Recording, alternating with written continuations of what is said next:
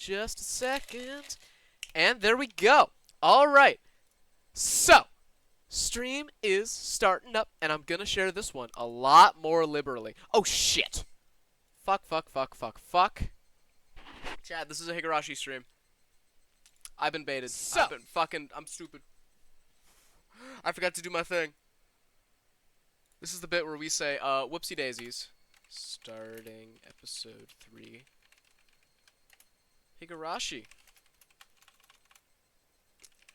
Let's get rockin'. And then we are reading. And change this category right quick. Higurashi. Bam. Done. I'm fucking stupid. Sincere apologies to fucking all y'all for that shit. Entirely my bad. Oh, well, I don't want that to happen. Alright, but now I am watching my own stream in the background. We've got, oh, can I fucking... There we go. Alright, got my chat open. Got this rockin'. And what we're gonna do is, I'm gonna share this a bit more liberally than I have before. So, it is going to go in... Share stuff you made. Higu time, exclamation point. I don't need to share what shows. He said he'd show up on his own. I'm gonna share it Keely in Spider Bite. We're pogging out.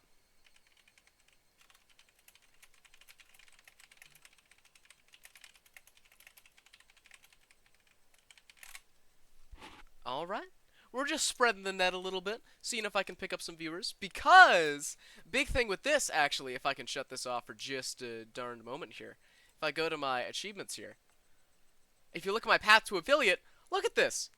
Look at this. Only 2.56 out of 3? I am pogging the fuck out, dude. I'm almost there. I've almost made it. And my path to partner is also very close as well. I just need to... I'm not going to do the math on that. Get a lot of viewers. But this, I'm really close. If you look at my 30-day stats here. I've streamed less, but I've gained more follows and gained more average viewers. These are all over 3. These past 2 ones. 3.5 average viewers is amazing. This is the best. I'm actually, like, reasonably, realistically close to my goal. This is the first time this has happened, you know? So if we can keep up this momentum and things can keep going amazing, then I could hit bloody affiliate. This would be incredible. This would be the best. We're gonna wait just one dibbity darn second. This is a good entry point if you wanted to come in and join. Let me go back to watching myself.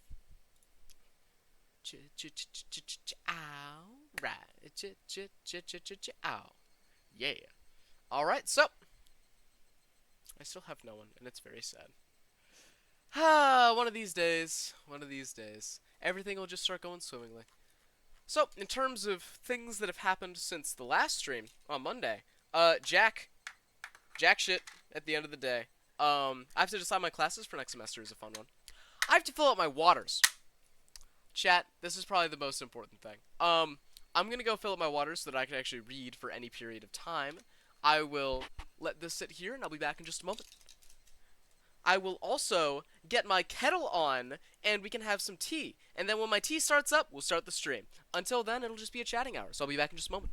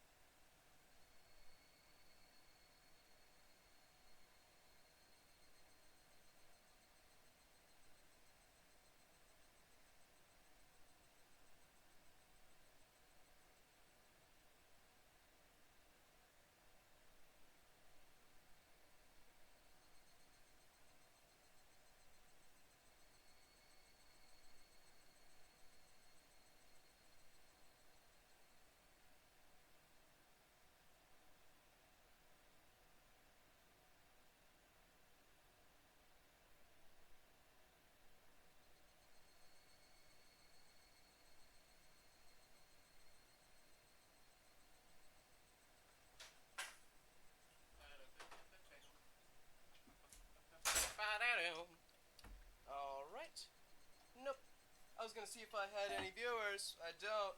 I filled up my waters. I'm gonna put the kettle on right quick, and we're gonna have a bit of a conversational hour.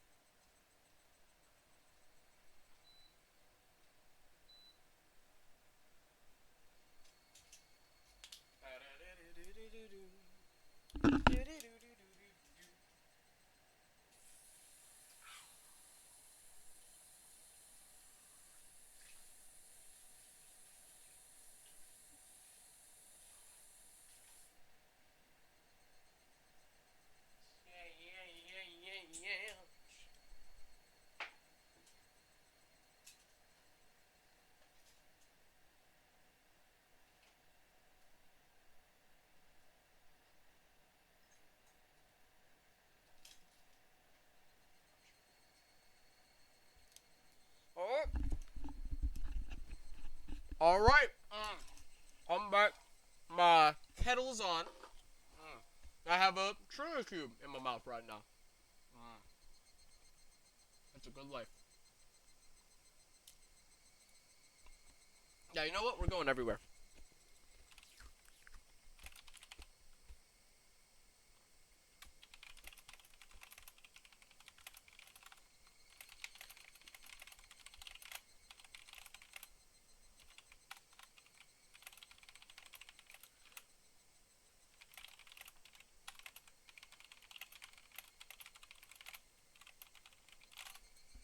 I think that would be cool. I think that would be appreciated. So yeah, we're just gonna hang out until my tea's ready, and then we'll start up Higurashi, episode 3. Oh, let me actually get my water.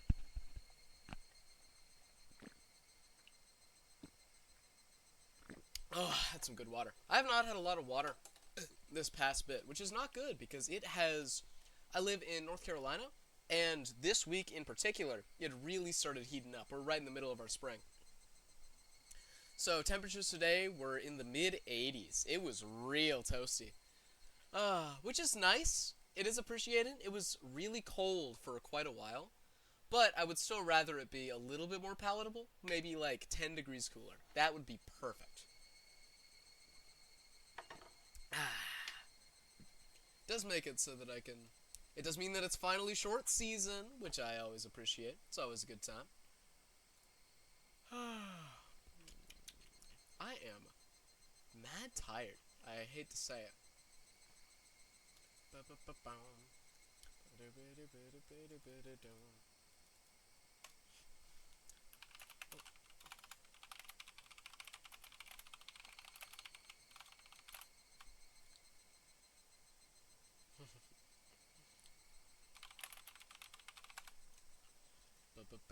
What the fuck? Mood, how's it going?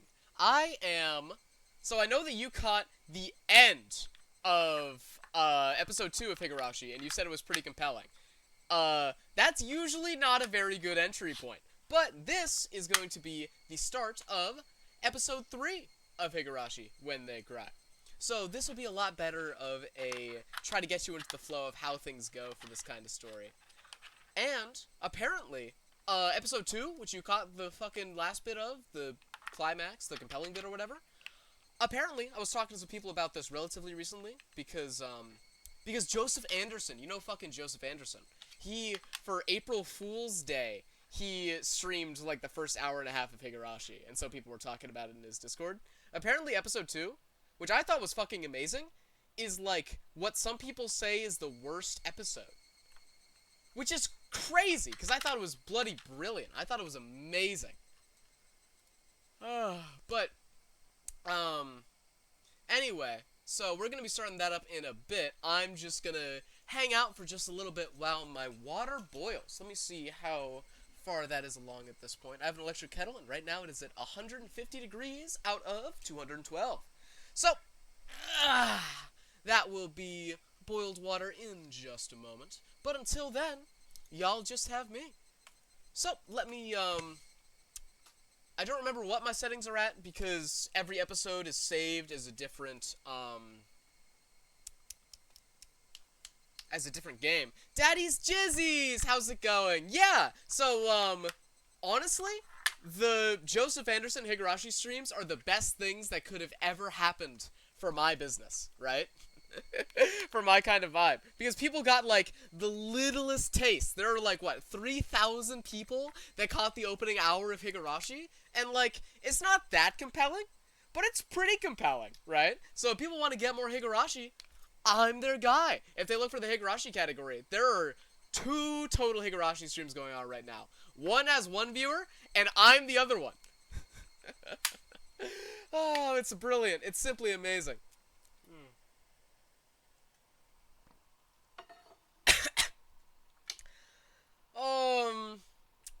Okay. I really, really like the console sprites, but I do have to admit that the ugly fucking sprites are hilarious. They are so good. What I might do is I might swap it to the ugly ass sprites whenever something not important's going on. And then we'll go back to it for the, for like the horror CGs or the, or everything else. Just cause, you know, this is Higurashi. A lot of it is bullshit, frankly. A lot of it is slice of life nonsense that's really not that interesting or compelling. But a lot of it is, like, some of the best writing I've ever seen, you know? So keeping it real for those while adding a bit of, shall we say, spice to the slice of life nonsense, I wouldn't mind that too much. I just found out at the end of, sorry about that. I just found out at the end of last stream, actually, last Higurashi stream, that I can actually get the ugly-ass fucking sprites, even though they're not on the config page. Like, here it just has the remake sprites, which are fucking awful, and the console sprites. But I can still get there with some hotkeys. Teaker, what is this game about? That is a complicated question. But the crux of it is, we are a new student in a town called Hinamizawa, a rural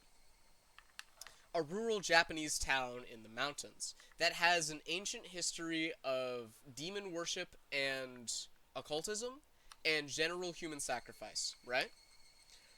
We come in and we are made in some way a target for rural is a hard word to say, especially like with any kind of accent or drawl, because I do live in the south of the United States myself, so I tend to slur my stuff just a little bit because I wasn't raised here my whole life. Saying rural. It's kind of just a growl. But anyway, we're Keiichi Maibara. We enter Hinamizawa as a transfer, and for some reason or another, we are the target for the curse of this town's local deity, Oyashiro. Which means either, you know, there's some supernatural nonsense going on that causes us to die a gruesome, horrific death, or there's a town conspiracy that is going to cause us to die a gruesome, horrific death. So, this is going to be the start of episode 3. In the first episode, we clawed our own throat out in a phone booth under mysterious circumstances. And in the second episode, we were... Give me just a second. It's been a bit. We were stabbed in the stomach, actually, by a girl that's been dead for 3 days. Who was also our best friend. So, there's a lot of cool stuff going on, and the core crux of the whole thing, from my knowledge, is discovering whether what's happening in this village is... How is this character still alive? That is a question that we don't know the answers to. Because every episode is essentially a reset to the status quo, right? So the first episode happened, we clawed our throat out, and then the second episode starts, and we are back at the start of episode 1 with no memory of what happened, but some things are slightly different. I believe the only thing that changed, it is not actually just like ReZero, because the crux of ReZero is that Subaru knows what happened to him, right? Keiichi has no fucking idea. He might be, actually, and we don't know. We have no idea. He may have just never died and it's some kind of hallucinogen, which is one of the little cruxes that happened at the end of one of the episodes. We don't know we have no idea what's going on yet. Subaru, the main character, is a car. Subaru, yes, the wonderful, affectionate name for Patrick Star. We love that guy. Oh, that's my water. Just a second, chat. I actually have a really long-ass cord to my headset, so I can come over here and pour my boiling hot water out into my teacup without actually losing y'all, which is wonderful. There we go. Get that poured out. That's excellent. Let me set this down, give this a stir. We'll steep it for 3 minutes. And then we will start the stream. I hate starting a stream without a cup of tea. Doesn't he have, like, a curse? We don't know yet, is the key of everything, right? This is the start of episode 3 of 8, which means that we have a lot of questions and not a lot of answers just now. Stir my tea just a little bit. There we go. Just make sure that sugar dissolves. Set you back down. Beautiful. All right, and so 3-minute timer at 5:25 my time. You're gonna play schedule 1. How long is each chapter? If you look at my VOD channel, let's actually alt tab to that right quick. I have YouTube. I've uploaded I've uploaded the VODs from my previous streams, right? On this channel here. So we finished episode 1 in a bit under 11 hours. And then episode 2 was actually quite a bit longer. It took us about 14. I've heard that episode 4 is very short and only 5 hours. And then episode 8, the finale, is like fucking forever. It just never ends. What the hell? A lot of stuff happens. A lot of stuff happens. Because at the end of the day, the series is subversive horror, which means that for the first, like, set of every episode, we do just have to have Keiichi's life. You said only 5 hours? Yes, only 5 hours. Clearly, you are unfamiliar with Ryukishi visual novels, or visual novels in general. For a chapter? Oh, for an episode. Sorry about that. It was a miswording on my part. There are episodes, and there are chapters. So if you made it seem like that is okay. It is! It is! Let me unfull screen this right quick, so that you can see here. So here are the episodes. They're each different games, because that's just how they're sorted. Episode 1, 2, 3. Each one has, like, 12-ish chapters. So each chapter ranges from, like, 20 minutes to an hour, right? So usually what I'll do is I'll do 6 chapters a stream, and then we finish in usually 2 or 3. And it works out pretty nice. Let me get this bad boy back full screened. We have another minute until my tea is done. So, when that happens, I will start this bad boy up. And we will enter the world of Higurashi when they cry. Okay. This series is incredibly long. I really only got this deep because I had a passing interest in the writer's other work, Yumi Neko, and I'm watching somebody play it, and they're pretty deep into it. If I didn't have that, you're ready to cry? Good! Good! Although, higurashi is the Japanese word for cicada, which is the fucking weird-ass chirping sound that's in the background. So I don't think that we're actually crying at all, which is good. Because generally what happens with our goat Keiichi Maibara is he just fucking dies. He doesn't really get to cry. It doesn't really happen. He's kind of just, like, shivering in fear for a while, or like, dude, what the fuck is going on? And then he's dead. Higurashi means plan? Really? I was under the impression that it was not. Mostly because in chapter 2, I think, or whatever, of the first one, it was like the cries of the higurashi, or whatever, are standing me up, and that was the only sound in the background. Let me Google that, actually. Higurashi. This is just Higurashi. This is spoilers. You can't do this shit to me. That's a meme. What the fuck is Higurashi about? Based. I hate to say it, Daddy's Jizzies. I'm not that intelligent. I don't know if you're baiting me or not. My tea is done. So let me walk over here and give this bad boy a stir. You are excellent. Unfortunately, I am out of milk. Since I came back from spring break, I just haven't had the chance to go out and get more milk. So I've been having my tea without milk, and it is very, very sad, actually. It is a miserable experience. Alright. Bring you over here, my piping hot tea cup. Set you down. Beautiful. Okay. I've got my tea. I've got my stream open on the side here. Now I do. Gotta keep that viewership up. Doing the Death Note Keikaku means play meme. I appreciate it because I was fucking gone, Daddy's Jizzies. I'm sorry, honestly. Usually I'm a little bit sharper than that. Usually I can start to pick up on that shit. I don't know. I haven't had my tea yet. That's what I'll blame it on. I'll blame it on my ADD, baby. First sip of disgustingly bitter tea because it has no milk. But we're 20 minutes in. I've got my stuff open on the side. I've got my tea. I've got my waters. And I think we are ready to start up Higurashi When They Try, Chapter 3. So the past episode started up with a little intro screen, this one, and then a poem. Oh! Tatsuri Roshi. The shortest scenario. The curse-killing chapter.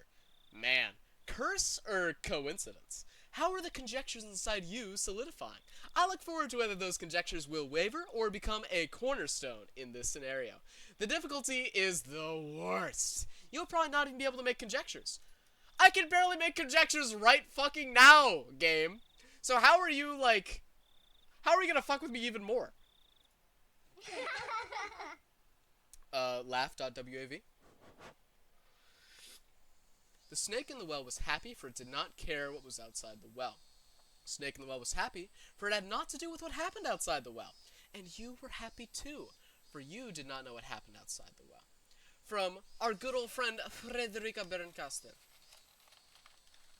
We love Frederica Berencaster in this chat. Work of fiction. And we're back in 1983, baby. We back. Early summer. Before everything. Dude, I cannot wait to hit affiliate so I can get fucking emotes, dude. Do you know how much Sakugas would raise the quality of this stream? It'll be a wonderful, wonderful day when that happens. And I'm really, really close. If this specific stream can keep a viewership of, like, 3, then I'll be there pretty much. Like, what this stream and one more, and then I'll have it. Let's get this started. It was a very humid day. Just like today outside, actually. Muda, how's it going? I appreciate it, Daddy's Jizzies. It actually means the world. Cannot thank you enough. But let's get this bad boy started. And feel free to come by tomorrow, because Muda, who's also in chat, I will be doing a co-stream with them, and we'll be starting up Chrono Trigger, which might be a little bit more, appealing for the layman. Very humid day. Not even a slight breeze was blowing. It had been an unpleasant summer, one that wasn't only hot, but swelteringly so. There were various articles of clothing hung out to dry in the messy apartment windows, but the lack of wind evoked an impression far removed from coolness. In fact, it only felt more oppressive. There were crooked houses and apartment buildings lining the narrow, twisted road. In addition, there were planters and flower pots, whose contents were beginning to wilt, as well as bicycles and motorcycles on the side of the road, making it even more cramped, more oppressive, and all the more sweltering. Nobody who was in this place at this time was visiting it voluntarily. But in spite of what everyone might expect, a single motorcycle came rolling in. The lone motorcycle, which couldn't be called neat even as flattery, pulled up to a 2-story apartment complex and stopped there. This is really different. A man, fairly old and wrinkled, stepped off. When the housewife hanging out the laundry noticed him, she called out, "Well, hello there! It's quite hot today again, isn't it?" Oh, you got that right. These people are fucking loud. I'm gonna turn them down just a little bit. They fucking reset the audio on every single one of these. So, I'm turning everything down a notch here. I feel like I'm gonna boil out here. Alright, landlord! I didn't think that would be the first thing you said. Sorry. The fluorescent lights, right? I completely forgot. Well, are they better now, or do you want me to turn them down another scotch? Because I took them down a solid, like, 15%. No, not that. Don't you smell it? There's a terrible smell of it. I haven't smelled it since this morning. Keep going. Copy that. Let me nab these another...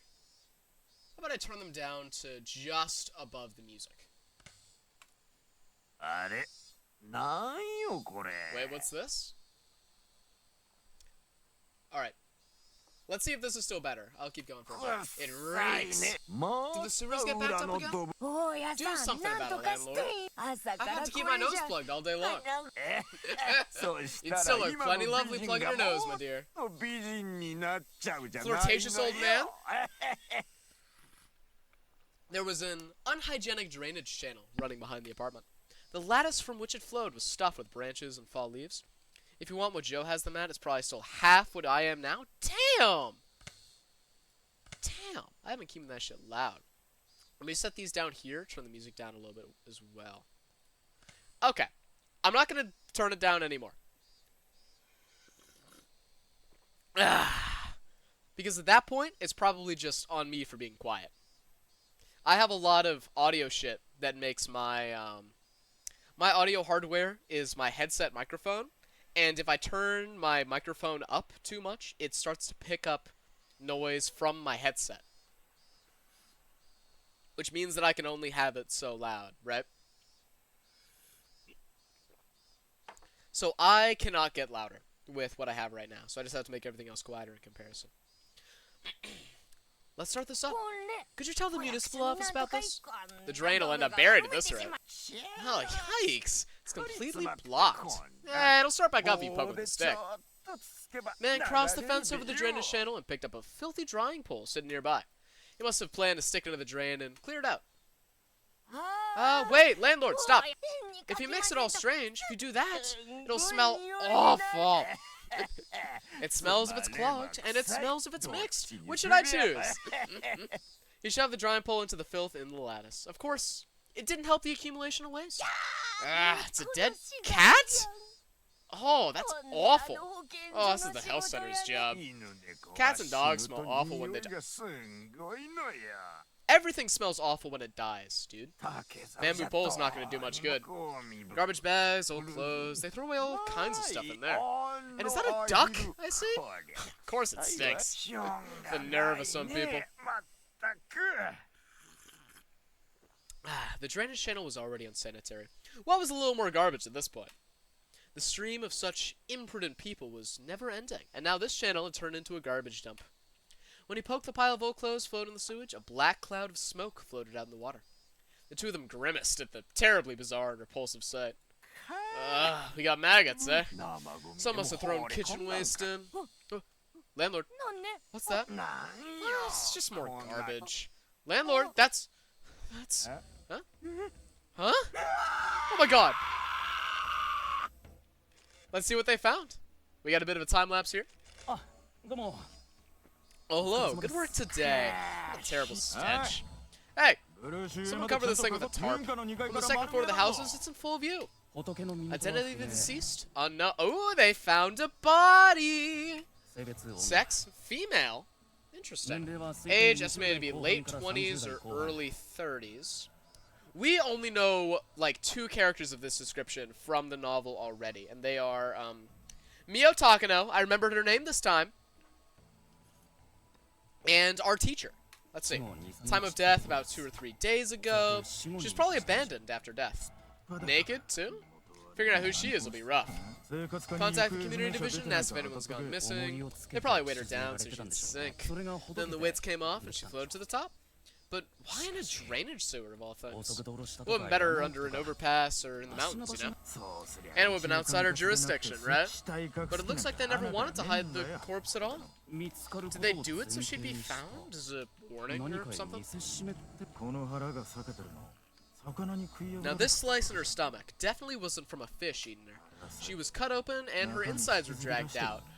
Now that's familiar, because that's the devil worship, baby. That is what the villagers of Hinamizawa used to do back ancestrally as part of their festival, as part of the Wasanagashi.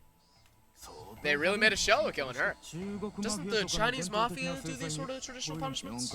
Ask Shige-san in Section 4 if he's had trouble with the Yakuza. On it, sir. Still, what a terrible way to go. Hey, don't your innards poking out like that? Look like the salad soba you get in Kyoto? Maybe you suck chopsticks in, noodles will pop out, see? Ugh, please give me a break. Man, cops are the expert in fucking this dry-ass humor. Her intestines were pulled out, and her ears and nose cut off. That's brutal. That's definitely not how I want to go. Her fingers are in a bad state, too. There are long nails stuck in all of them. On both hands. For those of y'all that were not here last week, for last Thursday's stream, that was how Mion was going to torture and kill us. She was going to, she was actually in the middle of, binding our fingers and hands and sticking long needles into each joint of our fingers. And then doing the same with our toes. So this is a very familiar state of being here. What kind of torture was this anyway? Oh, cold cut, higurashi when they cry. Alright, halfway through my tea. Don't worry, chat, the slurping will cut out eventually. But it is so good. I love a good cup of tea. There's nothing better. There's our school bell. Let's change tactics with murder here. The most relaxing time during the school day? Lunch for sure. Everyone brought their desks side by side like always, and we all ate together. Oh my! Mion-san, if I may say, your lunch looks quite appetizing today. What's my thought on fish? Like, just the fucking creatures? I love fish. Fish are fucking delicious. They are amazing. I love sushi. I love pretty much every fish dish that I've ever come across. I don't think I've eaten a fish that I haven't liked. And, of course, fish, like, that are alive are really pretty. There's some really pretty looking fish. I just like looking at fish as they go around. I love going to the aquarium. It's a good time.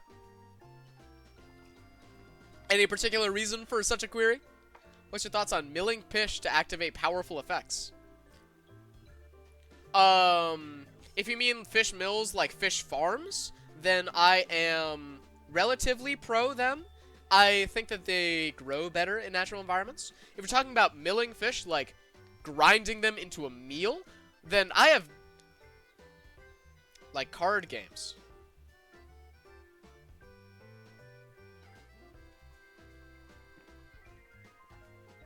Oh! I didn't connect to milling. Milling fish to activate powerful effects? Not a fan. I prefer not mill at all. I'm not a mill guy. I think mill is cheeky and lame. I think it's gross. I love Sadako. She's my favorite character. And she was the one on the front banner of this. So I am very excited to get more Sadako. There's so many different things. It's wonderful. Sadako and Rika-chan looked at Mion's lunch, shouting gladly. Let's have a look here. Whoa. I just packed in some leftovers from last night. All the elders were having a drinking party at my house yesterday. Refused to play Magic the Gathering in my Magic the Gathering? Honestly, fair enough. Well, that's the thing. You have to play entirely fair and balanced Magic Gathering, with only attacks and then, like, things that play with life at the end of the day, right? I am an Orzhov lover. I love playing around with vampires. I love my regen. I love my life steal, because a lot of it is just direct attack. You attack somebody, you get life. You attack somebody, they lose life, you know? It's simple. You're playing Yu-Gi-Oh! In your Magic? I'm a hater. Mention abs and what they didn't eat. So that's why they all look like snacks you'd have a sake. Hell yeah, Orzhov? Yes! Glad we have some good taste here. I know Muda's a fucking... I forgot what it's called. Red-blue? You're a fucking red-blue lover? From my memory. Seeking Omniscience out on turn 4. Yeah, because you're a... You know what? Is it? That's the one, because it's named after the fucking dragon. Niv Mizzet. Niv Mizzet, my fucking goat. Is it bad? Yes. Is it a lot of fucking fun? You'd bet your buttons. Ah, and that's me done with my tea. Just set this down to the side here. You're a blue bastard, Muda. At the end of the day, you're a blue fucking bastard. I hate playing blue unless it's like Simic or there was one really fun Dimir Commander mill deck that I played with an Eldritch Horror Pirates. That was a lot of fun. Yeah. You're not Counterspell blue? Yeah, you're fucking Infinite Turns blue. And mill blue. And mill blue. There are but leftovers, mere scraps of food. But when arranged in a bento box so cleanly, they look impressive. It looks like part of a full-course meal at a high-class restaurant. People seem to decide if they like things mainly based on their first impression. So I thought maybe the taste of a bento would be proportional to how pretty it was when you opened it. This is science. Food science is so built upon appearance. It's crazy. You may seem unrefined, Mion-san, but you are positively splendid at arranging food like this. Every combo has some wax shit to go infinite. Not Gruel! Except Boros. Yeah, poor Boros. I don't think Gruel has any of that bullshit. I respect Gruel to the highest extent. My goats. Her room is nice and tidy too. Michan is a lot more organized and polite than everyone thinks. It's all the same once it's in your stomach. I'd have thought Mion would say something like that, but to think she had this kind of taste. Actively gaining infinite mana because green. Boros has... Yeah, Boros has the... It has that one commander, the Minotaur one, I think, where if you attack, you get an extra turn. But it's, only when you're untapped thing, and then there's another effect that... There's some 2-card combo that's like 7 mana. Or, it's like a 12 CMC. With one specific commander and one specific enchantment that just gives you infinite attacks. Forever. You can't judge a book by its cover. Mion was careful in everything she did. She never misstepped, faltered, or messed up. Except that one time she fell down a well and died. I see. She is our club president after all. Yours is nothing to scoff at either, Rena. Your crab kamaboko flower is very pretty. You know, Rena, your lunch always has, like, an art to it. But yeah, I've heard in Standard there's some decks bouncing around that sneak out Omniscience turn 4. It's fucked up. Okay. Anything in Standard that sneaks out Omniscience turn 4, dastardly. In Commander, there's like 3 whole people that can fuck with that, you know? This is why Commander is the best format. Like it has rabbit-shaped apple slices and carrot flowers and stuff. Rena's bento wasn't all about taste. It was like she always puts her heart into it, or something. It wasn't just good, it made your insides all nice and warm. Thanks! It's not quite as good as Michan's, but I've wanted to make it really cute. How? Cooking isn't about skill, it's about love. In that sense, I don't even come up to your feet. Love, huh? Yeah. Just from looking at her bento, I can definitely feel that Reina put her heart and soul into making it. This is what bento is like. The taste isn't all that counts for a bento. How it looks also matters. I suppose we must learn from this too. So let's see Sadako and Riki-chan's up-and-coming bento. Ta-da.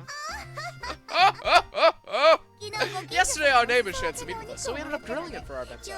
These ones too, they had such an impact. They were bursting at the seams with grilled meat. That's my ideal fucking lunchbox, honestly. That sounds awesome. At a glance, it was too impactful for a girl's bento, but when you thought about eating with all your friends, it brought more than enough color to the table. Wow. At first, it looks like the kind of crude bento that a jock would eat, but there's so many different things here, like boiled spinach and soy sauce and stewed hijiki. Rika-chan, you're really good at this kind of unaffected cooking, huh? Yep, I think Rika will make a great wife when she grows up. I have a tight hold on my future husband. A husband for Rika, huh? At first, that sounded appealing. It did. I'm not reading this. But really, everyone was just amazing. They were all so young and that they're all capable of cooking for themselves. I would sort of cook whenever I went camping with my family, but making lunch every day was at a level I just couldn't reach. I can only really cook in my spare time.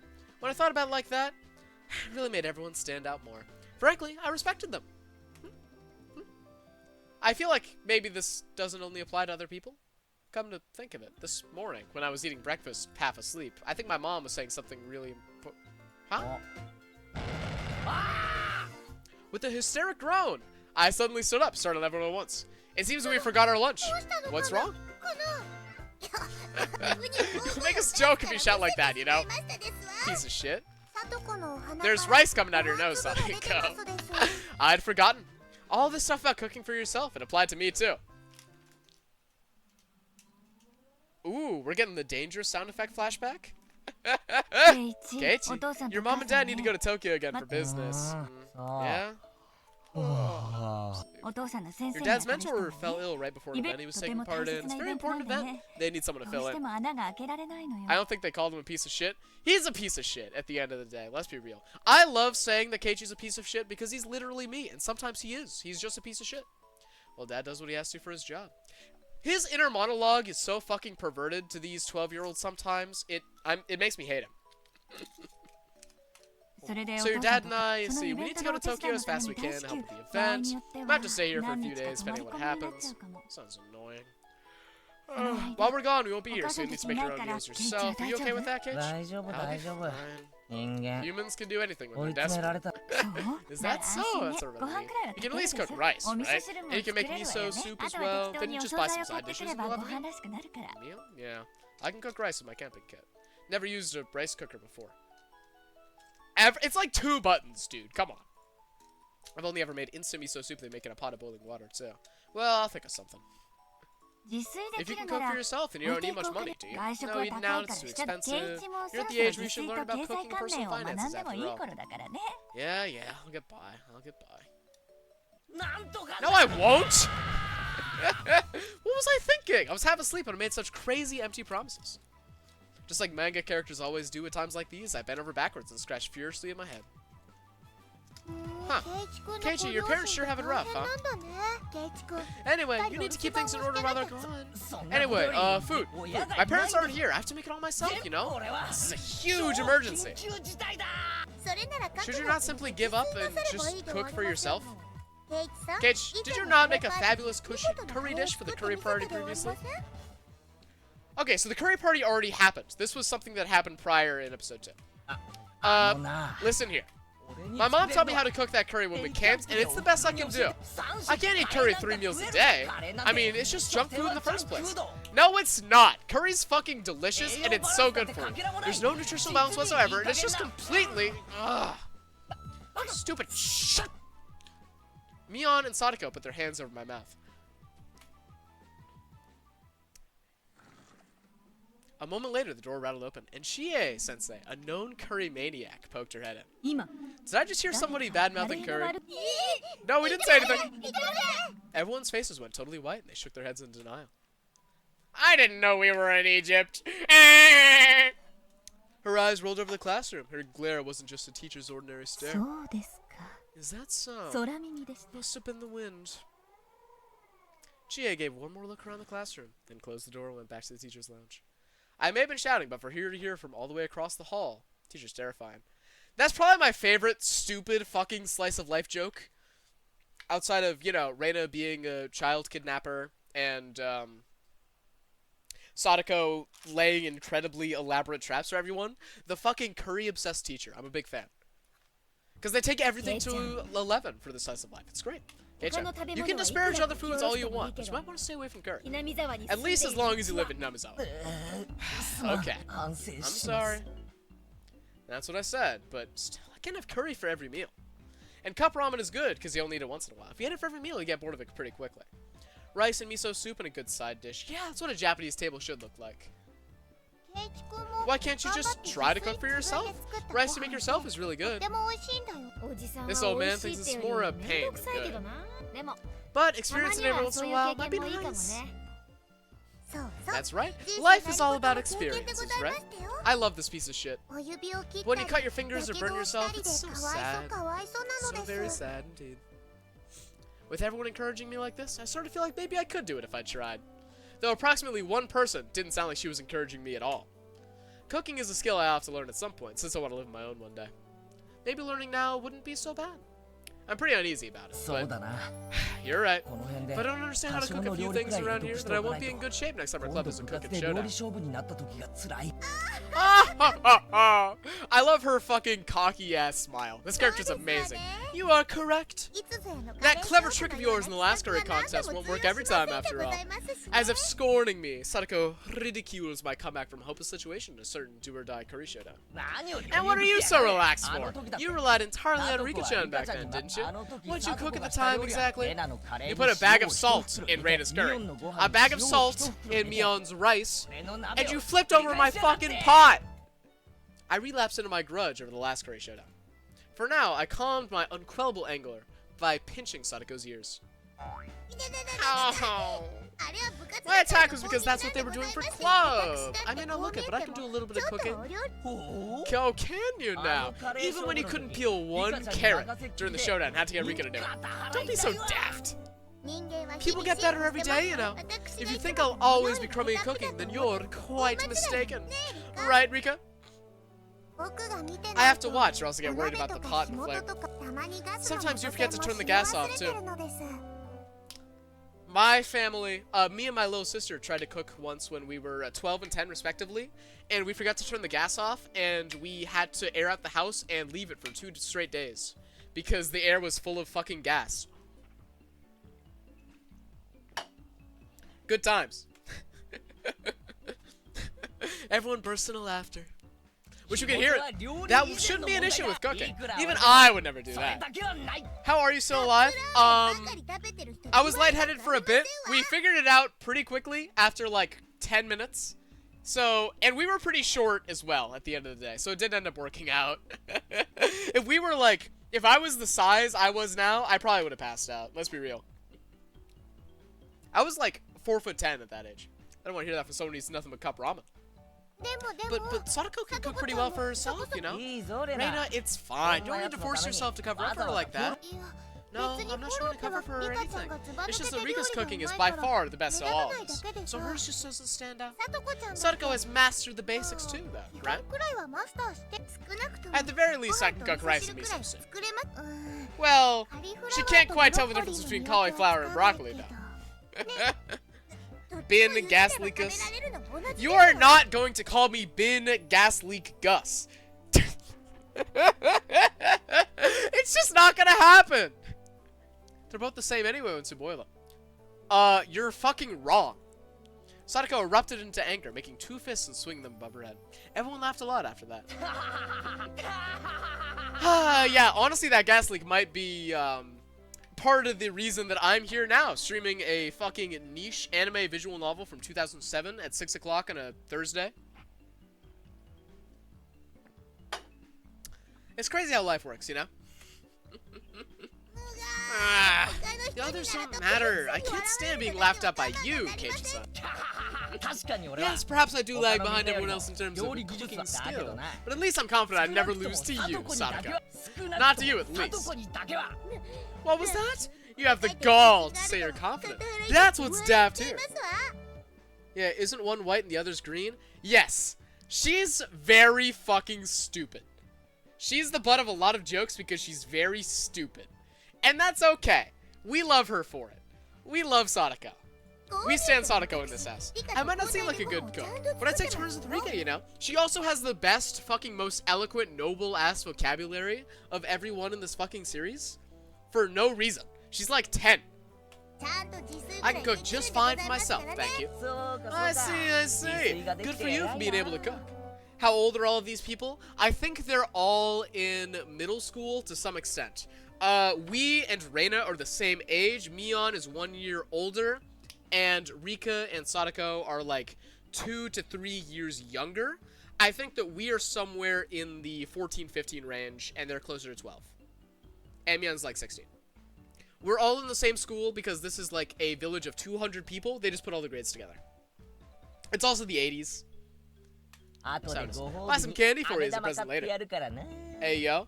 Okay.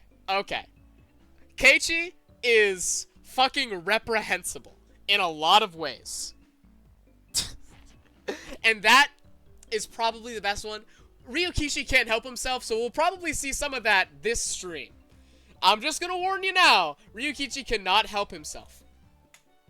I patted Sadako in the head while I made fun of her.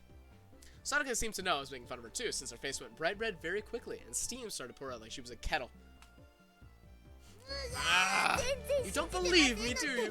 Anyway, I can cook far better than you, Keiichi-san. She's able to cook? She insists so. I guess we shall see. Oh, I see. And if you can tell me the difference between cauliflower and broccoli, I'll believe you. Come on, let's hear it. The green one's broccoli. Okay, good. The yellow. Cauliflower's blue. Red, come on. What color's broccoli? Blue, red, green? It's not a television. Come on, say it. We love. Yes, she's fucking stupid, and it's awesome. Okay, to be fair, there's a lot less access to fresh vegetables in 1980s Japan, especially specific ones that are out of season and don't grow there. But even so, you're so fucking dumb. Sadako can cook just fine without knowing what color broccoli is, right? Good for you! Good for you! We love driving this poor girl to tears. Oh, there's nothing to cry hysterically about. She's so goddamn cute. I stroked her head as hard as I could. Ruffle, ruffle. If you're going to act so smug, then surely you can show us something better than Sadako, remarked Mion, giving me just a slightly mean smile. Actually, well, I had no confidence at all in my cooking. Bro, pause. Okay, what you've got to recognize is that this is tame. This is tame, this is tame, this is tame. You're gonna see some fucked up shit, TK. But the situation carried me along, and I decided to deliver an impressive declaration. Just you wait, TK. We're gonna see some fucked up shit. Tonight, I will make the best darn meal you've ever seen. Except for the shoe locker, she's annoying as shit. We love her. We love Sadako. She's the best. I'll even make a little too much to pack for lunch tomorrow. You'll be so surprised you'll fall over. Bro, he just said she was so cute. Exactly. It's gonna get worse. That sounds like fun. Like, I don't know if he meant in a cute little kid. It's definitely in a cute little kid way. 100% this time. Sounds like fun. I can't wait for lunchtime tomorrow. Rika petted me on the head. Her words of can't wait sounded so transparent. Reina's excited too. I promise I won't laugh no matter what you make. This time is wild. It really is, honestly. This is fucking brutal, honestly. This is fucking mean. Imagine if you said you're gonna cook something fine and your friends say, I will not laugh no matter what you bring in. Alright, maybe I'll go on my bento tomorrow too. Then let's do this. Let's have a bento showdown tomorrow. As a club activity, of course. And we'll throw in a punishment game too. My, what an ingenious idea that is. How was that, Keiichi-san? I'll give you one chance to back down. Sadako wiped her tears and snarled at me, as if this was her chance to turn things around. Maybe this is a bad idea. Felt like maybe the conversation's getting out of hand. Oh, if I apologize? Now's my chance? But what came out of my Keiichi Maibara's mouth was a statement so reckless, it frightened even me. Yeah! You're on! My bento tomorrow will knock you out of your shoes. Whoa! Everyone raised their voices in surprise at my bold, confident reply. Now I've done it. What have I done? I'm so irresponsible. So, Mion-san, what sort of fantastic punishment will we have to endure if we lose? Sadako grinned fearlessly. Dude, he's fucking done. What you have to recognize is that one of the prior punishment games had him walk home from school 2 ways, carrying everyone's bags in a full maid outfit, including garters. Another one had him pet the head of the principal of the school, who is a famous karate master, by the way. This is not important at all to the plot. It's just for slice of life shit. In a girl's gym swimsuit. He really needs to stop, like, getting himself into these. As if to say it was already decided I'd be playing said fantastic punishment game. Let's see. Okay, how about this? Whoever loses tomorrow's bento showdown during lunch break tomorrow has to go up to Chie as she's eating in the teacher's lounge and say bad things about Curry. How is he not kicked out yet? Of the school or out of fucking existence? It is a miracle, suffice it to say. And do keep in mind, we're back a bit in the timeline. After a lot of this stuff happens, a lot of the horror elements come in, and he ends up dead, right? So we're back a little bit in the timeline. Misha, that's... How terrifying. Everyone went pale and gasped at how truly terrifying the punishment game this time was. Chie-sensei is such a maniac about curry that she'd risk her life for it. And go up to her and start saying bad things about curry? What kind of fate would await us? Just trying to imagine it was scary. And as everyone looked blankly amazed at the terrifying punishment game, Rika-chan spoke. Tomorrow's contest will be decided by skill. Reina and Mion and Sadako, everyone nodded deeply in agreement. Although, Keiichi's problem might be his own dinner tonight, rather than tomorrow's bento.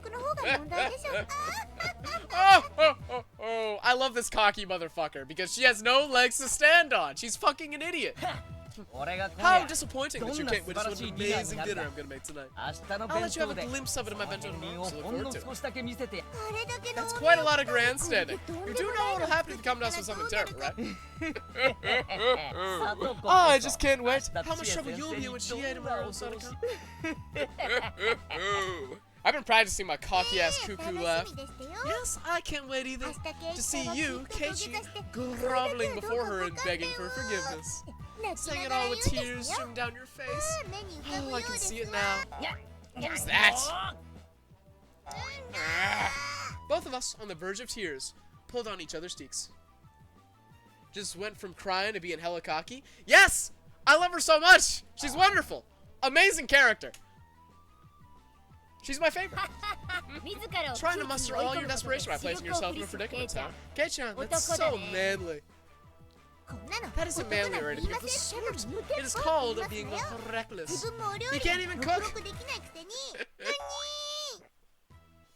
You two need to stop stretching each other's ears. Reina believes in you. I'm looking forward to your wonderful bento. I'm looking forward very much to seeing Keiichi tomorrow as well. Their expectant gazes were painful. I was just trying to tease Sadako a little. Come to this. Yeah. You'd better look forward to it. Oh my goodness, say such reckless things. I'm being so unreasonable. What the heck's gonna happen to my dinner? And the bento showdown tomorrow? No, more importantly, if they made me say bad things about curry to Chie's face, what's gonna happen to me? Third explosion sound effect of the chapter! We don't even get a scene break! This is fucking parkour civilization all over again, bro. The extreme contrast between my outward bravado and my internal screaming continued as the hot and humid June afternoon dragged on. Alright. Can I have some water here? That entire day, up until school was over, the whole time, my meal tonight and my bento tomorrow were the only things on my mind. And now that I thought about it, it made Mom seem amazing for planning 3 meals of every day of the year. I've complained before about having the same meal in a row once in a while, but now I know how rude that really was. More importantly, what am I going to do about the punishment game tomorrow? Besides that, what am I going to eat tonight? Oh, man. Keiichi-kun. Keiichi! Huh? Oh, sorry. I was just thinking about stuff. About what to make tonight? Or about the bento showdown tomorrow? She gave me the mark and I couldn't find anything to say. And my facial expression made obvious the fact that she had the mark. For tomorrow's showdown, I think that if you do your best to make a bento, you'll be fine. There's nothing superior to a bento you tried really hard to make all by yourself. Tomorrow's showdown is one thing, but what about dinner tonight? I might suddenly get food poisoning. I couldn't make any more bluffs. I exaggeratedly drooped my shoulders and heaved a sigh from the bottom of my gut. Reina laughed in a shrill way when she saw me do that. Keiichi, you don't have any confidence in your cooking at all, do you? So I've been found out. If it looks like you can't do it no matter how hard you try, you can always give Reina a call. This is why I thought she was best girl at first chat. She made us pickles, is the first thing we ever find out about her. She pickled fucking vegetables herself and then just gives them to her neighbors. Wonderful character. Really? But only if you try really hard first, okay? You can't rely on others without first struggling yourself. Reina seemed naive, but sometimes she was quite instructive. She didn't just spoil people unconditionally. Reina always seemed like an adult at these moments. If I absolutely can't do it, okay. Though the chances are extremely high. Go for it! Yay! You were grandstanding so much to Sadako that you have to try your best. なあ Hey, about サトコって Sadako. How good is ど she の at 程 cooking? 度の料理ができる She's at least better than you. That was so direct. It'd be pretty hard. You're making fun of her a lot too. Maybe you should have to struggle just a little bit, huh? Reina, you're pretty 結構 mean. 意地悪なので Reina isn't all cute, you know?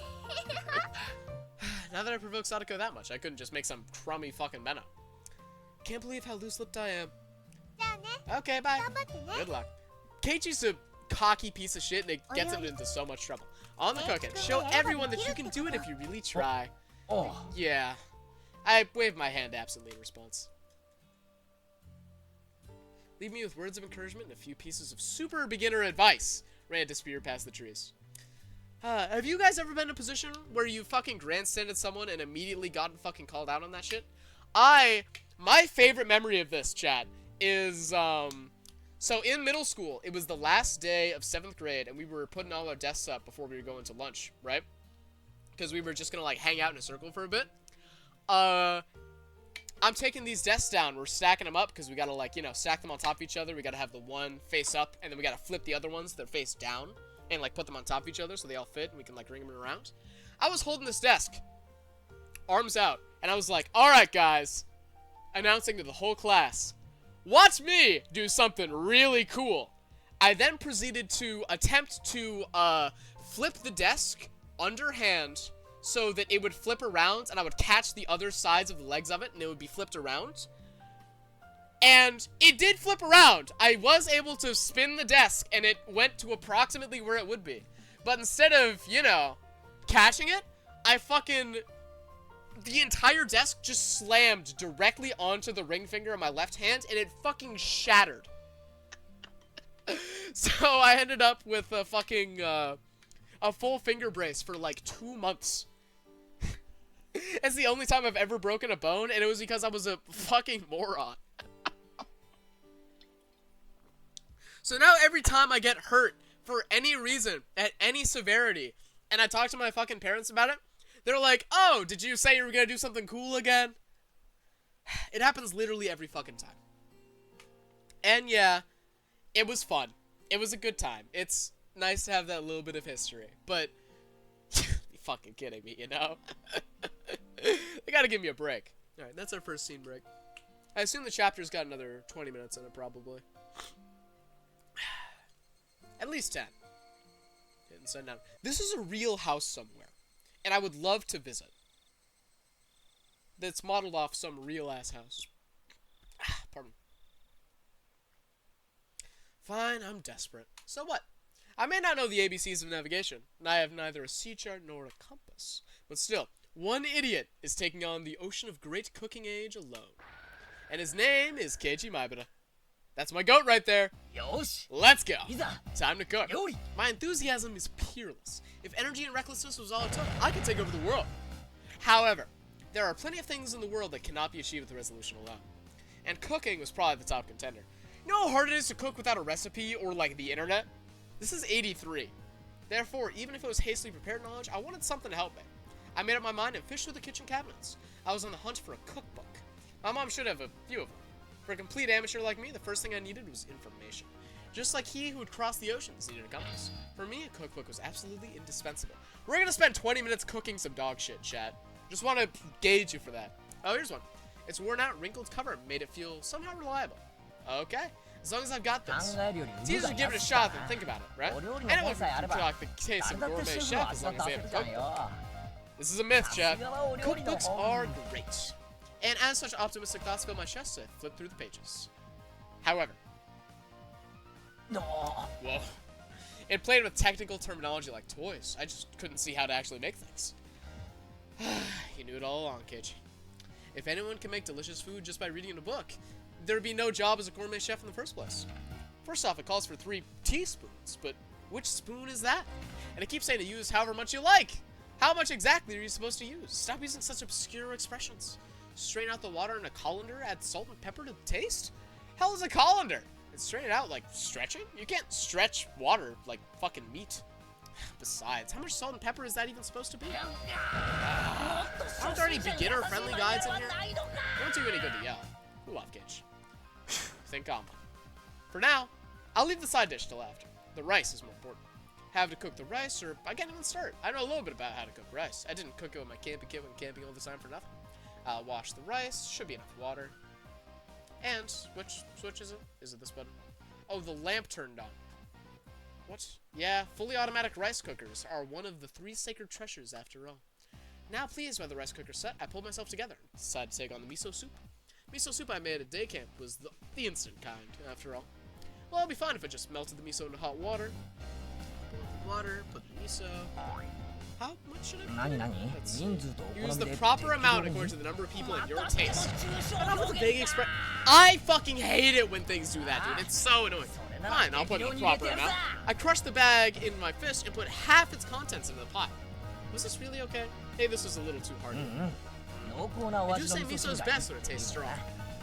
Chat, this is way too fucking much. Come to think of it, my mom's miso soup is a little thick. Maybe I'll like it better with this portion. I said aloud as if trying to convince myself.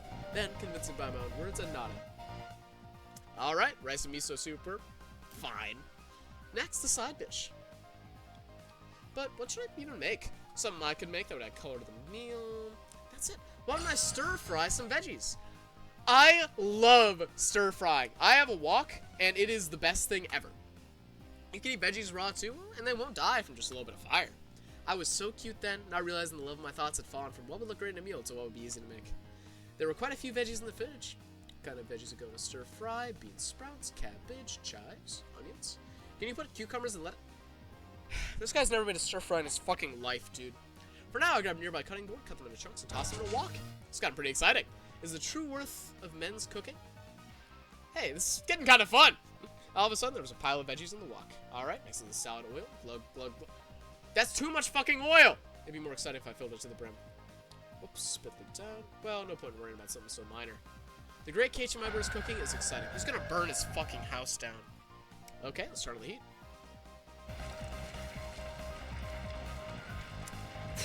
The salad oil filled in the wok caught fire, and flames reached to the fucking sky. Amazing! Maybe I can be an Iron Chef too. What if I'm really good at cooking fire? Those words were spoken by delusion. I was saying something outrageously careless, but when the words came out, they convinced even me. Yes, I am an Iron Chef. Ow! Right as the crazy pillar of flame started to burn the ceiling, I finally realized the fab was cooking before my eyes and culminated into a life-threatening disaster. Wait, what? Could I have been doing something fucking insane? Yes! The force of the flame grew stronger and stronger. Wait, what? Yes, chat, I am, in fact, backseating the visual novel. It's my specialty. Sadako's here! Yeah! What in the world are you doing? You have to stop the flames this instant. Thwack. Someone forcefully struck me in the back of the head. That's best girl right there. When I turned around to see what was going on, to my surprise, I saw Sadako and Rika-chan. Sadako, Rika? As I stood in wonder at their unexpected entrance, Sadako shoved me out of the way and turned off the gas. Thank you. Then Rika got a towel soaked in water, spread it out, and placed it over the pot. She continued to soak more towels, put a second on, and a third. Once a whole bunch were piled on, the fire finally stopped. Yes, chat. You have to do this because this is a grease fire. This is an oil fire. Which means if you try to put water in it, it's just not going to work. You can't put it out with water. So you have to snuff it out and deprive it of oxygen. All of it had happened in a few moments. Same happens with electrical fires. You don't want to fucking throw water if your TV catches. Having avoided a huge fire by a hair's breadth, the three of us gasped for air. Wait, what are you doing in my house? You're trespassing on private property. Yeah, well, Keiichi, you've been caught red-handed in the act of arson. It was just about to turn into a huge building fire, wasn't it? It would be very, very sad if Keiichi was homeless after this. And after pretending to be an Iron Chef, finally began to take in the situation. So, that was really about to set the house on fire? Is that not obvious? Just look at it! The ceiling's all sooty, is it not? Chimneys are the only things that should be sooty. Sadako was seriously mad at me. Maybe they saved my life. According to what they said, I was so absorbed in my fiery cooking that I hadn't noticed when Sadako and Rika rang the doorbell. But they could tell someone was home, so they came in to check. Thank goodness they did. If Sadako and I hadn't come, the fire engines would be going right now. Keiichi, do you understand now how serious this was? At some point, I sat down on my knees as I listened obediently. I'm すみません sorry. 皆さんは You two saved my 命 life. の恩人です We thought we would come and see what a fabulous dinner you'd made. But as we thought, it's a mess. At this rate, we won't even need to look at your bento. 嫌味なやつ You're mean. じゃあ So, you and Rika came all this way just 俺 to が see 夕 what I 食 made に for どんな dinner? ものを作るか Us being mean saved your house and your life. Is that not something to take to heart? はい Yes. I'm す sorry, みませんでした Sadako. さとこ At さん this point, having shown them such a disaster, I couldn't make any more bluffs. I'd completely surrendered. And yet, you tried really hard on the curry. Where did the Keiichi from back then go? Jeez. あの時 I had all は our underclassmen help me 後輩 then. 職 I に just 手伝って borrowed もらって entire pots from the other 他の班 teams. の鍋を I didn't really 丸 cook ごと借り anything. ただけで Keiichi, you cheated? Jeez, you might have been doing what our club usually does, but that was terrible. Pouring salt in the other team's pot seemed far more terrible to me. But Sadako was in control right now, so I couldn't respond. I obediently hang my head to her. By the way, Keiichi-san, this terrible pot, this wasn't supposed to be miso soup, was it? Sadako stared at the pot, totally full of miso with an awful expression. So I really did get the amount wrong, huh? Judging by the look on Sadako's face, whatever was in the pot could not be called miso. 味噌汁はともかく Forget the miso. The rice should be 最 fine. 近の The 炊 rice 飯器は cookers these days are 便利 pretty だから convenient. なきっと It should そ be ろそ just ろ about 炊けた done. ところだ Meep. It's not cooked. See, the inside's still all watery. え Huh? あれ What? だって But I switched it on, スイ the ッチ little を入 light れた came ら on. ランプが点灯 Keiichi-san, the button you pushed was the timer. It's set for breakfast, so it won't turn on until tomorrow morning. That's actually a really, really convenient feature. Holy shit. If my kettle had a feature like that so I could have fucking boiled water every morning, I would fucking lose my shit. That would be incredible. ってことは So, 何か what? In the end, I don't have a side dish or miso soup or fucking rice? I couldn't make anything? Serves you right. So, have you finally realized your place? Come, admit it. Say it. I, Keiichi Maibara, am all bark and a much crummier cook than Sadako Hojo. Yeah, I'm a terrible person and a crummier cook than Sadako. I beg your forgiveness. Oh, man. I fainted in agony. Rika pat my head, satisfied at the sight, and Sadako laughed loudly in triumph. I've lost. I've just fucking lost. There's nothing for it. In the end, I talked big, but I couldn't make a single dish. At this rate, I'll go without dinner. And tomorrow morning, no breakfast and no bento. I didn't know how many days it would be before my parents returned, but at this rate, without a doubt, I'll starve! もちろん Of course, I'll have no bento either. She's making fun of us. And I'm sure to get the punishment game tomorrow, too. Rika kept patting my head with a smile on her face that could not possibly get any bigger. She's a little sadist. She's a piece of shit sometimes. We love her for it, but she's a fucking rat. Sadako, completely appalled at how unsightly I looked, heaved a loud sigh. Adult men are just so pathetic, aren't they? Come on, please, move yourself out of the way. As I sobbed like a girl, Sadako, displeased, brushed me aside, dumped the remains of the miso soup into the sink all tidy, and began to rinse out the pot. いいよ Don't worry サ about it, 自分 Sadako. の I can at 後片 least 付け clean く up らい after my own 俺 mess. がやるよ I couldn't have Sadako clean up the cooking utensils I'd made a mess up, but when I tried to stop her, Rika pulled at my clothes. Keiichi, you can just be silent now. Start from the shoe locker too? Honestly, it would do them a lot of good, but they've had it rough, you know? Like, both of Rika's parents fucking died under mysterious circumstances as prior victims of the curse. And Sadako's entire fucking, like, extended family ended up dead for the most part. Her parents fell from a cliff. Or, well, her dad fell from a cliff. Her mom just fucking vanished. And then her aunt was brutally beaten to death in her own home. And her brother vanished as well under mysterious circumstances. He was actually the last person to vanish. We'll probably get some inklings about the curse in, like, 3 hours after a bunch of slice of life nonsense. But these people have had it rough, and they're all related to people who have been victims of the curse. She grinned as she said it. So they've had it rough. They can do whatever they want. And besides, it's Yuri. They live together. Be quiet and watch. What are you saying, Rika? 何言ってる She meant just what she said. I know it's everyone in the community that I've spoken to says that it's Yuri, so I'm just gonna go off what they're saying. I believe it. It's Yuri. She meant just what she said. Keiichi, just be quiet and leave this to me. Sadako turned around and declared, seeming unbothered, as if to say that amateurs should keep their hands off. Her annoyed expression was a little scary. Leave what to you? Sadako didn't answer. Instead, she spun back around and began to rifle through the pots and the refrigerator. Hey, wait, don't mess with them too much. If you turn the place inside out, my mom might get mad at me. Would you just be quiet? Men aren't supposed to enter the kitchen. Sadako, you should not perpetuate these shitty stereotypes, even if this man in particular just burned down the house. Rika. Aye, aye, sir, in English. Sadako snapped her fingers, and Rika got on her tiptoes, grabbed me by the base of my neck, and dragged me away. Leaving Sadako alone in the kitchen, Rika dragged me back to the living room. Hey, stop, Rika. Let me go. If we leave it to Sadako, the kitchen will be a disaster. Sadako came to see how she beat you today. It's her revenge. Revenge? Come to think of it, her face looks kind of grim. Eventually, from the kitchen, there was a sound of a faucet being twisted and a stove dial turned. I began to hear the nostalgic sounds that made me envision dinner time. The refrigerator opening and closing, ingredients being cut on the chopping board. What did that mean? Was Sadako cooking? For me?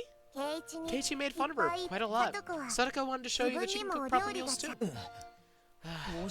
Just listening to it like this. There haven't been any sounds of blood spilling, or bursting, or explosions. You thought really low of this girl, huh? Damn! At this point, at least, she'd proven she was a more skillful cook than me. In the cooking showdown with Sadako Hocho versus Keiichi Maibara, it looked like victory had been decided. I recalled Sadako's slightly annoyed expression from before. I was making fun of Sadako too much today, wasn't I? Is she holding a grudge? We were just provoking each other with our usual back and forth, but I also think I overdid it. At the very least, I shouldn't have made fun of Sadako who could cook for herself, and I never cooked other than recreation. Sadako isn't holding very much of a grudge, but she came all the way to my house and she pushed her way in. She's gotta be mad. I quietly took a peek into the kitchen.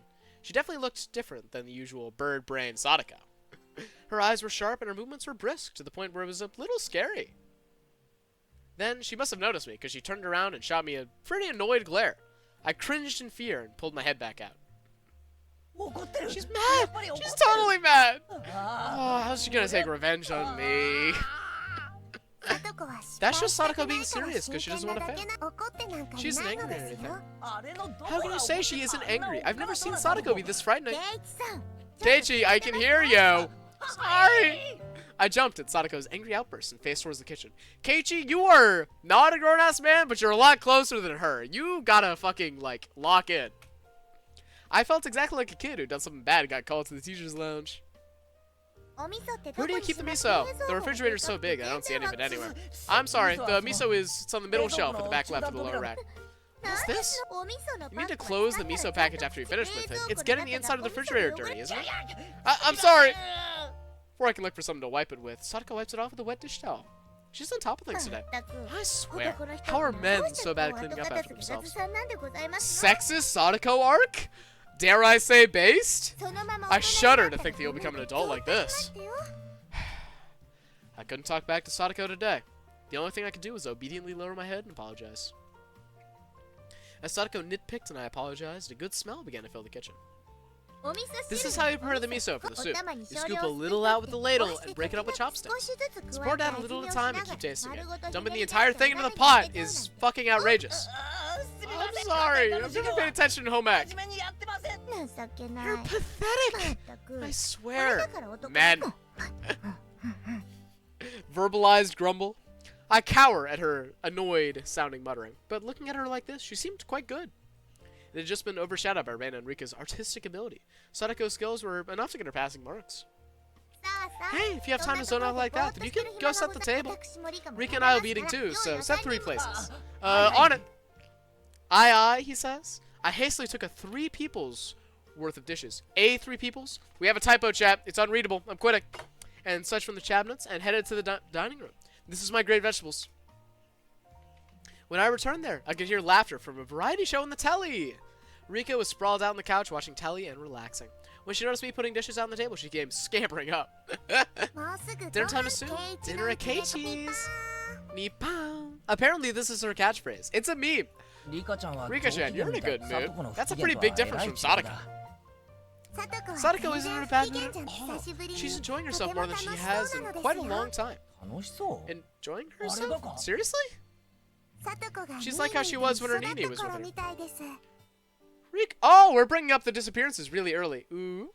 Yeah, go for it, yay, as in a fight, and nipa are Rika's specific catchphrases, as well as meep. So she has like 3 fucking versions of ooh in this version. And the best part is, she's so much less fucking annoying. She's great. It really has been a long time since I've seen Sadako look like she was having so much fun. Nini? What the hell is a Nini? Is it a sound cats make? Nini means brother. Sadako's older brother. さとこの Sadako's 兄 older brother? He's named Satoshi. Haven't you heard his name? Okay, this is interesting, and there's a reason the music stopped, because we as readers know that Sadako's brother, Satoshi, he has been gone. Like, he has been disappeared for the past 2 episodes. He hasn't existed. He is actually in the last set of disappearances every single time. So the fact that he is being named here is very interesting. Satoshi. Satoshi Hojo? Maybe I have, maybe I haven't. At least he didn't go to our school. サトシっていうのか Satoshi. さとこの Huh? 兄貴か Sadako's older うん brother. Huh. 初めて聞いたな That's the first time I've heard of him. She had a brother. Huh? I didn't know that. Complete revelation. She does have one. Saying that, Rika grinned even more brightly and went Nipa again. Interesting. When Sasuke was with Satoshi, she always looked like she was having fun, just like this. It really has been a long time since I've seen Sadako enjoying herself this much. However I looked at it, she seemed to be in a bad mood. But her good friend Rika was saying that it was actually the opposite. 楽しそう Is she really enjoying herself? She must be remembering the time she spent with her Nini. It's nostalgic. 懐かしい Nostalgic? うん Huh. じゃあ Then does he 今は live サト apart コ from と Sadako? 別居なのか Maybe Sadako's older brother Sadashi is actually a lot older. He must have gone off on his own. He's living by himself far away. サトコは Sadako seems like she got along well with the Satoshi person. She did. The two of them got along very well. She spread her arms wide to demonstrate the width of how well they got along. According to Rika, Sadako supported her docile, slightly unreliable older brother through nagging. That was their relationship. That's a cute one. I see. That certainly applied to the current situation. We had me, unreliable, unable to cook even a single dish, and Sadako, who redid it while scolding me. Could Sadako have been getting a glimpse of her brother, who now lived far away through い me? つもあんな感じ So で she would always nitpick サトシ whatever の Satoshi だけ did, ど but し she っかりと firmly 支えな supported が him ら and they got along well. 仲良く生活してたんだな Today, she was the one. She suggested we should go to Keiichi's house. She said there's no way the unreliable Keiichi could possibly make dinner. We need to go make it for him. じゃあ Then she 別に復 didn't 讐と come か here 見 to 返す get とか revenge or get そ even う or いう意味 anything で like 来たん that. じゃなかった She couldn't leave you alone. Even now, Sadako is a proper little sister. Aww. I was an only child. I didn't know how it felt to have siblings. Of course, I've never had a little sister like Sadako.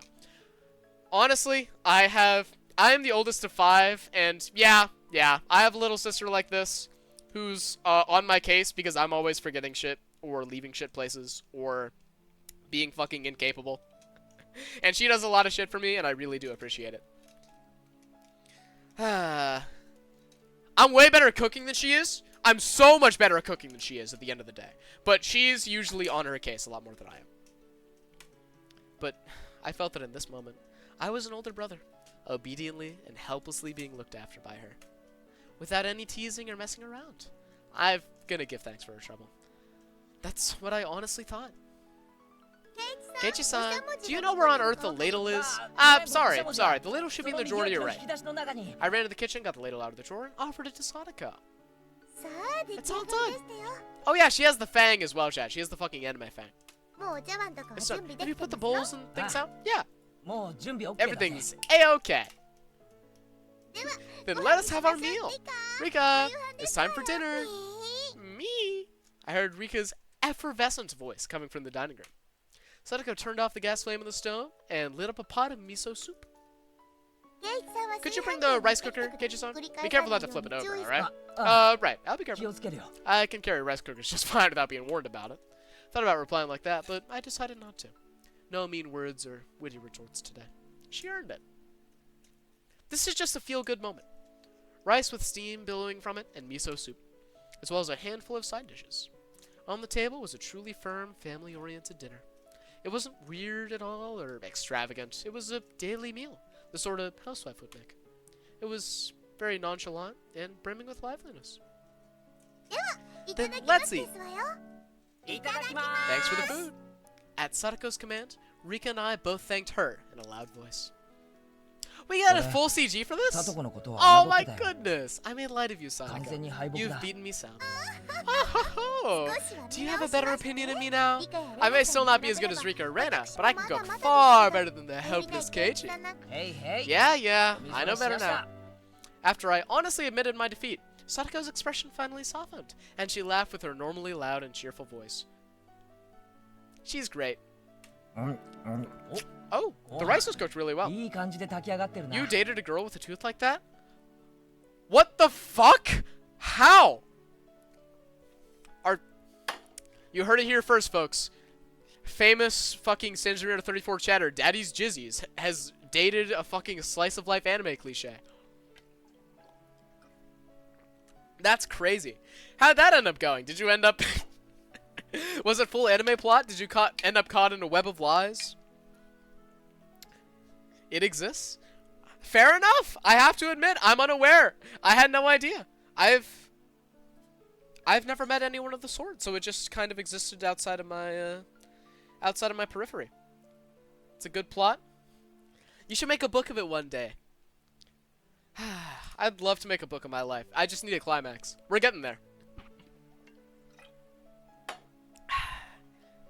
Yeah, tell me all about it sometime. Although she used the rice cooker, it tastes a little different from the rice my mom made. Maybe she used a different amount of water for it. Even so, I could feel Sadako's personality from the rice. May it taste better than usual. Flame Horizon, my laner, and Lost.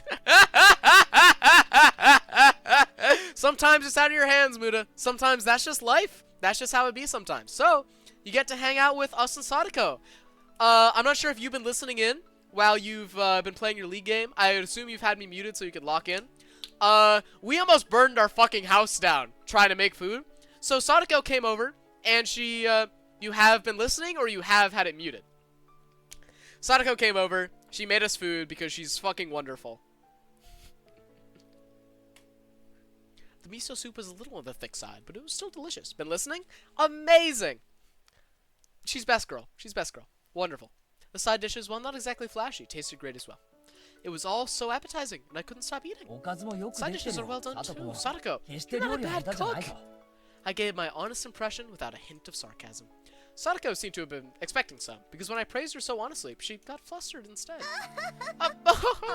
Your praise honors me, but it's nothing so grand. The side dishes are just things I brought at the store and heated up. This and this. All I did was open the can. I can only really make rice and miso soup myself. Sadako said, embarrassed, her face a bit flushed. There was none of her normal verbal abuse or sarcasm in there either. I can't make anything except rice and miso soup. When you get ready-made side dishes and put them on the table too, it turns into something fairly splendid. My mom uses ready-made side dishes and canned goods too. It's nothing to be so embarrassed about. This is a fantastic dinner. I gave her honest praise. I've never met Sadako's brother, but Sadashi would probably praise her in the same way. Honestly, if you told her that right now, she'd probably break down crying. Sadashi's been missing for a full year, bro.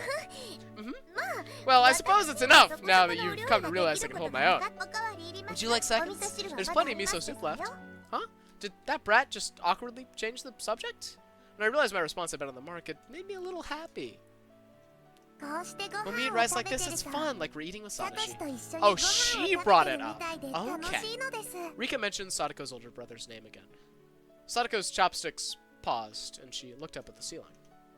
How nostalgic. I wonder what he could be doing right now. She had a faraway smile, as if yearning for a friend who moved away. From how it looked, I got the impression she hadn't seen Sadashi in quite some time. Sadako realized I was giving her a blank stare. I do apologize. Sadashi is my Nini. No, my older brother. Okay. I see. Nini must have been a nickname only Sadako used for him. It was funny to see her hastily deny it. I was rather surprised a person with such few living skills had the ability to run away. Well, I'm sure he'll pack up shop at some point and return out of the blue. Oh, Oh no. Oh, chat. She lives in Egypt. I hate to say it. She's in denial. Satoshi has been demoned away at the last festival, and he's almost assuredly dead. Thrown down into the secret well in the in a family conflict. Sounds like a pyramid scheme. Yeah, kinda, sorta. So he ran away. We don't actually know if it's a pyramid scheme type conspiracy or if it is a actual physical fucking magic curse. We shall see. There was another story to what Sadako had said so cheerfully. The reason for Satoshi not living with her was a little serious. Everyone had been talking about it in such an upbeat way, so I continued to talk about him. Should I not have breached the subject at all? I hastily took a look at Sadako's face after thinking that, but there was no trace of the gloomy expression I've been worrying about. Yeah, he's super fucking dead.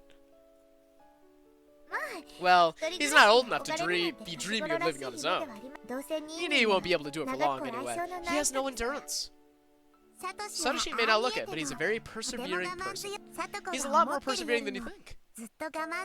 Rika, you always take Nini's side right away. You're a little too nice to him. Sadako is just too harsh on Nini. You should treat him more kindly when he comes back. I don't know if she's in denial too, or if she's pretending for her sake. Either way, it's very kind. Sadako and Riko-chan's views regarding Nini, aka Satoshi, were parallel to each other, but I could easily tell that both of them really liked him. They were so optimistic too. Even though he'd run away, it was like they were going to see him again next week.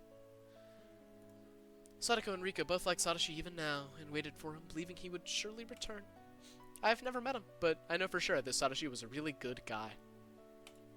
I had thought Sadako would be deeply hurt by her brother running away, but she'd already overcome that. She was still being the energetic little sister, always full of vim and vigor, as if to say her brother could come back anytime he liked. I thought Sadako didn't think through anything and just frolicked and played practical jokes every day, and that was it. But she was really... yeah. Why are you petting my head? I roughly rubbed a hand through Sadako's hair. I misunderstood you, Sadako. I didn't know you were this level-headed. Sadako seemed to think I was making fun of her and tried to bat away my hand. But then she saw that there wasn't even a trace of malice in my face and obediently granted me her head. Yep, Sadako's level-headed. She sure is. I'm level-headed from the start. Blushy crushy, chat? I was just playing pranks on you because you used to do it to me. There was her usual provocation, but I decided I'm not going to buy into it today. You're right. You were just doing it to go along with me. But you really were so level-headed. Good for you. Is that actually a compliment? It kind of seems like you're making fun of me. I'm not trying to make fun of you at all. I'm seriously complimenting you. Because if I was making fun of you, Rika would be petting your head too. In pity, yeah. That's right, isn't it? When Rika makes fun of people, she usually pets their head. Meep. Meep meep. These canned sardines are delicious. Rika went meep-bap, and her smile became even brighter. This is the most onomatopoeias we've seen from Rika. She's fucking on top of it today. Her attitude was clear as day, but it was annoyingly cute. So both Sadako and I burst into laughter. That laughter lightened up the table. The table itself is so dull and simple that I never even thought people could be laughing like this around it. Yeah, Keiichi doesn't have absentee parents, but his dad is an artist and is usually taking meals in his study, from what we know. And the mom is often working, or she'll make the dinner and then she's just quiet the whole time. She'll be reading. So his meals are caring but silent, you know? This is nice. And then I finally came to realize something really obvious. Dinner's better if you're laughing while you're eating, huh? Of course it is. Laughing makes it taste better. How rude. The food is good because I'm a good cook, obviously. This harmonious moment, this happy circle. It was completely different than spending time with family, but it was still somehow nostalgic. Sadako, do you want to see Nini? I didn't say Nini! Call him my brother, please. Hey, wait, you've been saying Nini this the whole time. I grinned wryly and decided to just call him brother like she told me. Sadako, do you want to see your brother? Riko stopped eating and looked back and forth between my face and Sadako's. Okay, so she does know. Sadako was smiling. She looked like she was trying to choose her words. Just from that, Sadako conveyed her feelings. Honestly, she wished she would come home right now. But she wasn't that weak. Sadashi could just do whatever he wanted till he was satisfied. In return, she let him have the scolding of a lifetime. And then she'd have dinner with him and lay out his futon. Well, of course I want to see him again. It's been almost a year. It's been that long already? Damn. Rika smiled thinly, her eyes appearing to look far away. Well, Nini can do what he wants. It would lighten my load if he came back with more muscles, knowing how to do housework, of course. See? You said Nini again! You said it. I did not! I would never call Nini Nini! Things rapidly returned to the usual lively atmosphere of lunchtime at school, but nothing changed about Sadako's feelings towards her brother. She was living so bravely and so strongly. Hey, Sadashi, your sister's trying so hard to watch the place while you're gone, isn't she? Give it a rest and come back soon, got it? It's so sad that he doesn't know. His body's at the bottom of a well. Sadako, it's time to clean up or else we'll get sleepy. So we're all watching TV while enjoying some tea after dinner.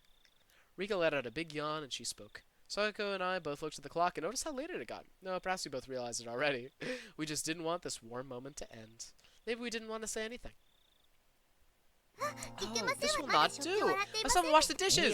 Don't worry about it. I can do that much, at least. You made a great dinner, so I can't let you do the dishes, too. Are you sure you'll be alright? When people who are not used to it try and wash them, the soap can make the dishes slip out of their hands, you know? Jeez, she turned into the perfect nagging little sister. It was charming and awkward. Emotions like that were all mixed up inside me. I gave her a vague, dry smile. Keiichi can at least wash dishes. If you break one and hurt yourself, I'll give you pennies in school tomorrow. Oh. Rika yawned again, so wide you could see her molars. Okay, chat, you know how you yawn when you see other people yawn? Every time someone has yawned in this fucking visual novel, I've yawned too. It's bullshit, man. Is it really alright? Keiichi's pretty unreliable despite how he looks. Give me a break. Looks like Keiichi's approval ratings have plummeted in Sadako's mind. Don't worry, I'll clean the dishes, no problem. So don't worry about it, just go home. Actually, at this hour, I can't let you two go home by yourselves. I'll take you. Let me find the key for my bike. Once you've taken us home, Keiichi will be the one going home by himself. You'll be in big trouble if you get lost in the roads and end up in Taketsudo. I'd assume this is a different province. There's no houses or lights out there at all. I was trying to worry about them, but I didn't think they'd be worried about me getting lost. Am I really that unreliable? She really is being critical, but yeah, this feeling I have, it's not bad. So I ended up not needing to escort them. I saw off Sadako and Rika to the gate. Thanks a lot for today. Thanks to you, I got a good cultural dinner. If Sadako hadn't come, Keiichi would be growling and yowling right now. Truly, it's really good that we came. They saved me. I gave them another bow filled with gratitude. Oh yeah, I put the rice and side dishes in a container, so you use that for your bento tomorrow. And for breakfast, you can eat some bread and jam. Strawberry jam and peanut butter in your refrigerator on the middle shelf to the right. Cocoa powder too in the upper right drawer of the cupboard. I know all that, you don't have to go into detail. I was about to say that, but as I had to humbly listen to her. It was then that I finally realized that Sadako, who appeared to be in a bad mood, was in fact in a great one, like Rika had said the whole time. And that though she nagged a lot, she was very kind. Then, good night. Make sure to brush your teeth before you go to bed. You have to do it for at least 5 minutes. 5 minutes?! I got it, Sadako. I brush my teeth and make breakfast for tomorrow. I feel like I have an electric toothbrush and it turns off after 2, and that's like when I stop. 5 minutes seems a little excessive, your gums are gonna bleed. And I'll be sure not to forget the bento. You need to wake up earlier than usual or we won't be able to get your breakfast or bento ready, got it? If you like, I can give you a call a little early to wake you up instead of using your alarm clock. You don't have to go that far. She cares so much! This hits really close to home for me, because I have a little sister like this that really cares and does a lot of shit for me. This is nice. I'll set my alarm clock to wake me up a little early. Thanks for being so concerned about me. Sadako looked like she had more fault-finding to do, but she stopped, and, leaving me with a good night, got on her bike and disappeared down the nighttime road. Rika went to do the same, but then remembered something and came back. What's wrong, Rika? Did you forget something? Keiichi, you get 100 points for today. Oh, my hands hurt. I gotta turn up the heat in this room. Rika suddenly complimented me. She clapped her small hands. What was she on about? I didn't do anything worthy of praise, did I? I nearly burned down the house. Sadako probably felt like her Nini had come home. I think she was having a lot of fun. Once in a while, I want you to go along with Sadako's scolding in the future. Are you telling me to be like an older brother that you can scold instead of Satoshi? Rika didn't say anything. She just smiled and went all Nippa! As she tends to. This Satoshi person. He has such a great little sister. So, what was he unhappy about? If I were Satoshi, I would never run away from home. Satoshi had his own circumstances. I'm sure. I didn't know what he was unhappy with, but whatever the reason, it was no excuse for abandoning Sadako. I hope he comes back soon. I probably can't play the role of your actual Nini forever, you know? It's okay. You were just like Satoshi today. Please, do it again sometime. If that's what would make Sadako happy. I'd take on this easy role whenever I needed to. This is actually really cute and thoughtful. Rika! Sadako stopped her bike under a distant exterior light and called out to her friend, who wasn't coming no matter how long she waited. Okay, I have to go. Good night. Yeah, night. I can't replace Satoshi, but Keiichi could do it. That's one less piece of baggage I need to shoulder. Leaving me with that, Rika sped off on her bike. She rode up next to Sadako, and the two of them disappeared in the blink of an eye. Satoshi, seriously, come back soon. If you come home really late, punch you right in the nose. Let's try our best until that day comes, Sadako. Even if I could no longer hear the sounds of their bicycles, I stood there for a while, seeing them off.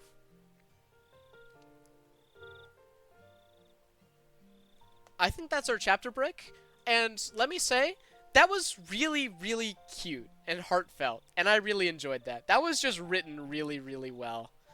That was just nice. Sadako's Trap Course, Elementary! Oh, wonderful. It seems that we are going to get little insights. You're on fire. I get an achievement for attempting to cook. Okay, so, as is normal, let's read this tip, and then I will take a 2-minute break to go take a piss, and we'll come back. This is going to be a longer stream, so after the third episode we finish, I'm going to go take a longer, closer to a 10 or 15-minute break to go get some food and come back with it. But let's read Sadako's Trap Course, and then we'll take a small break. I know one thing for sure. Sadako can fend off an entire army division by holding up in this mountain. I know all about it. Sadako was appointed to the special forces of that one country, where she served as an instructor training on traps. Stop saying weird things. Someone help me. What's happened? How did it come to this? What traps did we fall for, and how did we fall for them? Mion was caught in a profusely thin pitfall she could not escape from, and only her head was poking above the ground. Reina's head was covered by a tin bucket, and she was squirming around in a vain attempt to remove it. Either of these were really funny, but that's where it ended. At least they had their feet on the ground. Kei-chan, what about you? Think you can get out? Hurry up and get out so you can save this old man. You're the one who should be breaking out and saving me, Mion. What do you expect me to do in this freaking bamboo mat? I was wrapped up in a bamboo mat and hanging 2 meters above the ground. For the Americans in chat, which is, I think, maybe half the people, according to my fucking analytics, that's about 6 feet. I'm 6 feet from the ground, and I'm wrapped in a bamboo mat. If I say to go. What was this trap, and how did I fall into it? Huh? It was Sadako, of course. She has a bit of a penchant for this. This all started when they suggested I was unfamiliar with nature, having grown up in the city, and proposed a little exploration on the mountain. But Reina doesn't really know how it is back there either. Reina might get lost. Ho. I've been practicing my ho, because I keep skipping it just letting the voice actor do it. But I think I can do a decent ho.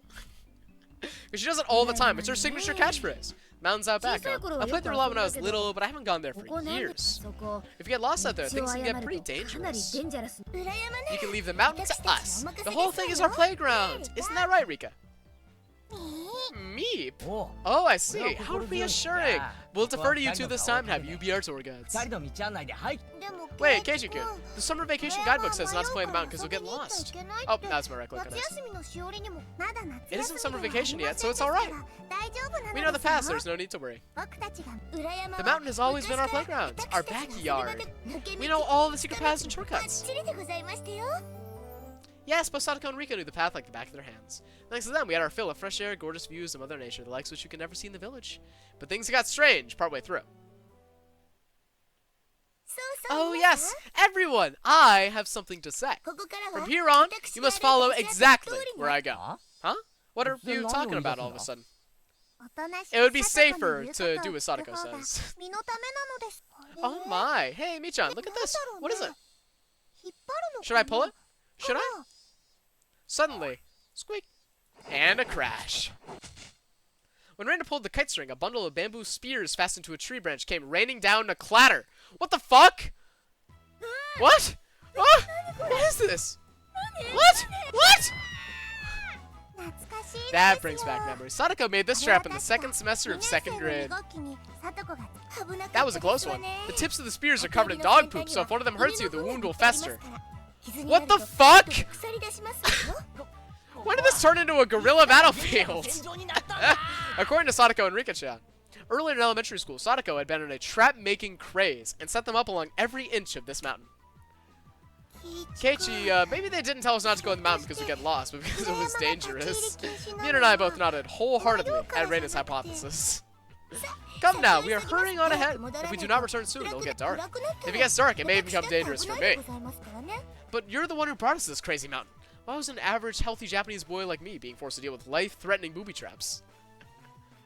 And then, the very moment Sadako and Rika got out of sight was when the three of us got caught in nice little traps all together. Someone get me out! I have to go to the bathroom. Look at my bat. Someone get the bucket off. I can't see in front of me. Ow. Wait, Reina, don't swim around so much. I'm not reading that.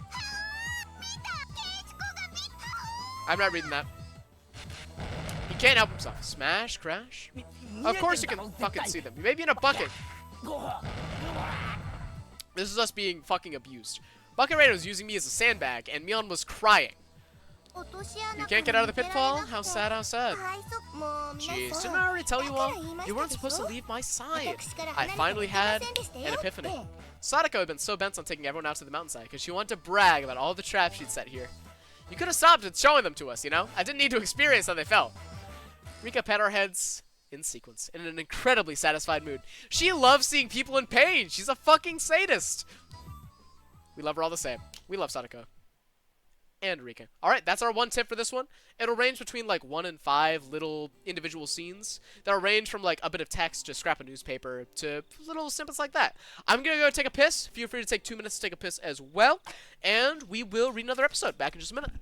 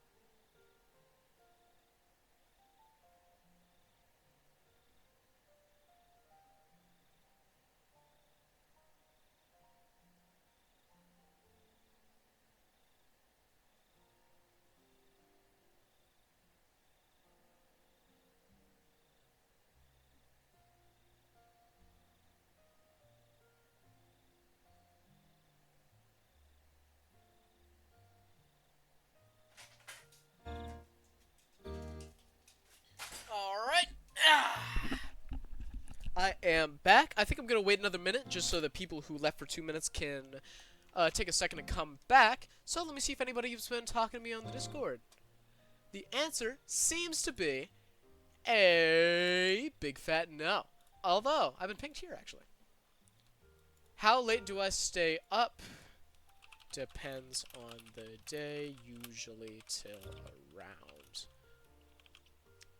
11 is when I go to bed when I've got class in the morning.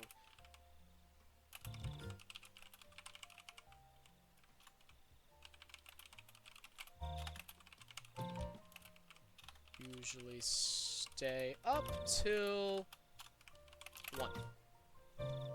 I offered this person a little bit of League of Legends coaching. I am Diamond 4 in League of Legends right now, and this person is Iron 4, and seems, relatively concerned about that fact, you know? Just a little bit. So I was like, hey, I could probably get you out of Iron, you know? I could offer some tips to this person, try to, get them rocking. Up tomorrow, rework the server. Nice. Cora's gonna help me out a little bit. We love Cora. Cora is great. Favorite friend from overseas. Oh. So she's gonna help me out a little bit. This is fucking funny. Alright, it's been about 2 minutes. Let's watch this cat video, and then let's get started with chapter 2. Just put up this film to insulate the house, and look. Look! Oh, what the fuck? No. How he got in. You ripped a hole in it, you little...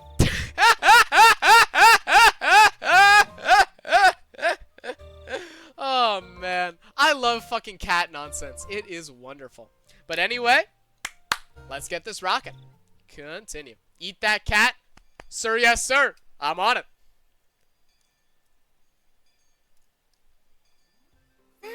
Okay. Anyway, lunchtime has finally arrived. Mion gleefully announced the beginning of lunch. Oh! Lunchtime at last. Someone here will have to play the punishment game. Yes. How? Punishment this time. It's a little scary, so... Sorry, but Reina went all out, making her bento. In Reina's case, I don't think she'd lose even if she wasn't taking it seriously. She's fucking cracked, yeah. Meep. We tried our hardest to. Sadako and Rika made separate lunches today. Usually you have the same bento, but that won't do for the showdown today, will it? Yeah, it's quite alright. Rika and I made sure to make separate ones today. Sure a little bit. Wow, Sadako and Rika both tried really hard. How exciting! What's a little surprising is that Kei was able to make a bento in the first place. Good job, Keisha. Looks like you really can do it if you try. I scratched my head and gave her a bit of a dry smile. My bento today was made entirely by Sadako last night. It had none of my personality, so there wasn't anything there that they could praise me for. What does Keiichi's bento even look like? How? Can't wait to see. Don't expect too much. It's just leftover rice and side dishes from last night. Leftovers are the foundation of bentos in the first place. I will say I agree. There is nothing better than eating out somewhere or having leftovers from some big meal and then heating them up again for lunch the next day. Nothing better. Except for a peanut butter and potato chip sandwich with an ice cold Dr. Pepper. That is my heaven. Now we'll know your dinner last night too. We'll kill 2 birds with 1 stone. Oh, she's helping us out. Was it really better to hide the fact that Sadako came over and made dinner last night? Well, of course it was. If I revealed that I didn't make my own bento, I'd be sure to end up playing the punishment game. Today's punishment game was to stand right in front of the curry maniac and say bad things about curry. It wasn't too different from telling someone to jump out of a 100-story window. It was the same as telling someone to die.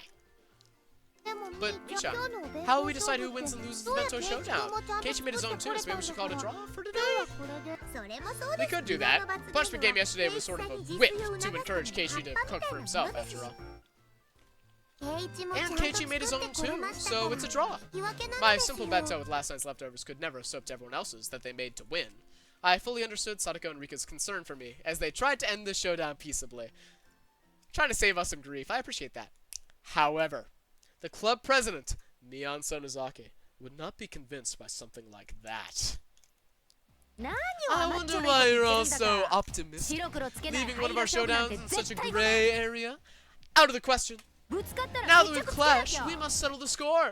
Reconciling with a draw only happens in the Yakuza world. I knew you'd say that. There's no way you'd end it that way with your battle lust. This was bad. At this rate, I was sure to be the sole loser. But, well, I didn't make this bento after all. Maybe I need to resign myself to the inevitable loss. Okay, me. How are we going to decide who wins? It won't be fair if we grade each other's. Let's do an open judgment. Okay, everyone, assemble. Mion commended everyone who just started eating using her club president voice. Come and judge our 5 bento. Write your favorite 3 on a piece of paper and submit it. Understand? Everyone in the class was used to being dragged into Mion's random nonsense club activities. Yeah, came the energetic voices from here and there. Everyone already knows that the showdown this time involves an utterly fatal punishment game, and they were all very interested in what would happen to whoever lost. Of course, they wanted the thrill of seeing something terrifying. Okay, everyone ready? Then I'll go first, alright? Ta-da! In exaggerated fashion, Mion pulled the lid off her multi-tiered ornate bento box. Multiple cheers of joy erupted at that brilliant sight. That's amazing! It's just like New Year's. Can't be. It has to be a lie. I just remembered that I need to tap back into this, so I'm one of my viewers. There we go. She must have switched the contents with the catered bento. Such purely Japanese cooking. Mion Sonozaki couldn't possibly make this! Nope, this is easy for Michan if she gets serious. She almost never gets serious, though. Just who do you think this old man is? Given enough time and ingredients, I could reproduce the Manchuhan Imperial Feast. The entire classroom gulped audibly, and everyone wrote down a score on the note paper in their hands simultaneously. Yeah, it made sense. Just the visual impact to give her a perfect score. Alright, let's see Reina's. Reina's really good at cooking, too. Reina's bento is always like a flower arrangement. Thanks, everyone. I'll reveal my bento. Eh? Reina's bento was a beautiful mix of the 2 colors of eggs and minced meat, and it too was a bento staple, the Saboro bento. She'd been thorough with the side dishes as well. They were abundant in number. She had spent more time than usual on it, but it was unassuming and nonchalant. One couldn't ignore the household warmth in it that Mion's bento lacked. If I may say, you've done it again. This should get quite the high score. I should have known. It may look rigid, but there isn't anything to deduct points from. Amazing as always. Once again, every one of the judges wrote a score on the note paper at the same time. There seemed to be some who were revising their opinions when they compared it to Mion's score too. The whole classroom seemed split between Mion and Reina. And on everyone's face it was clear that they all wanted to be tasting them rather than scoring them. Unfortunately for Ryukishi, this is a thinly veiled metaphor. For the community at large, this is a, is Asuna or Rei best girl situation. Then we'll be next. Yes? I will now reveal mine. Come to think of it, Sadako and Rika ate with me last night at my house. It was impressive they still made a bento in the first place. She's playing metaphor? You'd bet your buttons. Both their bentos were lacking compared to Mion's artfulness and Reina's perfection. However, because of that, you could sense from them just how hard they worked. The toppings were on the rough side, but you could still feel that they tried their hardest. It made you feel a little biased, so it should give them more points. Few people struck by just that once again revised their opinions and wrote in scores. Sadako, Rika-chan, you both made really good bentos today. They might not measure up to Reina or Mion's crafts. What do you think about that? They're pretty amazing. Sadako and Rika glanced at one another and they grinned happily. This is a secret, okay? Yep, what? When Sadako told me, I broke off from the others and secretly looked for my classmates' bento boxes. There, Tomito no Kumura! I took a quick peek inside and half the contents were missing. Not bad! In the end, Sadako and Rika hadn't even made a bento today. A bold move. They got Tomita and Okumura to share their bentos. Hey, Tomita, Okumura.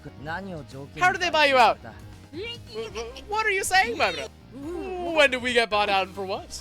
That's right. It's not like we traded them our duty watering the garden for half our bentos. Not a bad deal. Curse you, Sadako. What an impudent little trick. Sadako grinned, showing her fang-like canines, and laughed in triumph with her little oh ho ho ho. You can imagine her cocky ass shit. Oh my! This is something I learned from you, Keiichi. Oh ho ho ho. Yes. Oh ho ho. Yes, how naive, buying them out with watering duty alone. They're men. If you're gonna buy them out, you need to use something a lot spicier than that. For example, brace yourselves, chat, or brace for some Ryukishi nonsense. Like giving them 3 tickets to walk Sadako and Rika around like dogs all day with them all 4s, wearing tails and leashes around their necks. He's done it again! This is what people come to this fucking visual novel for. Whoa, that might be enough to get me to do anything. What? Dude. So I was lost in my fantasies. Mion clapped me on the shoulders and called me back to reality. If this guy didn't think at all, he would be a wonderful protagonist. Everything that comes out of his mouth is perfectly fine. For the most part. It was just getting good. Alright, next up is Keishan's. We're all hoping for something pretty great because their declaration yesterday. But how did it really turn out? Keiichi can do it if he needs to. Reina was really excited for today. They're all looking forward to it, but it's really just leftovers from dinner last night. I didn't even make it, either. How is that supposed to stand up to Mion and Reina? Alright, that's it. Feast your eyes on this! I tore the lid off my bento box. There weren't very many cheers. Well, I guess there wouldn't be. Keiichi-kun, you tried your hardest too. Reina can tell how hard you worked. Reina, don't feel like you need to compliment me. Please. How did this happen? Was Keiichi actually a hard worker after all? She's helping us out. That's so nice of her. Well, I mean, I want to acknowledge how hard you tried, but for this showdown, it doesn't matter. Mion's cold, mean laugh. It was like it spoke for everyone's opinion. Just like that. Keiichi did really well considering it's his first challenge, you know. I think maybe everyone should rate his a little higher. But for the showdown, it doesn't matter. Alright, Keiichi. If you have any last words before we tell up the results, I'll listen to them now. What do you mean by last words? I mean that you might be hoping for a few extra points if you appeal somehow to the crowd. Okay. If Keiichi can do anything, it is bullshit his way out of a nonsense situation. He is so good at bullshitting. After all, for today's showdown, you just need to avoid coming in last. If you do well enough, maybe you can worm out of the punishment game. Oh, you were implying that Keiichi's bento is going to take last place, aren't you? No, this old man wasn't trying to say anyone's bento came in last or anything. Mion cackled repulsively. In contrast, Sadako's smile was growing somehow awkward. Alright, this bento was filled with last night's side dishes. That means it was basically a bento that Sadako made. And Mion outright said it would come in last place. That's... Oh, that's kind of mean. Mii-chan, aren't you being a little mean? Poor Keiichi-kun. Reina, Keiichi knew he couldn't lose today's bento showdown beforehand, didn't he? He did all that grandstanding yesterday, well aware of that. I don't think there's any reason to go easy on him, do you? Right, Sadako? Yeah, you are right. And he came here with this mess. It makes me laugh. Oh. Wait, Sadako-chan, you can't laugh at him. But that bento is just so ridiculous. I can't help but laugh. These side dishes look like they were bought from a shop. It's really disillusioning. Look, this one was just taken out of a can, wasn't it? This cucumber here isn't cut cleanly, like the knife didn't go all the way through. Kei-chan, you never used a knife, did you? Your lack of experience is apparent. No, this goes beyond a simple lack of experience. The presentation is fairly monotonous as well. It's almost like a shock to see such lack of taste. It was my first experience putting food into a bento, so of course it's not going to look good. Kei-chan. There's a bigger problem than how you put it into a box. Tomita, Okumura, explain, please. Tomita and Okumura were chosen for many underclassmen. Tomita quickly adjusted his glasses and took a step forward. Oh no. The fatal flaw in Maebara's bento. It's the coloration. As you know, there are three primary colors forming the basis of all colors. So if you want a well-balanced color scheme, then excluding white and black, you need those three colors. And, nevertheless, if you remove the white and black from Maebara-san's bento, all that will be left is dark green. Dark green. No one wants to eat it if you describe it like that. I had forgotten. Tomita and Okumura had been bought out by Rika and Sadako, so they were trying their hardest to let them win and make me lose, huh? Oh, what strong wills they have. It was charming, if only because they were working so hard, despite having been bought out. The side dishes have no spirit in them either. They're all pre-packaged or canned food. In other words, Sumari, out of the three necessary requirements for a bento, love, spirit, and taste, we can assert that Maebara's bento is lacking two of these. The classroom, convinced by the elucidation of the mystery they were thoroughly baffled with, raised mysterious groans of admiration. No heart and no spirit. It's decided that Keiichi Maebara. This may sound cold, but if you realize how much fun cooking is because of this, Keiichi, isn't that enough? In any case, everything's fine as long as I'm not doing the punishment game. Yeah, that's a Rika move. She's very selfish. Reno's giving a dry smile as well. Is Sadako crying? It's been settled, Keiichi-san. You're going to be the one doing the punishment game. She laughed in such a vile manner, but she didn't look like she meant it. I knew that Sadako was speaking ill of a bento that she'd made herself in front of the whole classroom, and I could tell how painful that laughter was. Okumura said before that this bento lacked spirit, but among all the bento laid here today, there wasn't a single one with as much spirit as this one. This meal that she made for me yesterday in such a good mood, though it looked like she was in a bad one. I won't let it end with this slander. Well then, last place, Keiichi-san. Please admit your honest defeat. Could you wait just a moment? When I began to speak in a low voice, the expressions of all the members of the club changed. Mion clicked her tongue. This man was baring his fangs at the last moments yet again. My bento was defeated because it lacked spirit. That's how you explained it? Am I wrong, Okumura? Okumura, who had become placed in the spotlight, looked flustered for a moment, but immediately he stammered in reply that, yeah, I was correct. How do you measure spirit? By difficulty? By effort? By sweat or tears? By its manifestation? Then how would you rate these burns that are on my hands? Wow, Keiichi, those are oil burns. Great. Whew, these burn marks from when I almost caused a fire yesterday looked like I was having a bunch of trouble cooking. I could clearly tell that the classroom was forced to acknowledge the effort I put into it. Look at this cocky fucking chibi smile. This is excellence itself. Oh, I see. To turn your failures in cooking due to lack of skill into scars of hard work instead. As I thought, I cannot falter around this man. That's right. I lack skill. I'm so bad at cooking that my grandstanding yesterday was pitiful. But I did not run away. I fought, and I delivered these results. Is that not spirit? What do you think? Reina wants to acknowledge it. Nobody can keep on going if their defiant spirit doesn't get value. The girls in class started to nod in agreement. Okay, the tables are starting to turn. We can take it. But Tomita and Okumura, bought out by the objects of their unrequited affection, weren't about to lose either. They shifted to the counterattack, clearly exceeding the price they were paid. I see. I understand your feelings, my brother-san. However, if spirit was all that mattered in cooking, the world wouldn't need chefs.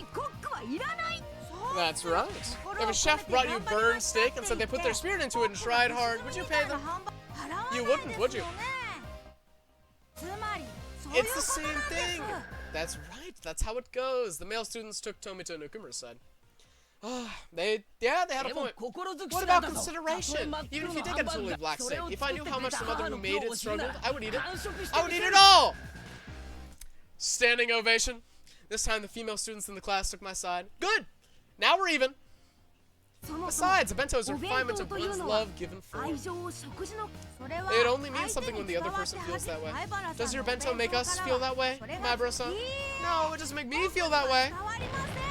Oh, you're mean! The girls in the class began to boo loudly at his remark. Now even Okumura was panicking. Order. Will the spectators please refrain from making remarks? Your Honor, in order to prove how much my spirit has gone to this bento, I call Miss Ryugu Reina, an authority in the culinary arts, to the stand. Reina thinks this bento has spirit. It might be rather artless in places, but I think cooking isn't about outward appearances. The girls in the class again gave cries of support as they applauded. In response, all the men in the class began to boo. Your Honor, the opinions of Maibara and Ryugu are extremely sentimental and aren't in following with common sense. They are unsuitable to use as evidence. Order.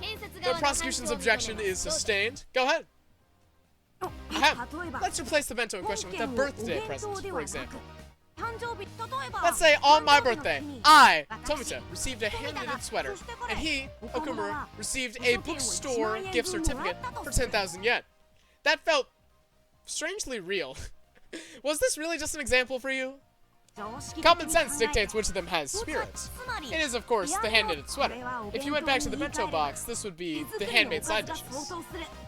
And the gift certificate, which is nothing more than money, allows you to buy things. In other words, it's the same as simple, meaningless canned goods. Murmurs through the class. The boys and girls began to argue amongst themselves about presents. They were all talking about what they received as presents in the past. Damn. Tomita has changed the subject to something that could easily grab everyone's attention. Not bad at all. I'll lose the initiative at this rate. Objection! This matter regards the spirit put into the bento. It is entirely different from birthday presents as they are each unique situations.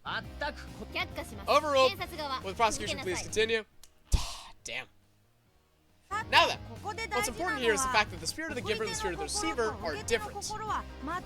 Between the handmade sweater that looks like a little bit askew and the 10,000 yen bookstore certificate placed here before your very eyes, which would you say is a better choice? The gift certificate, right?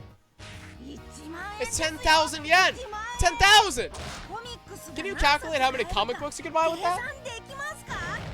You can instantly complete a full collection if it's around 10 volumes long. Dozens of happy, humorous manga. The bliss of your soothed heart cannot be compared to the sweater. Oh, he's our fucking goat! The boys unanimously praised that with applause. Materialistic brats!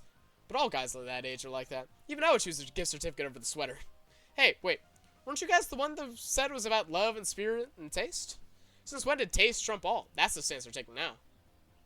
I believe this has demonstrated that the spirit of the giver and the spirit of the receiver have no causal relationship. Yes, no matter how much Maibara struggled to make this bento, that cannot enter into consideration with the rest of us on the receiving end. Mere sophistry! Tomita-kun, it has plenty of spirit. Whether that gets through or not is the receiver's problem. Okay, you cannot, it's a you problem in a debate, bro. Come on. That's right! Taste is more important. Enemy of women. This is a whole ass war. Ah, the courtroom's in chaos. But I cannot allow myself to lose. My life's at stake. And not only to avoid the punishment, but also to protect Sadako's honor. さて Now then, 弁護側は do the 今 defendants have a response to give? Slowly and strongly, I nod and step up onto the die. Tomita, Okumura, do you two really think you can beat me? Me. With mere words. Home run sound effect. The prosecution just said we should value the gift without basing it on the spirit of the giver. Correct? At some point, I began speaking formally. Yeah, that's right. No matter how much you labored to make that bento, that labor should not factor into our grading. Then I have a question for the prosecution. If I, Maibara, were to take the bento I made for today and place it beside one, say, bought from the store, would both of these be given the same score? The prosecution hesitated to speak. Got you! You piece of shit! That's right! A convenience store bento doesn't even come close to a homemade one. No matter how badly made it is, it has more spirit than a bento you just bought would never have. You see, that spirit is being graded! Meaning the spirit the cook put into the bento has already reached the recipients. Admit it! Boom! With those impactful words drawn in the air between me, I pointed my finger. The girls, led by Reina, broke into applause. Some of the boys were admitting it too. I'll admit it. You admitted it? You admitted it, right? Then let's move on to why convenience store bento has no spirit. What exactly is the spirit of bento in the first place? Objection! Maibara is trying to deceive the court by using abstracts. Objection overruled. This sounds interesting, so listen till he's done. Got him. Now I'll show you two the difference between us. Your Honor, I'd like to call Miss Rika Furude to the stand as a witness. This is not Ace Attorney. I think it did actually come out before Ace Attorney. Let me check. Higurashi release. In August 2002? Ace Attorney didn't come out till like 2010. Attorney released it. Ace Attorney actually came out a couple months beforehand. Fun fact. That's actually really interesting. Yeah, August 2002 and October 2001. Okay, but realistically, at the point of release, this is already done, right? Because this is episodic.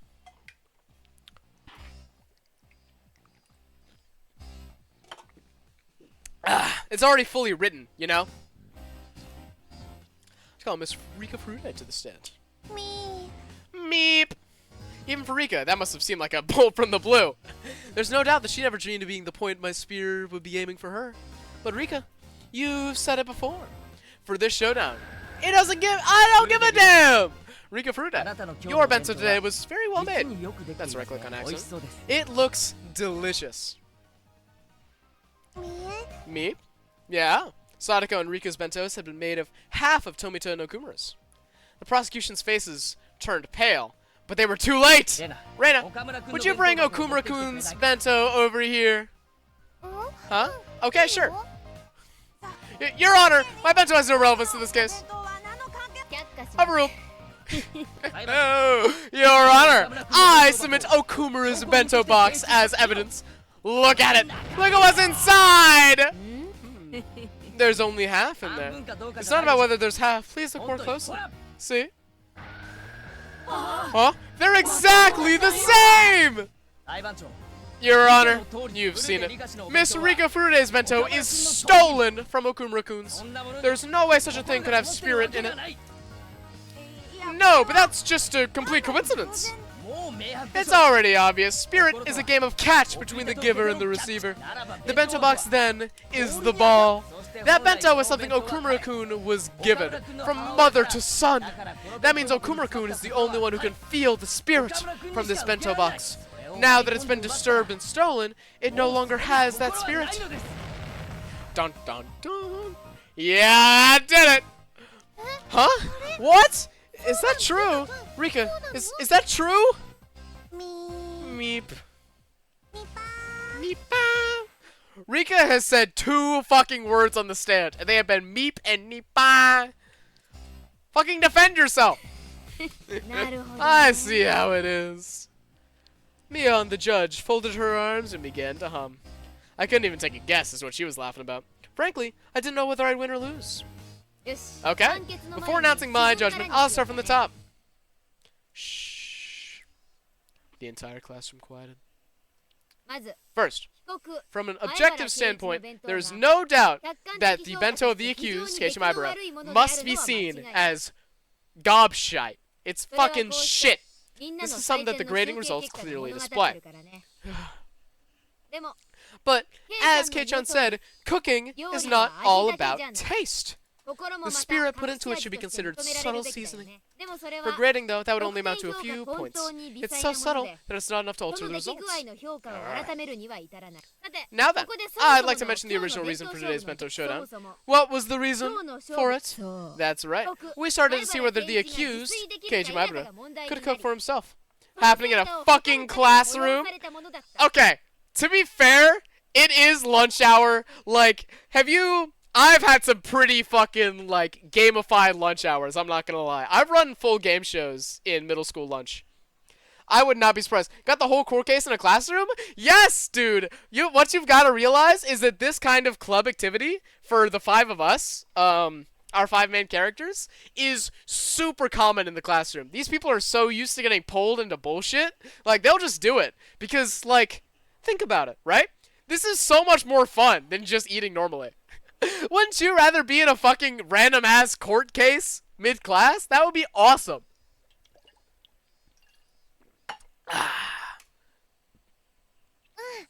Yeah, that's right. Keiichi did make his own bento. Ugh, that stung my conscience a bit. For the showdown, it didn't matter. I'm right. Yes, dude, this is such a good time. You have to imagine that Ryukishi07, the author of this, was like, dude, what would be... I have to make some slice of life for my horror visual novel to really give it some oomph, you know, to make us care about these characters. What would be the most fun that I can make these characters have? And he fucking, like, chemically engineered, like, this! He chemically engineered this! This is a good-ass time! So the whole basis behind the showdown was to cook a meal for yourself. In other words, sumari. Whether or not the meal was homemade. Rika neglecting to do that is a much bigger problem than how good her bento is. In other words, sumari. Is she disqualified? Nipa. Rika let out a nipa, looking as though she prepared herself for this outcome. Don't take it personally, Rika-chan. At our club, things like this don't matter. It's very cutthroat. Keiichi did well, like I thought. You tried your hardest until the very end. Rika demanded I lowered my head, and then she pet it. In pity. With that over with, the case is closed. Today, last place goes to Rika Furude. Oh, whoa! That miraculous turnaround! Whew! And last place went to Rika, the one everyone at least expected. The whole classroom went wild. I'm amazed you managed to avoid coming in last place with such a terrible bento. Sadako looked at me hatefully, but spoke in a vague kind of voice. There's no way I'd come in last. There's nothing in this bento that would deserve last place. But it's all poorly made side dishes and canned goods, and it has no style. Sadako was speaking more and more poorly of herself as time went on, so I roughly grabbed her head and began to stroke it. I told you, spirit is important. This bento isn't all about appearances. It's got all kinds of flavors in it. But spirit isn't the only thing. It tastes weird. What about it's weird? I thought it was great. It was absolutely great. That's why I packed it. If dinner last night had been bad, I would have never brought it to school. I would have come here with some bread and a milk carton. But, oh, just shut up already. I caress her head, swinging it from side to side. She's so cute. We love this character, chat. At some point, Reina came up behind us. She was giggling to herself a little bit. That was the face of someone who had known everything from the beginning. When did you realize I hadn't made it? When you showed us your burns, I guess. I mean, there's nothing in your bento that needed oil for. Reina, don't you think you were misunderstanding something? I didn't do anything. Huh? Sadako, you weren't the one who made this bento? Then did Keiichi make it by himself after all? Okay, then I guess he did. Reina smiled roguishly and turned from Sadako to me. That's a good-ass word, chat. My mission to you, my 7 real viewers, because I have 8 viewers right now and one of them is myself, is to tomorrow, in a conversation that you have with someone, use the word roguishly in your conversation. Or just roguish. It's just a fun one. Alrighty. When you cut cucumbers, you hold the knife like this, and you go like this. As for the colors, you can express all sorts of things if you place vegetables in the right way. This lecture was clearly not meant for me. But you've gotten a lot better since the last time you showed us. I see you've been studying. If you keep this up, I bet you'll be able to make better and better dishes in no time. She continues saying words clearly meant for Sadako, while facing me instead. Sadako is wearing an ambiguous look and couldn't even nod her head. Anyway, no matter what anyone says, I like the way my bento is today. I'm not going to share with anyone else either. I'll eat the whole thing by myself. Wow, how greedy. Reina wants to try some too. As we were going back and forth, Sadako rubbed her eyes as though she was drowsy, then announced to me and everyone else. Excuse me, the truth is, I got Tomita-san to give me some of his bento. Stupid! Hojo, what are you saying? If she kept it a secret, then she would have been saved. Tomita looked at her with an expression filled with regret and surprise. Huh? Is that true? Really? Oh my. Mion spun her finger around, pointed to the hallway, sentencing Sadako to the punishment game as well. Oh. Just a second. It's on the phone.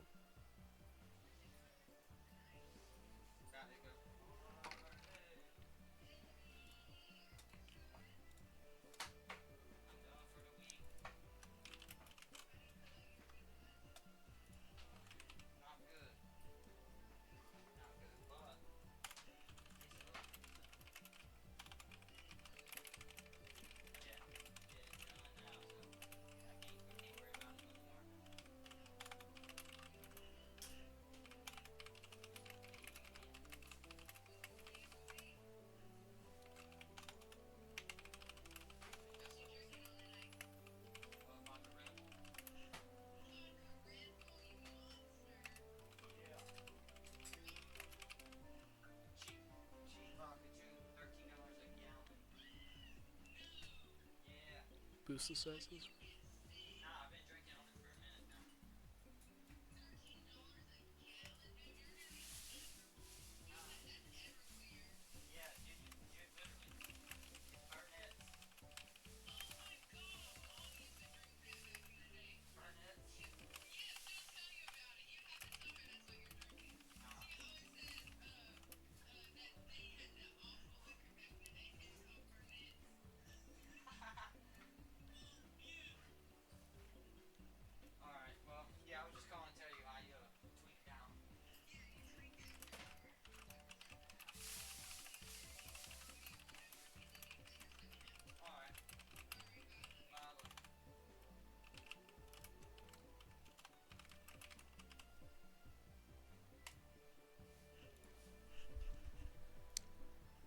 Alright, sorry about that. I wanted to stop while you were on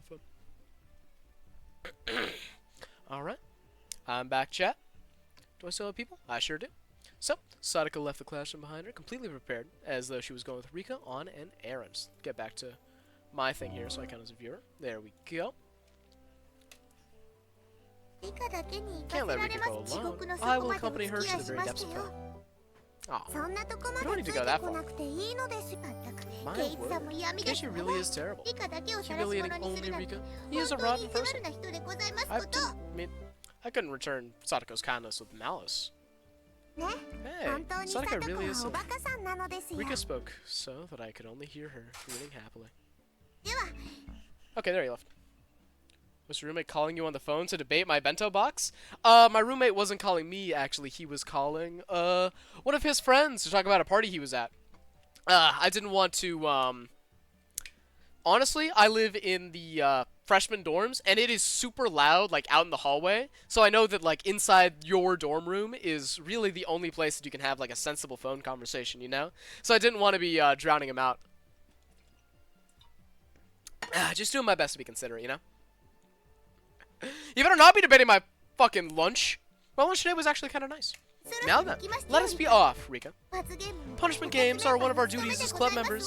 Sadako seemed awfully happy and not frustrated in the slightest, like she always was when she lost. Damn. Rika's right after all. Everyone here is a moron. Mion, I'll come clean too. I didn't make my bento today. I was the same, so I'm going with them for the punishment game. Huh? Even you? What's going on? Good luck. With this punishment game, I mean, I'll get the first aid kit ready. Call an ambulance in advance, will you? Maybe a hearse, just in case.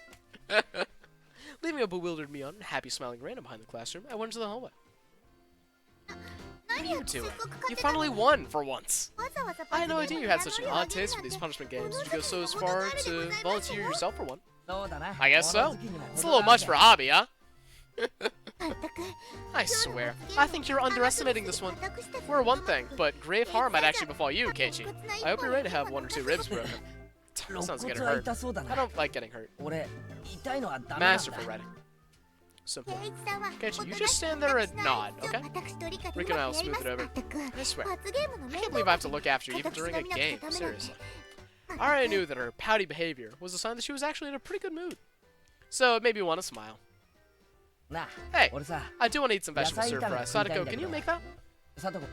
What? Well, there's nothing I can't do if I put my mind to it. She can make it very well. I really like Sadako's stir fry. She was uneasy at first. Once she got assurance from Rika, she turned back and looked at me with once more confident eyes. It's settled then. Let's go shopping for stuff after school today. I don't really have an idea what to buy after all. That is true, isn't it? I think it's still too early for you to go shopping at the supermarket, Keiichi. It would make me anxious if I wasn't watching. And Sadako makes me anxious that she'll buy the wrong thing if I'm not watching. Have to get the last word, huh, Rika? Rika!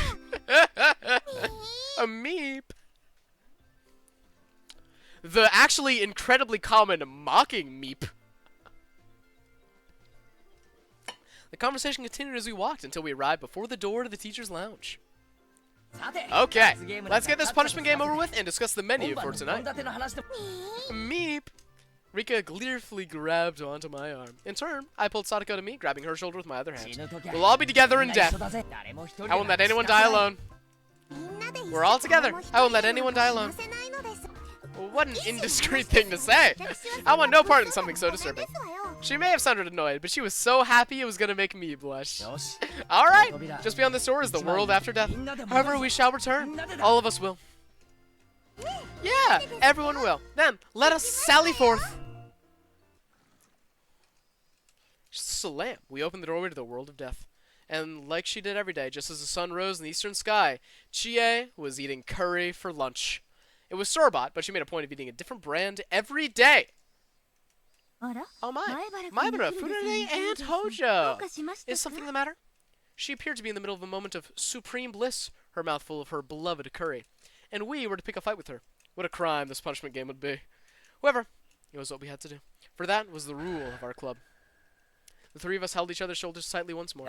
Alright, let's do this. Ready? What do you mean, ready? Keiichi, you're going to stay quiet. Rika and I will handle everything. Entrust your life to me for now. Fighto! Oh! Big fan. What are you all doing? We could see 2 or 3 question marks popping up above the teacher's head. Alright, Sadako. This is the only time I'll trust you with my life. because I'll be shutting my eyes tightly and only think about what we'll be having for dinner. I'm leaving it to you. Sadako inhaled deeply. And so, hey, you over there, you stuck-up curry snob, you're single because you smell like garlic. Oh, damn.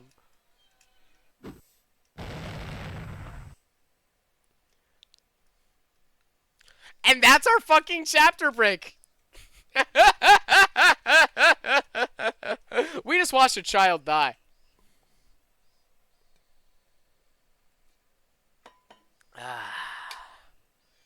That's not our chapter break, actually. Just a scene. All right.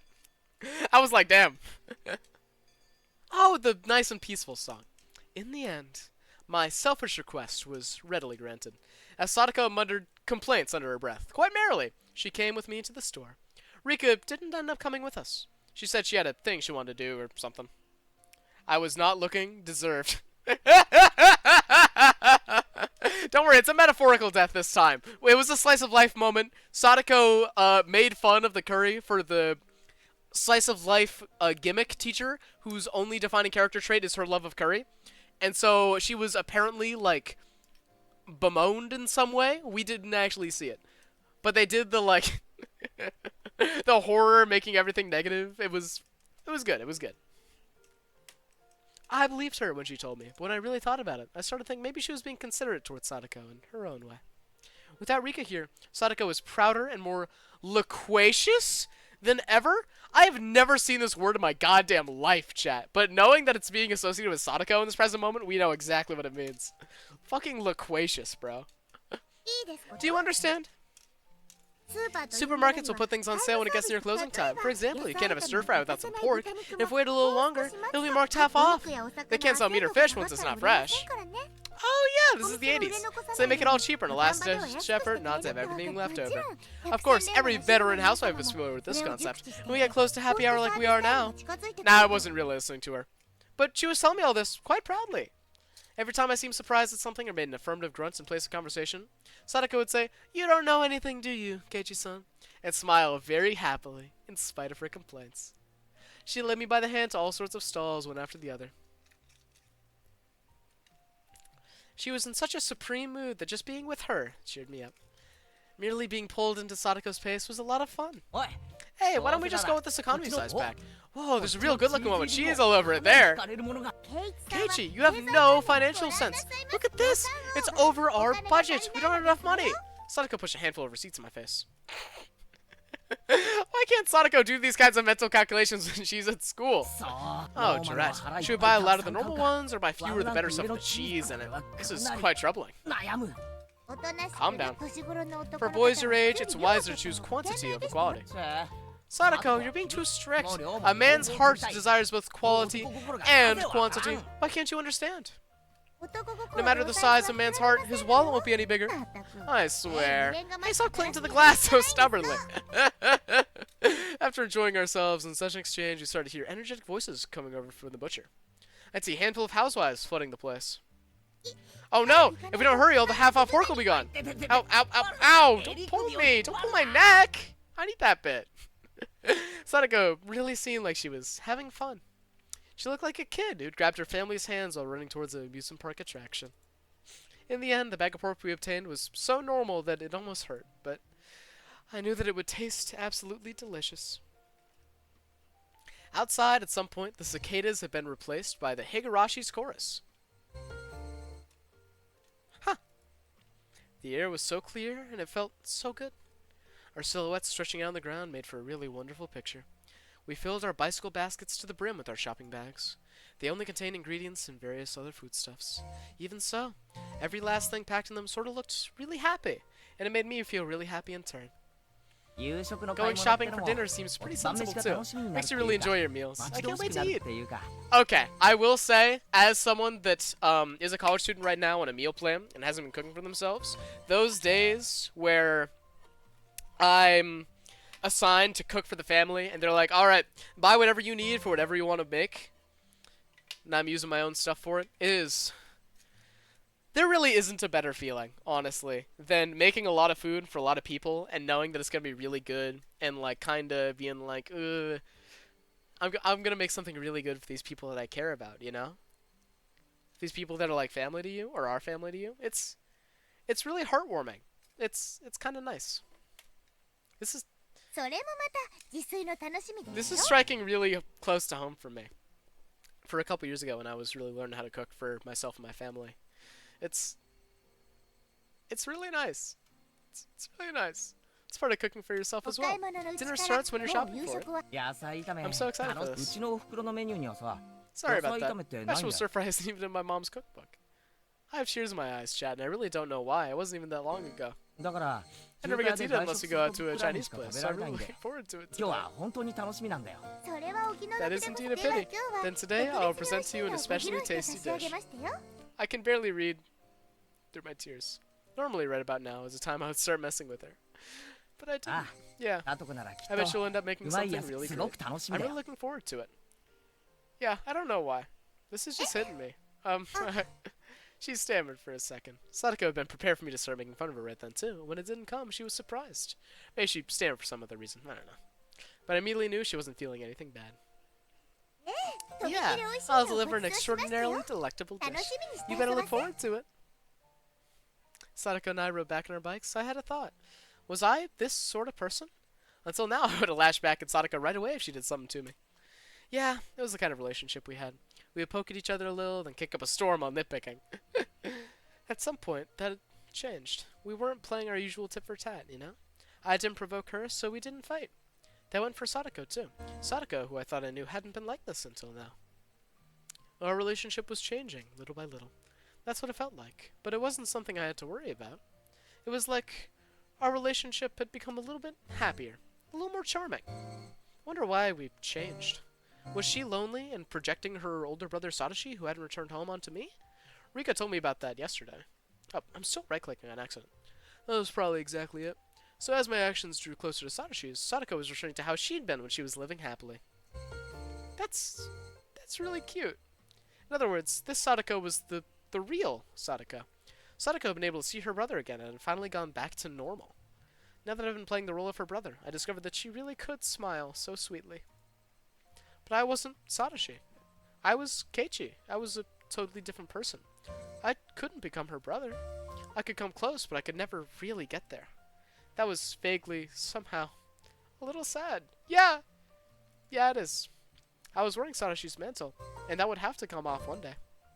And that would doubtlessly put an end to this meager, nostalgic, peaceful time of Sadako's. A limited tranquility. A tranquility that would end one day. Putting it in those terms, it really was sad. I shook my head firmly and drove off those pointless thoughts. どう What's し the ました matter, のケイジ Keiichi-san? ごめんなんでもな Sorry, いよ it's nothing. なんでもないな If ら it's そんな nothing, 変 then なこと please し don't ない act で all ください strange ませ like ね that. 何か悪い It もの makes で me も worried 食べ that た she ん might じゃ have ない eaten ですか something rotten. へいへい Right. ごめんよ佐藤 Sorry, Sadako. Nagging like always, she still seemed really happy. That mood of hers drew me in, putting a smile on my own face. Give me a second, chat. I have tears that are staining the bottom of my glasses now. This is legitimately like hitting me like a truck, and I really, yeah, it's good. It's very well written. I like it. It's good. All right. I'm gonna put my glasses down on my nose a little bit so that if I keep crying a little bit, they won't get all musty. Hey, Keiichi. Why don't we all quit thinking about this having to end one day? If it will, then just think about it when that happens. There was one thing, however, that I could say for sure. As long as I smiled like this, her own smile would never wane. So as long as I stay this way, this tranquility would never end. Nothing in particular. It's just a nice moment that reminded me of, you know, nice times with my family. It's not like those times are gone, especially. It's just that things are different now. Now that I moved out and I don't see him anymore. Or, well, I do see him, just not as much. I was just home a couple weeks ago. But it's just not the same, you know? So this is really nice. Satoshi would come back one day too. Might happen a lot further away than I'd like, but till that day, what's wrong with me being a replacement? Saying that I'm not her real brother, so I can't become Satoshi. It's just an excuse, you know? Your sister's in college right now? Yeah, you should call her. She probably isn't feeling what I'm feeling at this exact moment, but you know, it's always nice to hear from your family again, you know? There's never a bad time. You should do that, like, right after this, legitimately. Only comes over on holidays? Yeah, you should call your sister more. You might not miss her a lot, but bet your buttons she misses you. If I just didn't run away. Sadako would stay happy and live a fun life of annoyed nitpicking. Yeah, legitimately. This goes to all of y'all, not just TK here. If you have anybody that you haven't seen in a while in your family, this is your PSA. You should call them. You should have a conversation. Even if you haven't thought about them. They've probably thought about you once or twice, you know? You should just give them a call. It'll be a nice, pleasant surprise. You know what? Yeah, that's probably what I'll do after this stream. Call my parents. Have a good time. Alright. Give me a second. I'm gonna log back in.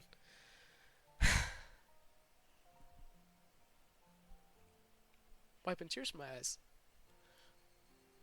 Alright. I don't know what happened to Satoshi, or what made him abandon Sadako and run away. But just seeing Sadako in such a good mood made me think I could persevere for as long as I needed to. So this is what I thought. I wouldn't become Satoshi. I would become a replacement brother. That's good. This is it. This is the kind of stir fry I was waiting for. It's great. It's absolutely great. Salt and pepper in the broth. Man, I could eat an entire pot of this. Stop that, Keiichi. You're spilling food everywhere. Food isn't gonna run away. Don't need to eat it so fast. No, it will run away. The best and freshest flavors are running away from the moment the meal is completed. If you were to make 100 delicious things, then I would have a duty to taste every one of them. It's just good manners to do so. Your feelings are more than enough, so calm down and enjoy your food. You're right, I'm sorry. No insults here. I meekly scratched my head, then put down my chopsticks and laughed along with her like it was funny. I ended up doing most of the eating. Sadako was barely taking a bite. She seemed satisfied, just watching me enjoy the food so much. Whenever I filled my mouth with more of her delicious meal, Sadako looked glad. Let me enjoy the food even more. In this way, she kept smiling happily the whole time. I haven't made dinner for my family in like 2 years.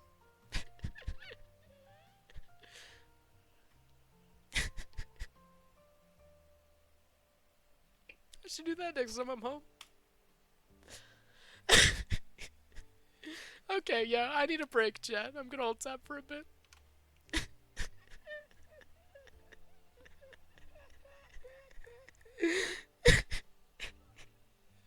Have some water.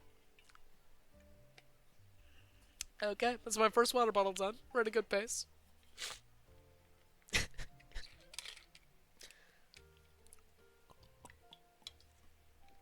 Yeah, this is not very out of the ordinary for me. I try to have a good cry every couple weeks. It's good for you, you know? It's good for the soul. Yeah, I'm good. I'm good. This is in character. I just need to take a second. You know, just relish in this moment. Because it is a good one, you know? It's a good thing.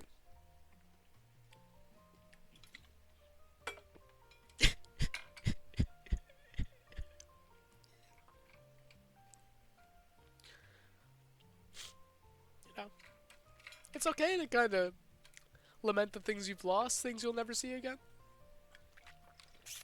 Because things will just never be the same, you know. Life is a river and you can never walk in it twice. It's not the same river and it's not the same you. Things are going to keep changing. Yeah, I don't know. I was just thinking about that a lot recently.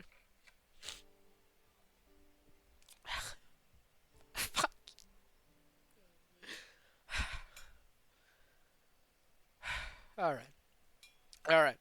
Let's finish this episode. And then I'm gonna take a... Then we'll take a break for episode 2. Alright. Looking at her made me really happy as well. Time passed softly and gently. Before I would have gone back and forth, hurling insults with Sadako. In other words, we would have gotten into a fight right away. I never known I could feel such peace of mind by talking to her honestly like this. I was a little bit happy about having discovered this new side of Sadako. For example, I was eating food that Sadako had made. My eyes hurt now. There wasn't an inch of me that thought it was suspicious. Before, however, Sadako would have definitely put some sort of trap into this. I think I ate too much. I'm gonna take it down. Hey, Keiichi, it's bad manners to say such things during a meal. Then what should I say? I'm going to the restroom, the toilet, the lavatory. Sadako looked down, her face bright red, pointing down the hallway, as if to say, just go. Whoops, my old habits seem to have come back. But yeah, This wasn't all that bad either. No weird schemes, everything's just natural. And while having such utterly unguarded thoughts, I went into the bathroom. Tug? My foot caught on something string-like. She's at it again!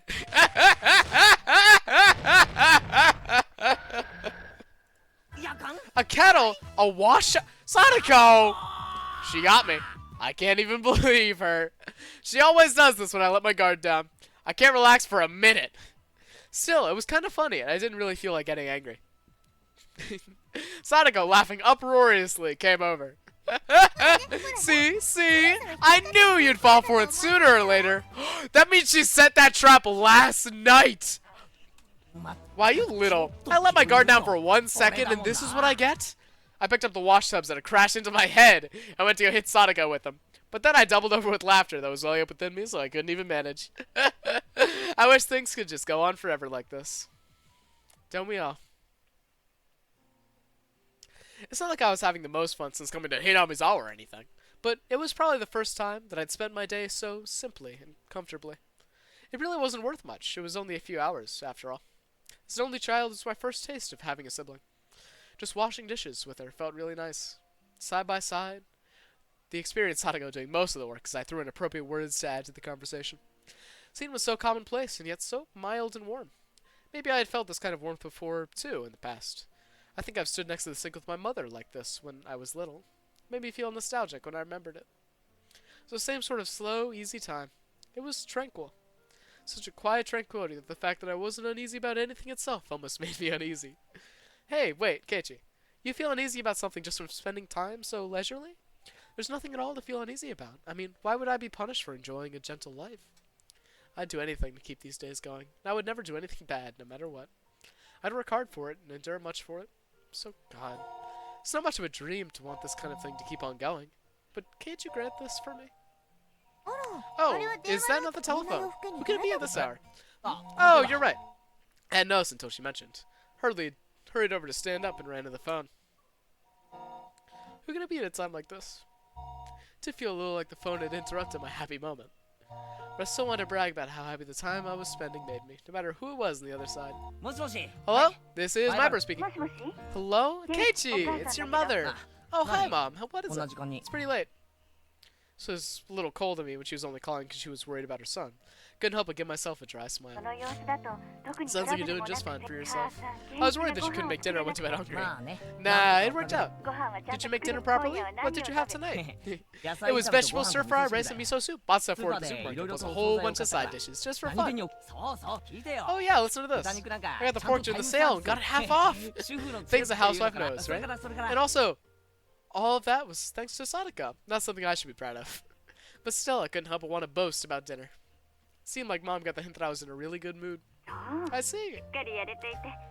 So relieved that you're doing just fine. Oh yeah, another thing. Your dad and I finished up with our job. We think we'll be back tomorrow afternoon or evening. Oh, I see. You did well for 2 nights. We've been pulling all-nighters too. It was a lot of work, but we managed to fill the gap in your dad's mentor event. Cool. That's good. Well done. Why do my parents coming home seem so disappointing? Because the good times are ending. I knew a little bit of the reason, of course. This tranquility I never wanted to end was about to end so readily. It was a little painful. After being asked what kind of souvenir I wanted from Tokyo, I was replying that anything edible would be great. I put down the receiver and Sadako appeared, having finished cleaning up her trap. At first, she was in a very good mood. Once she saw me put down the receiver with an uncertain expression, her own clouded over a bit. It seemed like she'd gotten the gist of what my phone conversation had been. Was that your parents, Keiichi-san? Yeah. Mom says they'll be back tomorrow. Oh, that's good. I won't have to go to the trouble of making you dinner tomorrow. Now you can enjoy your meals with just your family. No, that's not it. But I think about the dull, plain dinner table coming back tomorrow. It's a little lonely. You sure do live in luxury. The family sitting around the dinner table is the most fun way to enjoy a meal of all. Her brother, Satoshi, running away from home, came to mind immediately. But there was no gloom in the way she said it. It was only for 2 days, but they were very enjoyable dinners. Well then, next time I'll go to your house and visit. Huh? Sadako momentarily made a happy smile, but then a second later changed to surprise. My house is small and it's dirty, and the kitchen isn't as good as this one.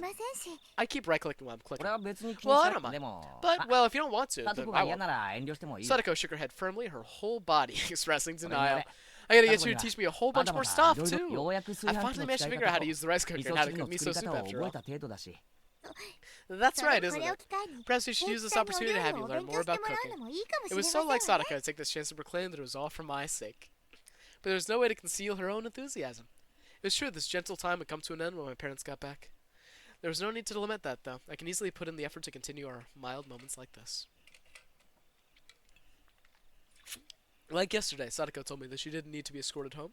But Rika wasn't with her tonight.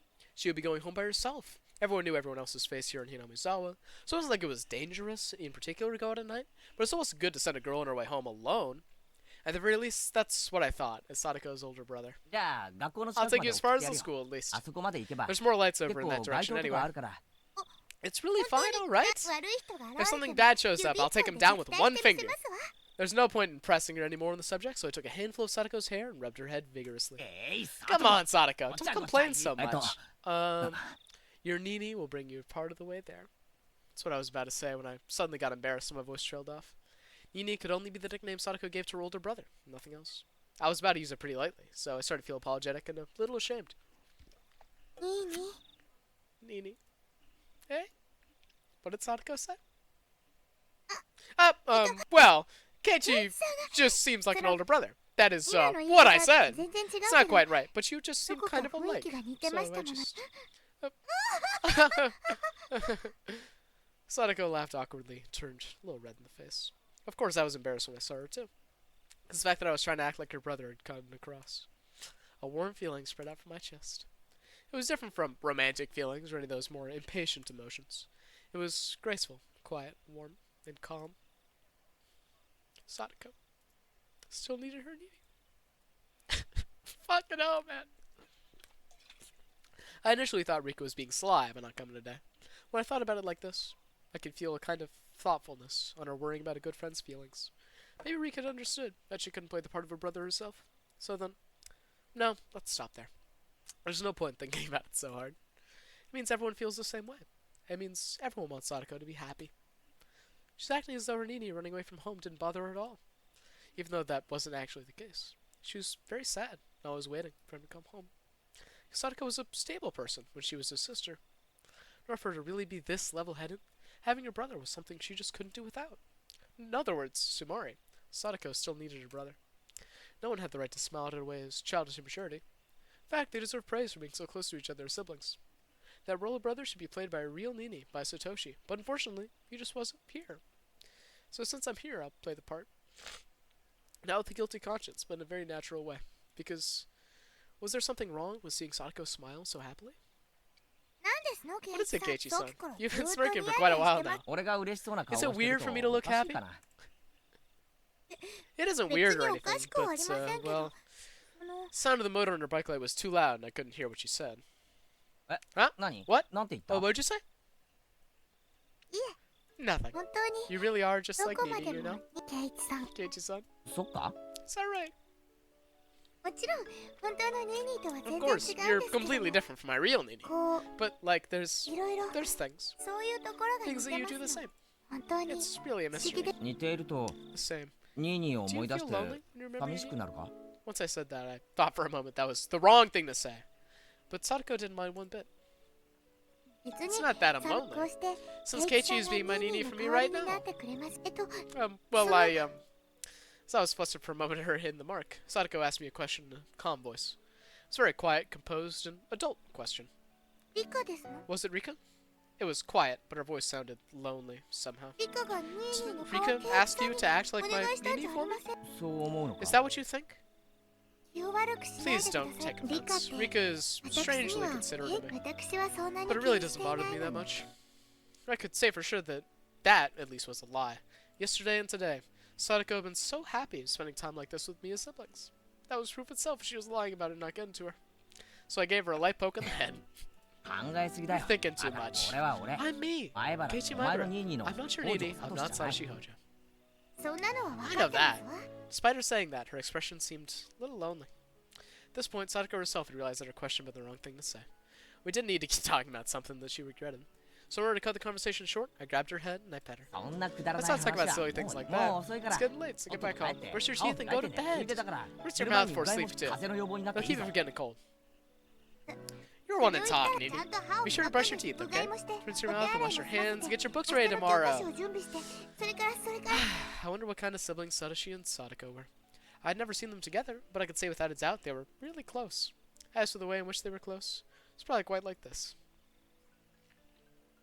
It was so cool, the day's heat seemed like a lie, and yet the moonlight was somehow faintly warm. The quiet course of the insects was pleasing to the ears. And that's our episode break. So, this was really well written. It was really good. It's really good. I fucking hate you, Ryakishi. Fuck, man. Clear conscience wins the day. Yeah, there were some pretty heartfelt, well-written moments in the past 2 episodes, but they didn't really apply to me, you know? I'm an aromantic asexual, so all the stuff last episode about, you know, going on dates and learning to care about someone new didn't really, like, hit me very hard. And then the stuff in the first episode about being a new person in a new place and, like, you know, finding your friends, finding your people. That was good, that was impactful, but it didn't hit me like this, you know? I'm the oldest of 5. I care about my little siblings a lot. I've done a lot of this stuff. So, you know, it was just good. It was just very well done. It just really, it hit me where it hurts, you know? It's done very well. Alright, so let's read this tip. Sadako's Trap Course Intermediate. Which will break the tension a little bit. And, I see Tomita and Okumura walking over to the gym storehouse. They need to get the bag of lime used to make the lines in the court for our next gym class. They were on duty today, after all. But in that storehouse, a terrible trap was awaiting ト them. ラップって Being on this side of the trap for once is really thrilling. 本当にハラハラするな Oh ho ho! If you realize that is the true pleasure in setting up traps, then you have potential yourself, Keiichi. The two of them fumbled about with the gym storehouse's lock. Oh, what's this? Okumura pointed to the part of the door and started whispering to Tomita. Then, realizing something, they jumped away. Oh, Sadako. I think they found out. Did we mess up? 失敗か I had calculated they would notice the trap at the entrance. And, of course, I've calculated what action they will take now. Oh ho ho! According to Sadako, after they noticed the suspicious trap on the door, they would go around and try to get in through the back window. And just as she'd prophesied, they went around to the back. And just as she prophesied, they climbed up, opened the window. Pardon? Oh my goodness. And tried to sneak in. Wow, amazing. Everything's exactly like you said. Oh, it got him! An explosion of white lime burst out the window. After a few moments, the two of them managed to crawl away from the window, completely white. That's fun and good-natured.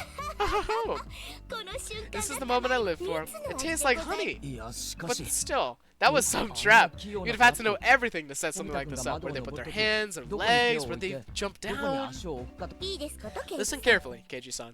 The first step to making a trap is to watch and observe the victim. You must scrupulously predict their movement patterns, how they'll move at every given moment. If you do that, then you can achieve the greatest popular results with only the most minimal trap. Come to think of it, before Sadako read the final move at that final moment, Miona given her high praise, saying she had the makings of a ト genius. ラップは読みがす So it's all about reading the opponent. So then the traps you've caught me in before, they've worked because you 過去 figured に out 俺が everything 引っ I かかって do? きたトラップも Yeah, I can see right through all your actions, and that's how I set them up. So if one day you suddenly start having different habits and behavior, I wouldn't be able to anymore. Bragging that you can anticipate everything I do. That was kind of mean. よし Okay then, じゃあ let's さ play a game. ザトコの I 読 want み to が test 当た whether る your かどうか predictions are 試 accurate. してみろよ Yeah, that's fine with me. Gage, you are particularly easy to get a read on. I can do it before breakfast. Oh ho ho. When we went back to the classroom, Sadako tore out pieces of paper and wrote something on the back of them, making 3 cards. Of course, I didn't know what she'd written. Please, pick one of these cards, Keiichi. If you do not pick one that says, you're a loser, you will win. よし Great, 挑戦 you're してや on. るぜ The club has built up my sensitivity to this stuff, so I'll pass right through your prediction. 見事打ち破ってくれる Sadako smirks and holds out the 3 cards. Set your mind to full power by calming it, Keiichi Maibara. Cool and collected is how you'll win. If I don't pick the losing one, I'll win. Which means if I do pick it, Sadako will win. In other words, Sadako wants to make me pick the losing one. What would she do to make sure I picked it? Could she even predict something like that? Statistically speaking, isn't there some rule that says I'm more likely to pick the one in the middle or the ones on either side, and then hits me like a flash? That's what Mion would do. さあ Now, which one will you 決 pick? めたぜ I made my decision, and it is this one. Huh? Huh? What are you doing? I steal all 3 cards from Sadako's hand. I pictured what Sadako would do in advance. Sadako wanted to make sure I picked the losing one, which meant all 3 of these were losers. And that's how I knew. Allow me to look at all 3. I flip all 3 cards face up, and on each one there's a single word. You're a loser. What? なんだこりゃ What is this? は You're a ず loser. 外れ Huh? つまりはそういう It こと means just what it いくら says. しか取らなかった If you had から only chosen 外れに one, ならなかった you と wouldn't have いうことで lost. すわ What? You predicted I draw all 3? I held my head in my hands and fainted as Sadako reveled at the might of her abilities. Her shrill laughter echoed throughout the classroom. And then there was a poof as lime powder came down upon Sadako's head. I looked to see Tomita no Kumura in whites dumping a whole bag on her.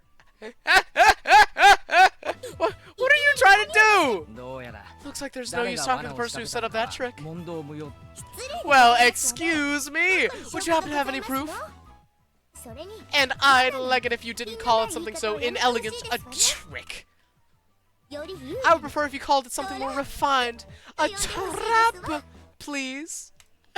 That being said, these two pretending to be tough. Not only that, but sitting still, completely blank and silent. By the way, ignoring what happened before, having someone chase you with their mouth full of lime in such a way where they can't even speak. Yeah, that'd be scary even for Sadako. Keiichi, please help me. Our underclassmen crash around the classroom in furious combat, getting white lime everywhere. Hey, Sadako? Why couldn't you see this coming? Exactly. At the time, I hadn't seen something coming too. The teacher coming to me afterward and giving us all a stern talking to. Just some fun school days. That was a good tip. Alright, so I'm going to take another 2 to 3 minute break. I'm going to go take a pee. I'll be right back. That was a damn good episode.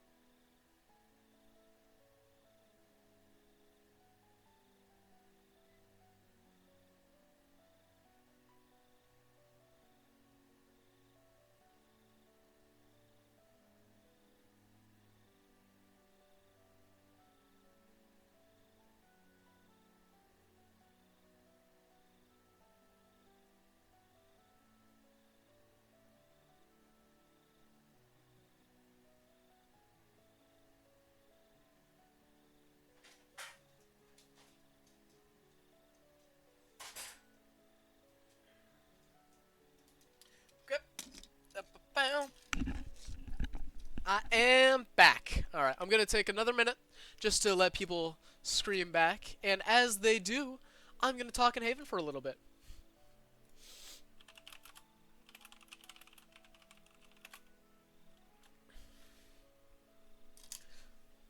I was the higurashi all along. These wolf images are very good. Ooh, will you work for me? The answer seems to be a big fat no. A shame. Chainsaw Man, White Lives Matter. No Deltarune, no Silk Song. Queen of England is coming to Nintendo Switch 2. What house? Trade deficit numbers.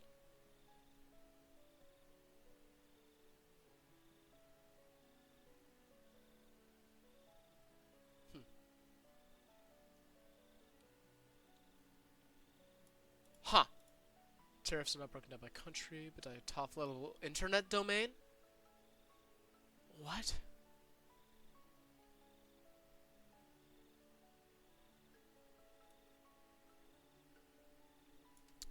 This is crazy. $90 Mario Kart. We have to kill the President of the United States. This is based in a lot of ways. In fact...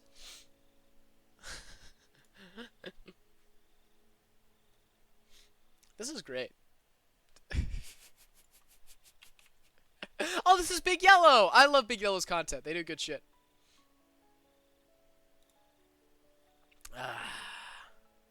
Man. It's actually really risky to open up this Discord server, so I'm not going to do it. I'm going to put this in the funny, though. Alright, I'd say it's been long enough. We can lock back in a little bit. I did want to say, because now I have 8 viewers, which means some of y'all weren't here for just a bit, this last chapter of Higurashi that we read made me cry for a solid, like, 5 minutes. It was just written really well, and it hit me where it hurts, you know? It's just done good. It's just done great. Glad I took a break. Alright, let's get this rocking. And then, after this episode, I'm gonna go get some food as well. So I'll be gone for a bit. Oh, really? Your parents came home, huh? They smelled like energy drinks, and their eyes were all bloodshot. Said they had a crazy amount of stuff to do. We're up 2 whole nights in a row. Adults have it tough. Your dad is an artist, right? They really do have it rough. Come to think of it, he was, wasn't he? I would very much like to see what kind of things he draws sometime. An artist, huh? I'd seen a number of watercolor and acrylic paintings on display, but he had to have been doing some other job, too. Just what did Dad even do? He didn't let anyone into his workshop, after all. I wanted to sneak a peek one day. So the house was empty for 2 days after all that? That didn't leave much time. So, Kei-chan, did you manage to go after the character who was in your heart? The absence of parents is a must-have for Roge protagonists.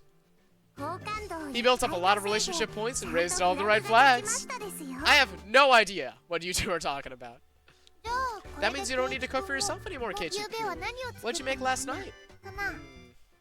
In the end, I didn't make a thing myself. Last night's dinner, it was vegetable stir fry.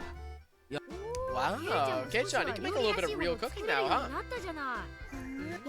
You made vegetable stir fry? Did it come out good? Rena-san, you're being unpleasant. Why are you clinging to me? A delicious meal and friendly dishwashing together. Oh, how nice, how nice. It was legitimately very nice. Hey, I said you're being unpleasant. Huh? What are you talking about? Mion, genuinely utterly confused, asked me for clarification, but I just barely, albeit transparently, averted my eyes. Right, right. Does anyone have plans for this afternoon? You don't, do you? Do you? Today was Saturday, the beautiful day on which we're liberated from the confines of school in the afternoon. Actually, the school in Namizo had slightly different Saturdays than those in the city. There were a lot of students here who brought a bento, ate it at lunch, and then went to play in the school. You could say that the entire school turned into a children's playground. There are mountains behind the school, and if you went down that way, you'd find mountain streams. Oh, wait a damn minute. I'm still on Discord. I need to open this back up. There we go. You could avoid the strong sunlight and make conversation in the classroom if you wanted to. You could also play hide and seek in the construction pipes. It's just a good time. Of course, you're free to go home as well. There were some kids who went home and helped water the fields or tended the stores. If Mio was bringing up the afternoon like this, then it must have been for some crazy big club event. However, sadly, I had something I needed to do before taking part in whatever it was. You have work? That's unlucky. I wonder what kind of work it is. Maybe helping his father with his armor job. Being a model for his father's own? A model? A nude one. Oh. I looked into Reina's eyes and saw myself completely naked in a questionable pose with a single rose in my mouth? Question mark, exclamation point.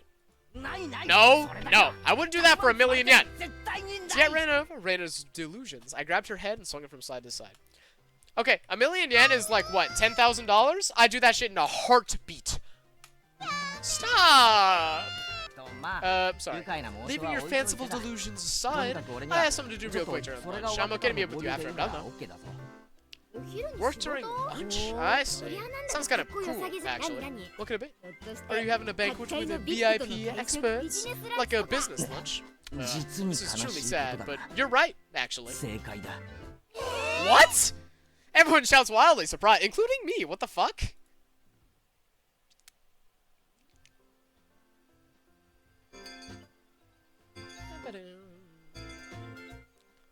Okay, we're home damn quick. It was true. Today, I'd be on the job with my family. For my dad's job, he was having about 10 people from the publishing agency over for a house party.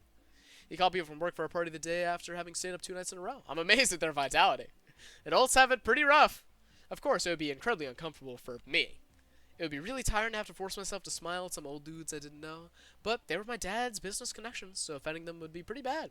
Well, with all that said, it was going to get pretty uncomfortable for me today, starting at lunch. Well, what an intelligent child. This is my son, Keiichi. Keiichi, this is Honda. He's a publisher. And this person here is Inoue, who works as a printer. Say hello. Hello, my name is Keiichi. I appreciate all you've done for my father. Keiichi, do you draw pictures like your father does? I would very much like to see them. My dad had such a brazen occupation, that of an artist. Although I don't really know what kinds of things he creates. I don't really care. And I don't want to really see. Dad's so tight-fisted about it, so he doesn't show them to me very often anyway. I'm not a kid anymore, so I wouldn't care at all if they were pictures of naked ladies or anything. If you study under your father as an apprentice, you'll be able to become a great artist like him too. Excuse me, this is just between you and me. My dad, is he really that great of an artist? I readied myself and whispered my question. It might have seemed odd for a sudden to be asking this, but when I did, he gave me this really strange grin and tightly clamped down on my shoulders. Yes, he is truly a fantastic artist. Is that so? I'm glad to hear it. There are no purchase restrictions. He does fan service, and he always answers the letters he gets. He has an inquisitive mind, always on the prowl for what the world needs. Taking off your socks? Absolutely not. That goes for glasses and school uniforms too. My Sensei understands these things perfectly. Every event sees him along the wall with a huge lineup. I'm sorry, but his pictures, they're not ones you hang on the wall? Not at all. In the beginning, everyone starts in the islands. Our destination is the famous wall. You too. Please become a great artist who display his works in unison with my Sensei. I'm sure you will. It's fine to have a lot of passions for the thing you like, but I didn't get it. But it seems the world of art ran pretty deep. So chat, for those of y'all not in the know, he draws porn. Somehow, this guy's dad makes a living for his whole family off of just porn. Which is really impressive, I have to admit. It's probably a much deeper world than I could have imagined. I decided to leave it at that. Then, I realized my mom was calling me from the other side of the room. Keiichi, it's the phone. It's a friend of yours. A lucky break. May I can get out of this uncomfortable business party using a friend's phone call as an excuse. It is even more uncomfortable than you know, bro. Hey, me too. Really? Okay. How lucrative really is pornography in terms of drawing and writing? You know, it is a joke. It's kind of a bit in online spaces that you can, like, become incredibly unfathomably rich by drawing furry porn. But, like, I assumed it was, like, a content creation thing, right? Where, you know, it's a 1 in 100 kind of, you know, if you luck out, if you hit the right people at the right time, then you can make a platform for yourself, but otherwise you're kind of just in the water and scraping by.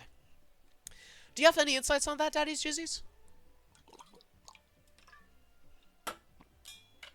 Or were you, me too, is in, like, in an uncomfortable position? Gotta target the niches, furry, inflation, Joseph Anderson chance. You know, that does make sense. Because who would pay top dollar for, like, a normal-ass thing? If people are willing to pay for pornography, they're into some weird shit. You know? Yeah, you make some good sense. I wish that I had... making the big bucks. I should really refine my artistic talent, honestly.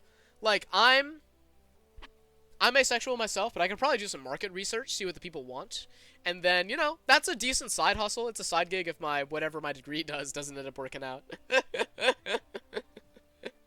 That would be good. That'd be good indeed. But yeah, that's for another time. I'll think about that later. But that does sound like a lot of fun, making a career off of art, even if it is relatively scandalous. I respect it. Hello? It's me. God. Every time I try to draw, I get a newfound respect for artists. Every single time. It's like, there's so much stuff that goes into making something look even, like, moderately interesting. Even if it's not, like, photorealistic or even, like, stylized. There's just so much that goes into making something coherent. I'm not at the coherence stage. Asexual will be a superpower. You won't get high for own supply. Real. Because I feel like a lot of artists kind of... This is something you'll see in... I don't watch porn or, like, look at images or comics or whatever it is for it, because I assume he does comics. But I'm going to assume that it's like a... People put in pretty much exclusively their own fetishes and what they themselves are into, just because, you know, that's their end goal. They create what they want to see in the world, right? But what they want to see in the world means that they're kind of locked into one thing. They're kind of secluding themselves from branching out. So yeah, that's good tech. It's Sadako! Hello, me. That's not how you answer the phone, Keiichi-san. I implore you, learn how to choose your words more properly. I was of the opinion that the person speaking to me had a far stranger way of talking. Oh, it's Sadako! It's unusual for you to call my house. This isn't the time for pleasantries. Keiichi, when are you going to be able to come? Sorry, it looks like this is going to be a bit long. I can't get them to let me go. I want to go do things at the club now, but... That's not it, Keiichi-san. It wasn't about the club today. It's a real battle. Sadako's voice was different from normal. I could feel the urgency in it drifting through the phone. A real battle? That doesn't sound good. What's the situation? I'll explain the particulars when we meet. Anyway, this is a terrible crisis. At this rate, we're gonna lose. What on earth was going on? Could it have been a fight? I didn't know who they were, but laying a hand on someone from Hinamizawa was a terrible idea, yeah. Right, I got it. I'll come around and force you right away. Where are you at? We're on the Okinomiya Elementary School campus. There are signs at the station, so you should be able to figure it out. Anyway, we're in a huge hurry. The school campus situation could have a lot of people involved. Could it have turned into an all-out brawl? Who's the enemy here, anyway? Ooh, I'm on fire. Got it. I'll be there soon. Should I bring a weapon with me, like a metal baseball bat or something? You have a metal bat? That would be fantastic. We'll wait for you here. The call cut off abruptly. I need to hurry, apparently. Oh, Keiichi, I was looking for you. Taguchi here was hoping for his next doujinshi. Yeah, he is. Now's not the time. Don't we have a bat? A metal bat? If not, then anything long will do. If anything long will do, then my golf clubs are in the storage room. It didn't have the same kind of impact, but a golf club was a splendid weapon. Yes, they are. It was lighter than a baseball bat. Maybe easier for me to use. Thank you. I'm borrowing one. I really need to go see my friends for something. It's urgent. Sorry. What? Keiichi, wait a minute. I grabbed a golf club, jumped on my bike, and headed straight for town. Wait for me, Sadako. I'll be right there. Just hold out until then. This is almost assuredly not as dramatic. I didn't actually know where Okinomiya Elementary was, but Sadako's phone call seemed to demand urgency, so I rushed out without asking her about how we get there. But if I went to the station, there'd be signs. At least I feel like that's what she said. Pardon. Then I heard the jingling of a bicycle bell from behind me. It's Rika! Hello there! Hey, Rika-chan! Keiichi, you came quick. You put the pedal to the metal. Damn. This isn't the time to be out of breath. I need to hurry. Sorry. Where's Okinomiya Elementary? I'll show you the way. Come along with me. Rika rode off on her bike. I followed her. Sadako suddenly called me out here, but what on earth is going on? At first, we had the advantage. However, they called in a helper. It's bad manners. A helper? What cowards calling for reinforcements the minute they realize they lost. They're taking everyone out one by one. We can't put a dent in them. Cool. Sounds like they were pretty strong. Anyway, I'll ask about it later. We don't have time, right? Please hurry. Leave it to me. With Rika leading the way, we headed straight for the elementary school. I asked Rika something during that time. It seemed that all of the club members besides me were part of this fight. Damn, so what Mia was trying to tell everyone was that this would happen? If I'd known that, I would have just ditched my family job. But this was too late for regrets. According to Rika, we had a one-sided advantage at the start, but our angry foes had brought in a powerful ally. The club members put up resistance and went against them one by one, but apparently they couldn't stand up to them. The combined efforts of the whole club couldn't win? Just what kind of monster is this guy? He's amazing. This enemy is orthodox. Orthodox? They weren't using thuggish brawling tactics, but have actually studied karate or something, is what she meant. Keiichi is our last ray of hope. Okinomiya Elementary came into view. I can hear many voices raising hell over there. Whoa, be on! Right now! Sadako! I'll be there soon. I'll crush them all at once. Keiichi assumes this is like a brawl. A lot of bicycles left out in school. I left mine there next to him in the same way. I could tell there was a lot of people flooding the campus. Were there two armies in the midst of a huge brawl? I took my golf club in hand. Whoosh, swung it. Felt the sensation of it sticking firmly to my palm. Great. Feedback wasn't bad. I'm gonna go all out with this thing. I dashed at breakneck speed to the school gate, swinging it around. Come with me, Rika-chan. I will show you what the mighty, manly warrior Keiichi Maibara can really do. Wow, Keiichi, you're so reliable. You're gonna rampage with the golf club. Rika applauded me, though a little dryly. lauding my valiance. The manly Keiichi Maibara put it behind him and headed for the place where he may die. But Keiichi, why did you bring a golf club today? I had no choice. At first I figured a baseball bat would have been good, but we don't have one in my house. Golf club is far better than going barehanded, so I brought one. How very excellent. I will give you a pat on the head. I can't wait to see your golf club rampage. Despite the emergency situation, Rika's reached up and stroked me on the head. Hey! This is no time for jokes. Huh? Crack? Just then, an extremely loud metallic sound rang out and I heard many people cheering. It's a baseball game, chat! Left? Oh, he missed. Run, he can get to second base. Center, calm down. Center to third. The center fielder caught the ball and after a brief pause, sent it flying to third base. He pitched it wildly and might get there. He gave up on second and threw it to third with time to spare. The instructions from the bench, they were solid. Wait, what? Oh, Keiichi's here! Sadako! Keiichi's here! You're late! Loafing around is only okay when you do it at the bread shop. Is this a new fucking character? Also, did Sadako really say loafing around is only okay when you do it at the fucking bread shop? Are you kidding me? This is a new sprite. Will he really be able to save us? We're up against that elite school's ace, left-armed committed. To be able to beat a Koshin class pitcher, he must be a god. It's okay. I'm sure that Keiichi can turn the tables. He's a really dependable person. Murmurs. What? He's the pitch hitter we brought to take out left-arm Kamita with his bullet fastball? The one who had one no-hit, no-run game after another during the regional qualifiers? The undefeated demon pitcher of Ueshima. The super high school level pitcher that had already been marked by professional scouts is going to win against him? Some greenhorn pitcher like that is no match for Keiichi-san. He'll send his throws all the way to the back screen for an easy victory. Murmurs. There's a slugger like that in this prefecture? I had no idea. He must have gone under the radar. Hey, that scout stood up. Hey, take a picture. His full name is Keiichi Maibara. Look him up at the database and send his history to our office. Which one is Keiichi? Pictures, please. Whole lot of sports journalists, led by Sadako, grip their cameras and search for Keiichi. As for me, I was dazed. Keiichi, over here. Yeah? The camera people started me through their viewfinders, and just like I had, they turned to stone. In the hands of the gallant pitch hitter was a golf club. Nobody could seem to understand why I was holding something like this, and at this point, neither did I. Cold, greasy sweat dripped from me. The first one to break the inordinately awkward silence was Reina. Keiichi, yeah? May we ask you a question? Please don't. Psychic waves of my entreaty flowed from my face along with my sweat. It was somehow seemed to reach the two of them. The deathly quiet reporters parted as Moses parted the sea. But Moses didn't go through the parted seas this quietly. If you were playing baseball, then please tell me that from the start.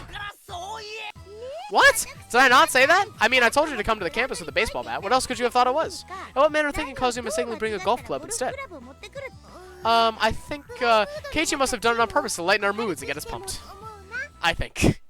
Reina smiled bitterly and covered me with all her might. Please believe her. I'm begging you. Keiichi loves golf. Pet, pet. Rika started patting my head, a broad grin on her face all the while. I pushed her hand away, grabbed her from behind her suspectors, and picked her up like a kitten? Oh, that's kind of cute. Meep. Rika-chan, why didn't you tell me it was a baseball game when we met at the station? I would have had to suffer such a disgrace. Meep. Rika's smile was like the sun, so incredibly innocent. Oh, she's glowing. When I saw Rika's radiant smile, I couldn't help but feel like I could forgive anything she did. However, if Rika thought I actually would, then she had another thing coming. Anyway, this is your punishment. Reina? Me? Rika still plucked up my hand. I offered her to Reina. That's right. The kittenified Rika sent Reina's voltage in overcharge. Oh! I'll take her. I'll take her. Reina will take her. Oh, she's so cute. Huh? Spins. Reina stuck out her tongue like a chameleon and preyed upon Rika while spinning her around. Rika's so cute. She's so cute. Reina held her tight as if in a vice and began to get her fill of rubbing her cheek and Rika's. Their cheeks rubbed together tightly. Rika's face looked like it was being crushed. I don't know what's going on, but it looks like Rika has her just desserts. Yeah, I recently found out that Rika isn't only cute. I got Keiichi's permission. I'm gonna take you home. I'd be distressed too, I'm not gonna lie. For the moment, I just gave her a 3-minute timeout. By the way, Sadako, that urgent call was for a baseball game? Yeah, that's correct. You said you had a house party with your family? I suppose I was wrong to ask, but at times of trouble like these, you must prioritize friends over family. I felt like that's what I was supposed to be saying, not you. Well, it was just a business party for my dad, I guess. I felt glad to be called out here. So what's the Crystal situation like? 6 or 7, which means our team is losing, huh? 2 outs in the bottom of the 9th? What the hell? This game is almost about to end. We would have had a little more time if you had gotten here sooner. Do you have any idea how difficult it was for us to hold out for this long? Alright. I'm sorry. Alright, so, what am I doing? Am I going to be the pitch hitter? Just leave it to me. I may not look it, but I went to the batting cages a lot before I moved here. My dad went there for fun. I used to go with him pretty often. I'm pretty confident about just hitting the bat with the ball, but a tremendous sound rang out, the likes of which I'd never heard before. The catcher's mitt trembled, sending up a high cloud of dust, telling me the tremendous sound had come from the ball. Hey, now, wait a second. What's up with that crazy fastball, anyway? Surprised? Yeah, that's a bona fide Kuishin level pitcher. Don't you know about Left Arm Kamita-kun, the high school ace famous in sports mags? Sorry, can't say I do. Wait, Mion! What happened to you? Mion showed up, and to my surprise, she was wrapped in bandages. Just what on earth happened? Well, you came late, so I guess we need to explain from the beginning. Oh, done with Rika-chan? Mm-hmm. I had a lot of fun, and she's so cute. She's so soft and fluffy and squishy. I could eat her cheeks 3 meals a day. Reina's a predator, chat. You gotta watch out. I can't get married anymore. Huh. Wonder how Rika's cheeks would taste if you could eat them 3 times a day. I want to slip my own delusion switch, but I put a stop to it using logic. I was an adult. No, you were not, bro. Okay, explain away. How did things get screwed up enough that a Kuishin relief pitcher ended up in a baseball game for fun? Everyone exchanged glances. Then Reina spoke for all of them. At first, it was a normal baseball game. It's not that much, just a little grudge match between the Hinamizawa fighters and the Okonomiya Titans. We're just having a grand old time, really, nothing much. Well, in simpler terms, it was an intramural match. A match to settle the grudge between Hinamizawa and Okonomiya. We say grudge, but it's all pretty peaceful and friendly. So why is our whole club a part of it? Some of you are wearing uniforms and some aren't. Last I checked, we were the school's baseball team. That is, it was pretty irresponsible. They happened to have some players who couldn't make it today. They're pretty down in the dumps, so we ended up getting involved post-haste. I see. So if there weren't enough members, anyone could come to the rescue, whether boy or girl, and no matter the grade. That jumbled together feeling was the hallmark of our school. But Rika told me we were crushing them at the beginning. Mia's an amazing batter. She was hitting home runs left and right. Mion proudly stuck out her chest.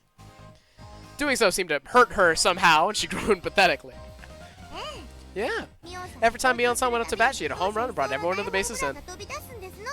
Unlike Sadako, she can actually hit the ball. Rika!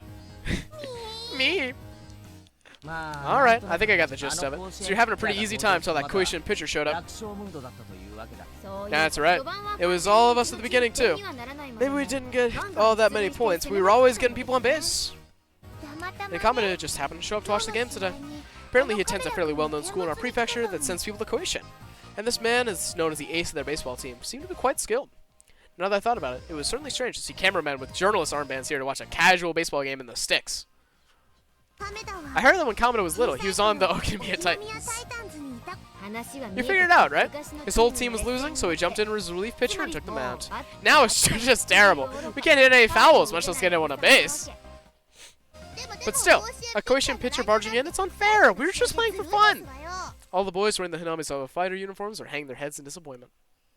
I knew almost all their faces. Isn't everyone here a classmate of mine? Oh, I see. We're the only school in Hinamizawa, after all. Oh, it's Tomita no Kumura. You were on the baseball team too? My bro. His uniform was brand new and not very dirty. Fresh off the presses. I'd see handmade banners with their names written on them in the grandstands. I see. Their families came to root for them in their debut game! And they're getting fucking cooked! Okumura said he just got his bat today as a present from his dad. The brand new bat sparkled. But that kind of present a man just has to perform well. He practiced swinging a whole lot just for today. Tomita, well, he went too far and tore the skin off his hand. His torn hand looked like it hurt. From that injury, you could sense his backbone. I get it, guys. You want to make your big moment a good one. The savior of the Okonomiya Titans. We could hear the sounds of his tremendous fastball practice. This was no joke. He was definitely on a level far above high school kids. But at his level, he clearly shouldn't have been interrupting a grass lot game, grudge match though it may be. He should have understood just how much better he was, too. This guy. Was he being serious against opponents like these? Yep. Reina thinks it's a little immature. Her eyes grew harsh. Took a lot to get Reina mad. As for Tomita and Okumura, they were sniffling, fighting back tears. We heard another tremendous noise from the mitt. Turned around and this left-arm Kamada was looking at us and grinning boldly. Anyway, that's how it is. Now let's come to this. We have no choice. We have to engage in real battle. Yep, looks like we have to get serious. Gotta lock in, as it were. Yep, and then we tried getting serious. But then Michan went out with a bang. Mion, embarrassed, scratched her head, and a moment later doubled over in pain. Went out with the... How would she get injured like this in a baseball game? It would take a really long time to explain. The one thing I can say is that she came up empty even though she pushed herself that hard. I risked my life and I couldn't even get a point. Our secret plan did nothing, and now we're very sad. I couldn't even imagine what sort of secret plan this was, but it must have been crazy enough to get her badly hurt. Still, though, we're still playing baseball thanks to you failing, right? Yep. Maybe Michan's last resort wasn't very baseball-like. I think. We have no other recourse now, do we? It means we need to settle the score front and center in a manner befitting a baseball game.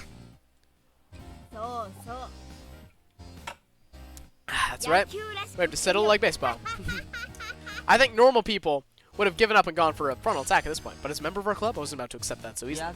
Like, baseball? I don't actually know. If you look at it like a baseball game, then we can't be picky, can we? And the higurashis cry or something. They do be crying, bro. This shit's goated. I'm not sure if you're in chat right now. I know that I gained a viewer, so I can assume that it's you.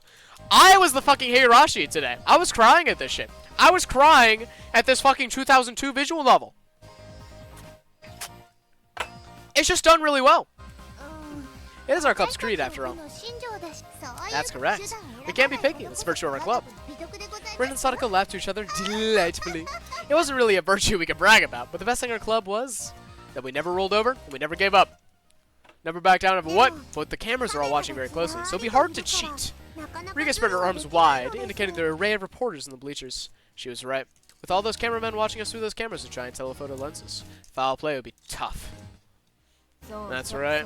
That's the bottleneck. Everyone's eyes are on us. We can't be too bold. Ow! I never did think Michan's ways were very ladylike, though. Sadako and Rika both nodded behind Reina.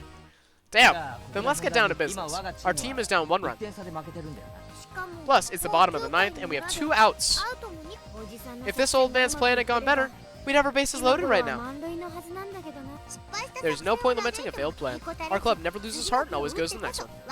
Sadako said eagerly, trying to cheer up the downcast Mion, whose secret plan had already failed. It may have failed, but Sadako seemed to have another. Sadako, you seem pretty cheerful, which means you've got something up your sleeve, right? Keiichi-kun, who do you think she is? It's Sadako, you know? Sadako Hojo! That was right. We called her Trap Master Sadako, didn't we? She would ensnare her opponent at the perfect moment, the very end. Everyone in our club knew we could never ever let our guards down against Sadako. I may have taught her, but she's grown a lot and she doesn't seem to want to stop. Sometimes even I'm astonished at how she overcomes such slim margins. By the way, me bats next, then Sadako. We were losing by 1 point, so if we get the next runner on a base, then the runner after that could hit a big one and end the match. And that final batter was Sadako? See, you feel like we can win now, right? I can't imagine what she's got set up, but it's gotta be some kind of trap. For sure. If I were the opposing pitcher, I'd walk her. There was no way Sadako was gonna hit a home run. Not even my dreams. But she was gonna stand in the batter's box normally without any kind of plan. I can't think of anything else she could do. In fact, you called me here. I see. I think I know where this is going. It meant that I was a necessary piece of Sadako's trap. I'm excited. I wonder what she'll do. I can't wait to see her walk-off home run either. Kei-chan is indispensable for this. Understand? This is our last chance at creating an upset. We absolutely cannot fail. Right. That much I know for sure. Just watch. Sadako and I will give you all front row seats to the greatest turnaround victory of all time.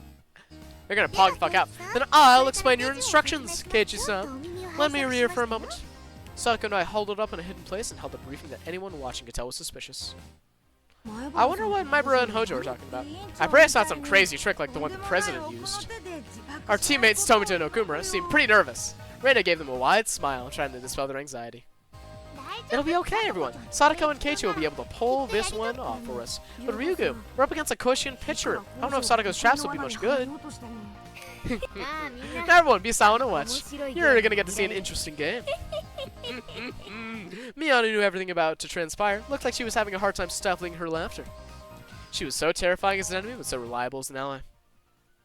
Miyano waved her hands at the umpire. We got a pitch hitter! I'm Mion Sonozaki. I'm switching out with Keiichi Maibara. Are you sure he'll be alright? The umpire turned an uneasy gaze on the pitch hitter who had jumped in with a golf club. Uh-huh. Don't underestimate Keiichi. Members of our club are the only ones grinning with wholehearted confidence. This is our scene break? So the chapter's gonna end with the fucking details of this plan, or we're gonna hard cut.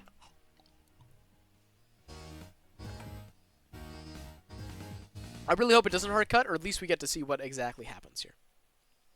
Sadako's plan was simple but scrupulous. It even looked like the entire situation had gone according to her calculations. The fact that we were losing by 1 point, the fact that I had come late, the fact that Sadako was the last batter, it even felt kind of like this had to be set up before the game started. That's a right click on my bet.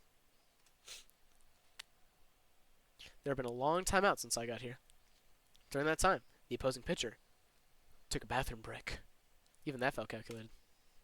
No, this is Sadako. So maybe she gave him a laxative, calculated him to get to use the bathroom at this exact moment.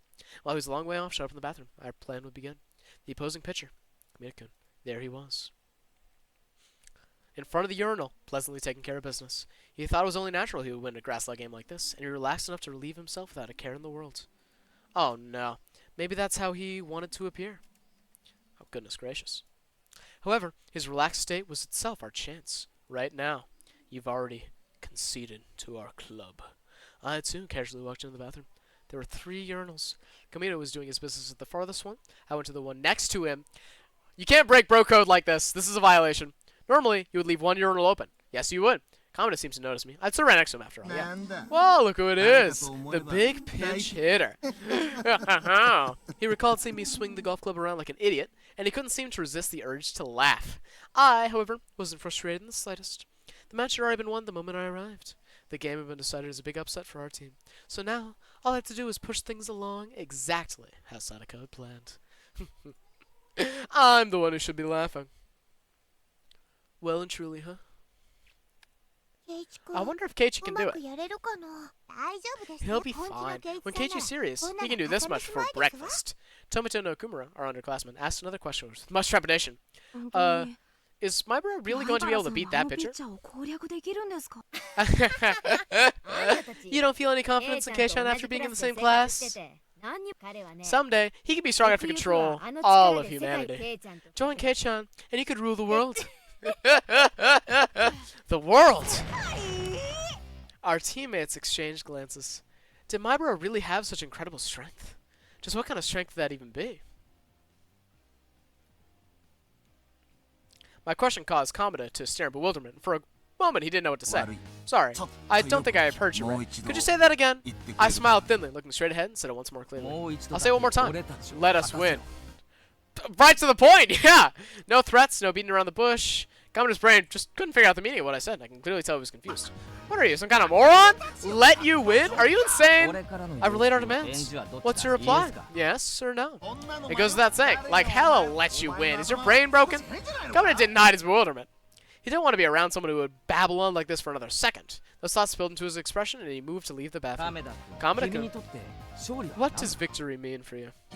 That's a dumb question. Priceless, absolute supremacy. Nothing else can change. He grinned lightly as he answered, as if to make fun of me. How like a sportsman to say that. Victory decides all. No one can change that. Of course not. No matter what kind of threats or bribes you come to me with, there's nothing valuable enough to make me abandon victory. I was waiting for those words. I, after spinning around 3.5 times, pointed right at Kamita's face. Then don't you think you should ask? Something worth abandoning your precious victory for. What kind of compensation you could be given? Oh. We're bribing him. What are you saying, stupid? There's nothing that can make me do that. He was denying it, but he stopped. He stopped. He was waiting. He was waiting for me to present some attractive condition. In a magazine interview, you said your favorite foods are grilled meat and that you don't like sweets. But you lied about that, didn't you? What? For example, let's say I went to a grilled meat buffet. What exactly would be on your plate? Pork loin? Korean barbecue? A pile of beef tongue? That wouldn't be it. You wouldn't bring meat with you. It would be all the pudding and gelatin and cake! The kinds a girl would love. Pretty and cute and sweet. You love Western treats, don't you? Kameda's face turned utterly pale. Our club already knew that he ate a mountain of desserts when he went to the grilled meat buffet, and we were well aware of his embarrassment and his weakness for sweets, despite his age. Kameda couldn't possibly have known that the particular grilled meat buffet chain in Shishibone was owned by a member of the Sonozaki family. Oh, I'll have to be careful when I go out to eat with my parents from now on. No. I love the hearty bone. No! What you like is gentle, soft, cute piles of desserts topped with colorful creams. It almost makes you think of a girl, adorned in frills and ribbons, pure, ignorant of shame. Cute desserts like those girls, so clear and clean. And with your acne-laden face, your sports cut, and your lust in full display, you sully them. Gonna let the voice actor take care of them for this one. This is fucking brutal. That's right. You eat desserts, but you don't love them. You just dirty them, violate them, and chew them. All you do is relish in the enjoyment of soiling them. Please, no more. My secret pleasure's been found. You can't just admit this, dude! This is hearsay until you admit you're a fool! I can't go on living! I have to die. You idiot. Don't end your life so easily.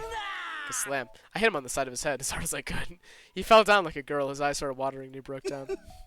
I'm probably the only one in the whole world who thinks these things while eating desserts. I'm nothing but a pervert pretending to be a proper sportsman. I'm not going to deny that. That's right! You're a pervert. This time I didn't hit him. Instead, I clapped my hands down onto his shoulders. Do not cry, Kameda. What's wrong with a man being a pervert? Quite a bit, actually. Dun-dun. Huh? A man ought to be a pervert, but admitting it sets a man apart from those below him. You've been honest to yourself. You can brag about that. You can be arrogant about it. You can be proud of yourself. Instead of blaming him, I told him to have pride in himself, and Kameda couldn't hide his confusion. Yes, I have been deeply moved by what you've shown me. Desserts are nothing but sweet foods eaten after meals. That's what I thought this whole time, but I was mistaken. And you showed me that. Thanks to you, I can. Starting tomorrow, I'll be able to enjoy my desserts in a completely different way. For example, strawberry shortcake. Strawberry shortcake. Kameda's throat cried out. The simplicity of strawberry shortcake. Indeed, it's somehow old-fashioned, like the Orthodox maids from the gaudy times of the late 1800s. Not those flirty maids with short skirts we have now. An Orthodox, fully dressed, authentic maid. It's just strawberries, but please, master, I cannot prepare any more than this.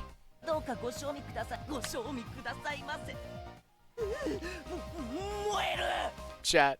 I cannot engage with this fucking nonsense, bro. Because they're only strawberries, the soft accent cream decoration ends up looking like frills, laces, and embroidery. I should take...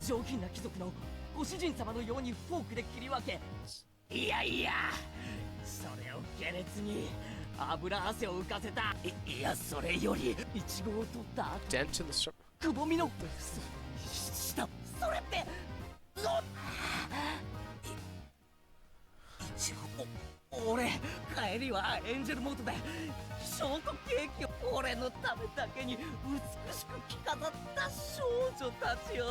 I'm aghast, chat. I'm fucking appalled.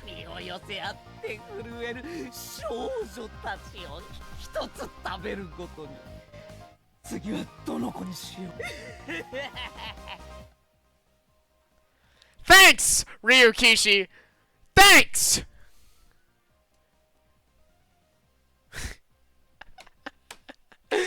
He needs to put in a fucking notice!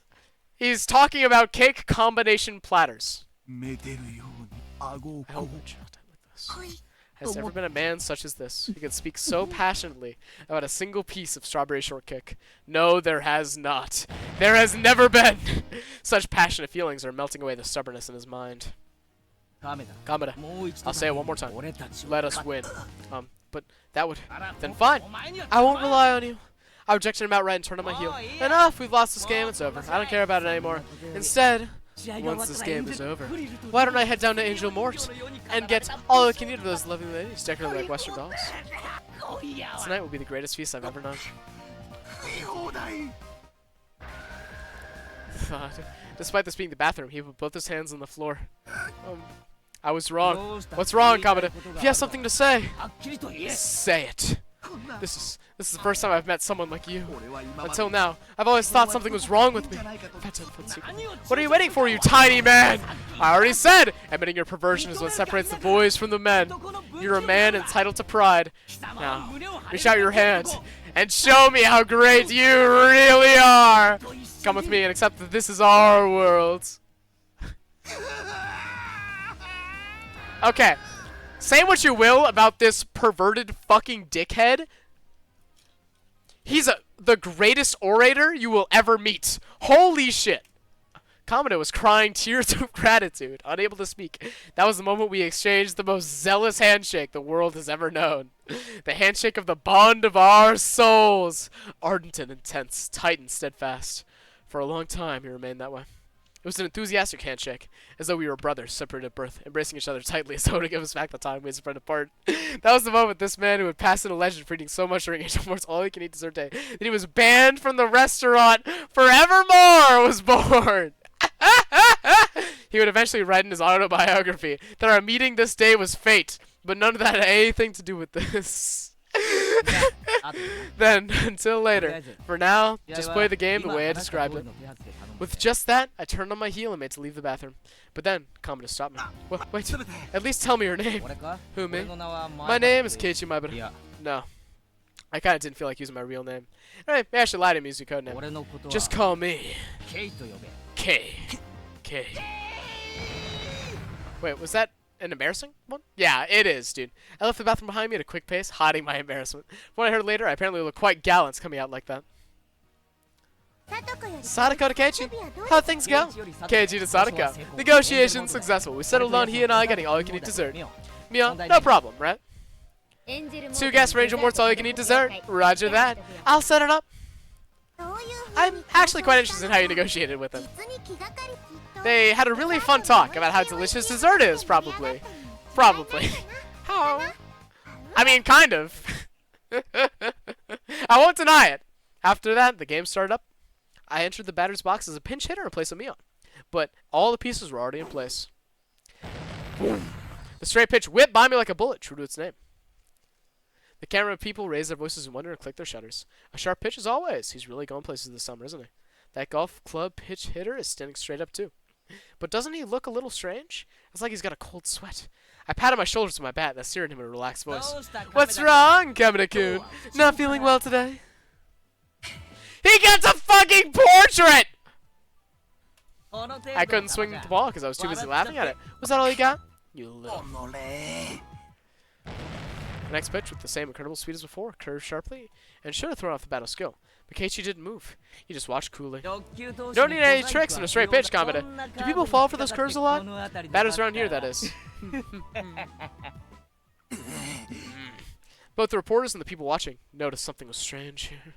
Was Ushima Kamada, the pitcher who conquered Koishin, losing the mental battle? The next straight pitch had incredible speed again, but it went a little wild. It was a ball! I snorted, not even bothering to get ready for it. What, Kamada-kun? Scared of going right down the middle? Everyone calls you the best. You'd never walk the batter. Shit. Murmurs in the crowd. This game even has baseball. It's perfect. Okay. Daddy's Jizzies, I'm not sure if you were listening for the fucking... Okay, if you were just listening for the nonsense beforehand, this guy has a cake fetish. This pitcher has a cake fetish. So, the gang was able to buy out the win for this game by getting him an all-you-can-eat dessert, so that he can violate the frilly desserts as if they were young girls. This is a quote. What is he? Who is this Keiichi? How can he be so relaxed from plays with that supreme fastball? He's just bluffing. He knows he can't win. Kamada would never throw a ball at that insincere guy. No, I don't think it's a bluff. They say that at a high level you can see right through others. Kamada is, without a doubt, one of the best. Which must mean he can see right through that mysterious man's true value. A really business-looking like guy took off his sunglasses and gazed at Keiichi. Huh? Is this? Could it be? The idiot pitch hitter who came in cheering him on with the golf club was a genius? I'm sure baseball has long since lost its charm for him, and now he's trying to switch to golf. A genius slugger making a transfer to the golf world. What a tremendous loss for baseball, huh? South the presses. We're changing up our sports columns, huh? Ball. Now it's a full count. They walked him. This successful production was, of course, being dramatized by Sadaka. The big shots had their eyes on Kamada-kun. If he were to lose easily, they knew the match would have been fixed. Perhaps she wanted this little play of ours to create a mood where it wouldn't be strange for him to lose, but... Sataka, is this going too far? Oh! Do your best now, Keiichi-san. Today, this game, tomorrow, all of baseball. I don't want any scouts actually coming after me. I'm terrified of what would happen when the jig is up. Wait, I can't be making nervous faces right now. Ball! Base on balls! Have you gotten scared, Kamada-kun? I thought you were better than this. Kamada hung his head in feigned dejection. Okay, son. I did this all according to plan, right? Yep. Well done, Kamada-kun. Keep going like this for our next batter. Let's wrap this up and then... yeah, we'll go. Get all we can eat. Incredible voice acting. Kamada and I exchanged evil smiles. For some reason, there were a lot of camera flashes right then. It seemed like our dear journalist friends took it as two worthy rivals smiling to acknowledge each other's strength. As they trotted to first base, the flashes continued to the point where they were pretty annoying, actually. When I got to first base, one of the reporters came over for an interview. Maibara-san, do you plan on settling the score with Kamada and Koishin? They were about to get too big for me. Maybe I should just be honest and confess that I'm not really into baseball. Koishin? I've never been interested in Japanese baseball. Sorry. Whoa! This man, right from the start, he was aiming for the world! He might become Japan's first ever big leaguer. What? The conversation was getting fantastically out of hand. I don't even care anymore. I'll strike a guts pose for the cameras. Based. Yasha! Kei got on base. Next, Sadako's at bat. What will she do? What will she do? Alright, time to get that walk-off home run and win it all. Sadako stepped onto the plate, waving the bat around. The reporters couldn't hold back their laughter, because they had just seen his battle with me. Maibara finally got on base, but now it's all over. I see, so this is why Kamada intentionally walked him. He didn't even fight it, he waited for an easier opponent for the final out. But to avoid direct confrontation, we cannot make light of him. That Keiichi Maibara. Alright! Come on now, Kamada-san! This is a devious fucking sprite, holy shit. You making fun of me? Who do you think I am anyway? Kiss? No. Maibara-san was one thing, but do you think I'll lose to the likes of you? Wherever this girl stepped up to bat, she swung wildly and missed, striking out every single time.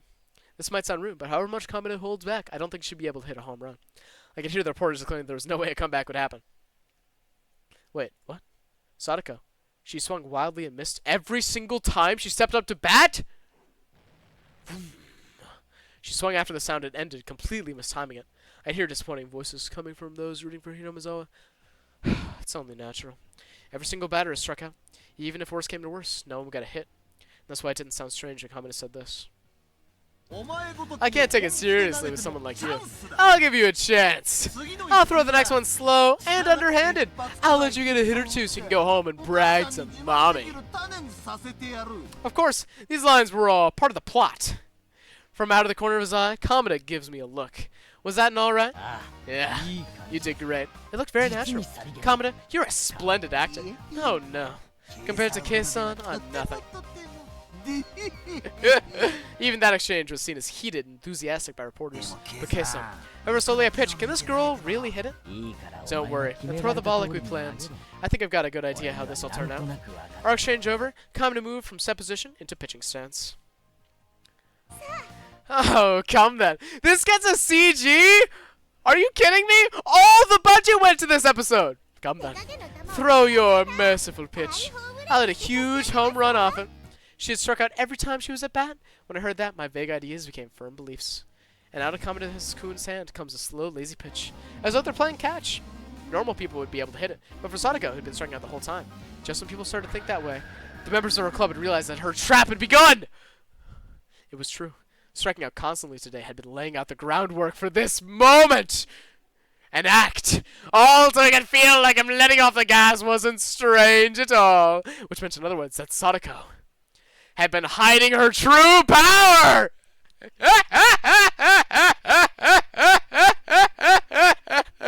She got it. Look at it go. I don't even need to run, do I? The super huge home run she hit disappeared over the roof of the school. She struck out every batting session for 9.5 innings, all to prepare for this precious moment. The reporters lost their words at the sight. And then, roars of applause. Ryukishi has done it again! Despite this being what we'd anticipated. I can't help but stare in mute amazement at the gorgeous home run. Sadako strutted to first base. Come on, what are you doing, Keiichi? Second base is that way. Sadako, you're really good at baseball. Sadako grinned, showing her fang-like canines in reply. Very cute. Come to think of it, she played baseball a lot with Tomita and the others during lunch, didn't she? The fact that they were always inviting her to play, and she was by no means bad at all. And you purposefully struck out all those times? Since before he even got here? Jeez, you got something for every occasion, huh? I say this all the time, don't I? I only have one trap. And when everything is about to come to a conclusion, it's enough that I don't even have to worry. Oh, damn it. That sounded kind of cool. Basically, she was just bragging about hitting the ball. When Sadako did it, it just looked cool, man. We crossed home plate in order, me and Sadako, and completed our walk-off home run. Our teammates welcomed us back with their blessings. My son, that was amazing. Totally cool. I never thought it would happen. Tomita no Kumura praised me. You did deserve it. How about that, Tomita no Kumura? I turned things around just fine. Rena thinks you were cool, too. Good work. It was nothing. I briskly clapped my hand against her outstretched palm. Dab me up, Ka. Sadako did brilliantly, too. She gave us a spectacular ending. Who do you think I am? Oh, man. Can't underestimate her. Sadako Hojo. Kei-chan was great, too. Winning Kamada over like that. He is a magician of words. Rika, I don't think that's a compliment. But really, only Keiichi could have pulled off such a drastic move. I wouldn't have been able to do it myself. I would have very much liked you to teach me sometime. If Sadako learned such displays of power, that's terrifying to even imagine. I'd prefer it if you didn't mimic me. After declaring the match over, the umpire came to us. Well, I never. You actually won. I'm shocked. We said Sadako could hit it, didn't we? He didn't believe us at all. The umpire scratched his head apologetically and apologized to Sadako, smiling dryly. And Keiichi was amazing too, wasn't he? Keiichi's actually the most reliable person here. Well, when I saw him coming with that golf club, I had my doubts, but that breathtaking battle against Kamada had me on the edge of my seat. Right, that breathtaking farce. I quirked a wry smile. Not even the Buddha would have realized that. While everyone thought this was a fair match, Kamada and I were thinking our evil, deserter-violating ways. You are a vile person, huh? Excuse me, coach? You remember your promise, don't you?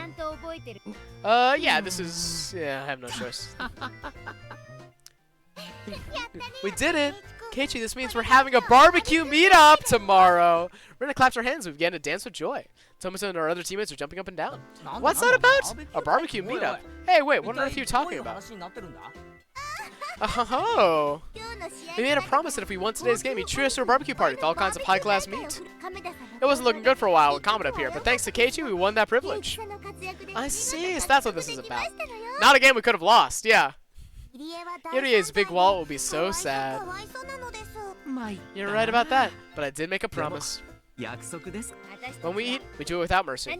We need to feed our growing bodies after all. Alright everyone, tomorrow we dine like kings. Oh yeah! All the members of the Hinamizawa fighters raised their fists high into the air and cheered. Rika-chan was petting the heads of the umpire, who was smiling painfully at the off-kilter remarks. He gave her his head and looked like he was about to cry. It looked like the price of victory would be pretty big. You beat me, but I have no choice since I promised. Guess I should go shopping for some meat. Coach, get some grade A beef like you promised. I won't forgive you if you buy nothing but veggies to keep it cheap. Oh man. The umpire, whom they were calling Coach, grinned dryly, crestfallen. Umpire, Coach? The uniform he was wearing had Hinamizo Fighters written on it. Oh, so he's not just the umpire. He's actually the team's coach. Maebara-kun. Is that alright? Can I call you that? Yeah. This comeback wouldn't have happened were it not for you getting on base. Please come to tomorrow's barbecue. No, besides that, would you please consider joining the team? If you were with us, we could dominate the whole prefecture. Coach, let's leave that aside for now. You should be more worried about your wallet. Oh, ho, ho. Despite the coach being an adult, everyone seemed to go very along and well with him. Coach, huh? Pleased to meet your acquaintance. I'm Irie, coach of the fighters. He extended his hand out to me. I firmly grasped with my own and replied, I'm Maebara. Nice to meet you. Then the coach took his other hand and began to stroke mine softly. Curious. What smooth hands you have. Such a narrow grain. You truly take good care of them. Silky smooth. Huh? Hey, wait! I must strictly instruct our maids to take good care of their skin as well, and punish the bad ones who don't. Maids? What are you talking about? Such velvety hands. I want to put them to work. The coach's eyes were spellbound, and his delusions flowed through his own magical universe. What the fuck? How do I put this? Who the hell is this guy? Damn good question. You look so flustered. Our coach is a little strange, but he's really funny, you know? I feel like you couldn't measure him by saying strange or funny. I really didn't think we'd get along. Snap. The others fell in my mind. Wait, a witty retort for some reason. Come on. Settle down already. You're making Keiichi uncomfortable. Oh, silky smooth. The coach didn't try to take his hands off mine until Sadako hit him with a threefold wash bucket, causing him to faint. Damn! It's fucked up. Okay, I hope that's your chapter break, because I gotta fucking pee, chat. And it's also, we're 4 hours in, so I gotta get my food. Okay, honestly, we're 4 hours in, so I might leave that as the stopping point for today. We had a lot of good nonsense. Yep, that's our chapter break. Yeah, you know what? We're gonna leave it at that for today. We're going to do this trap course, and then we are going to call it. It is 9 o'clock after all. It's only fair. And the food places are going to close if I do another chapter. All right. So, Sadako's trap course advanced. And then we're going to call it. It was a peaceful lunch break. Raid me, friend? Oh, 100%, dude. I don't know how to raid, so you'll be my first ever raid. It'll be a fun time. It was a peaceful lunch break. Thud, clatter, splash! What was that? I just heard something really loud from the hallway. What was it? What was it? We rushed out in the hallway, and to our surprise, Coach was there with a water bucket on his head. A classic. Coach, are you okay? Ooh. One goes crazy about a sharp-dressed man. It's in OBS somewhere. I think there's also a way I can do it from mod actions. There's a way that I can do it from There's a way I can do it from my stream manager as well on Twitch. I'll take a look in just a second. You sure got me. Hello, everyone. Coach greets us cool and calm. What's going on, Coach? You don't come to school very much. Well, I do come here once a week as part of my job. It's been quiet here for a while, but I let my guard down. Sadako's little tricks always come when you least expect them. Yep. Will you be okay in some clothes? Oh, I'm fine. I was just thinking of taking a nice bag, so this is actually cool me off. You sure are calm, Coach. In fact, you never get mad. It really makes you come off as an adult. She was right. If I were Coach, I would have started running around with the buckets over my head looking for her. His adult way of not getting mad at every little child's prank was admirable. Listen, Maebara-san, with things like this, changing your perspective just a little can make it either irritating or pleasant. It's all about how you react. If there's some secret trick to staying so calm after getting hit in the head with a bucket filled with water, then I'm begging you, tell me. For example, let's say there's this old and traditional family dating back to the Meiji era. Okay. Let's say they had many maids under their employ. Being a large house, of course, they have all kinds of maids, from the veteran ones who turn mean and don't want to give their jobs to the young ones full of energy. Can you imagine that? Yeah? Yes. A space filled with dreamy maids in pink and peach adorned with frills and headbands, with Coach as their center, began to spread out before me. The newer maids love their youthful vitality, giving everything they have to please their master, but the older maids won't allow that to happen. They find fault with everything they do, bullying them and tormenting them all day long. Look, there's still so much dust here. Oh, I'm so sorry. Do it over. Splash. A bucket falls upside down on the maid. She's soaking wet. She wants to cry, but she still puts on a brave face.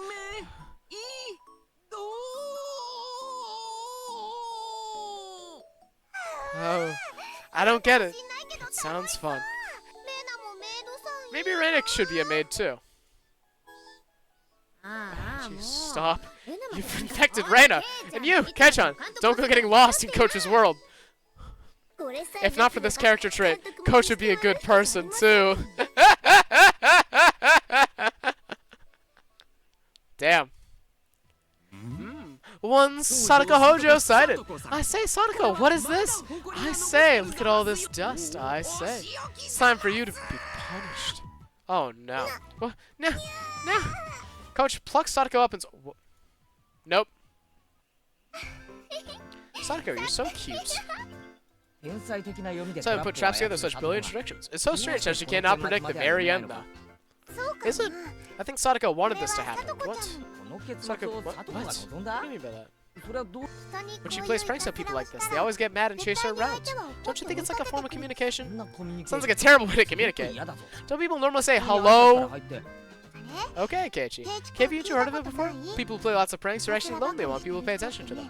Rennie gave a cool smile and laughed abruptly. That's what I mean. If Sadako plays a trick on someone, she wants them to get mad and laugh at them. It's like a kitty biting you softly. Don't you think it's cute? It is. It is.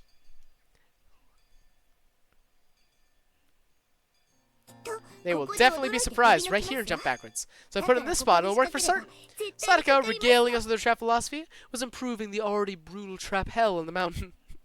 If Reina was right and her traps were about to get people to pay attention to her, then all these traps in the mountain were a crystallized form of those feelings. Along with Rika, setting up trap after trap after trap, waiting for someone to fall in.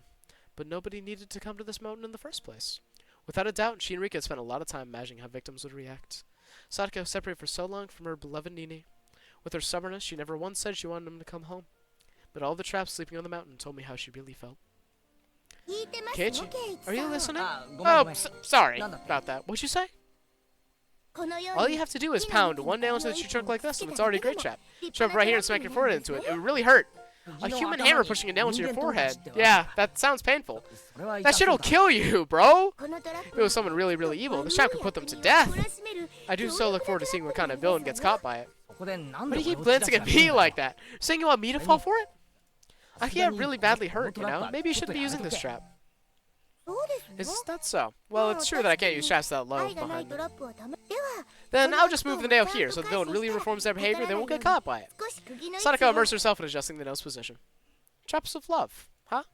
Maybe Coach was right. Just by reacting a little differently, everything changes. Come to think of it, maybe you can feel humor and warmth even when Sadako's traps get you. All finished. Now it's absolutely perfect where it is. What do you think, Keiichi-san? Yeah, it's perfect. I hope a villain comes along and gets caught by this trap. Ha ha ho! No, of course it would be better if that didn't happen. It looks a little painful, but I considered coming here sometime and getting caught. That would be a good way to make it up to Sadako, huh?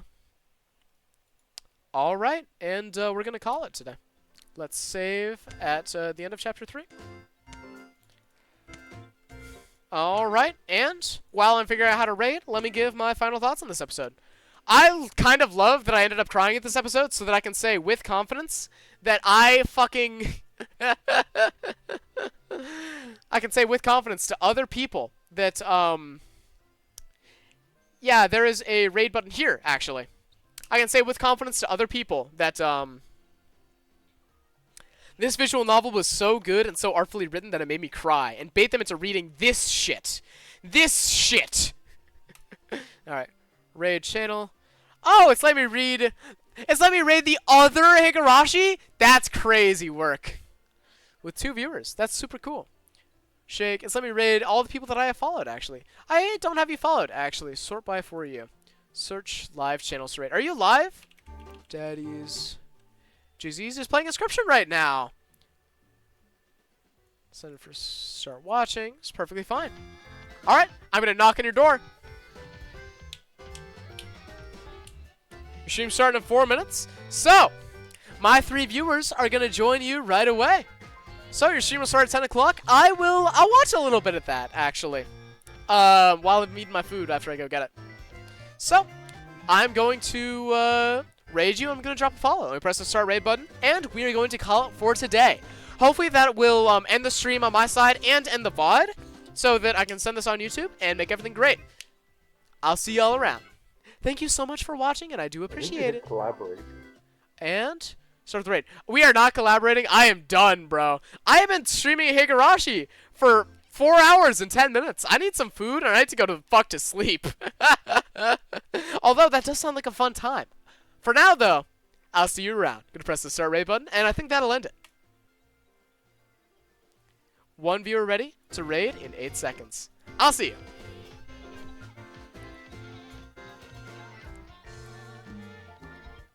Raid now. Raid now. Start watching, and I'll drop a follow while I'm at it. Knocked again. Beautiful. And then let me close this. And let me see if that ended the stream. Well, I don't think it did just yet. So did it? Let me see. I don't know what's happening. Oh, my stream is just I'm ending this, and then I think the raid worked. We'll see.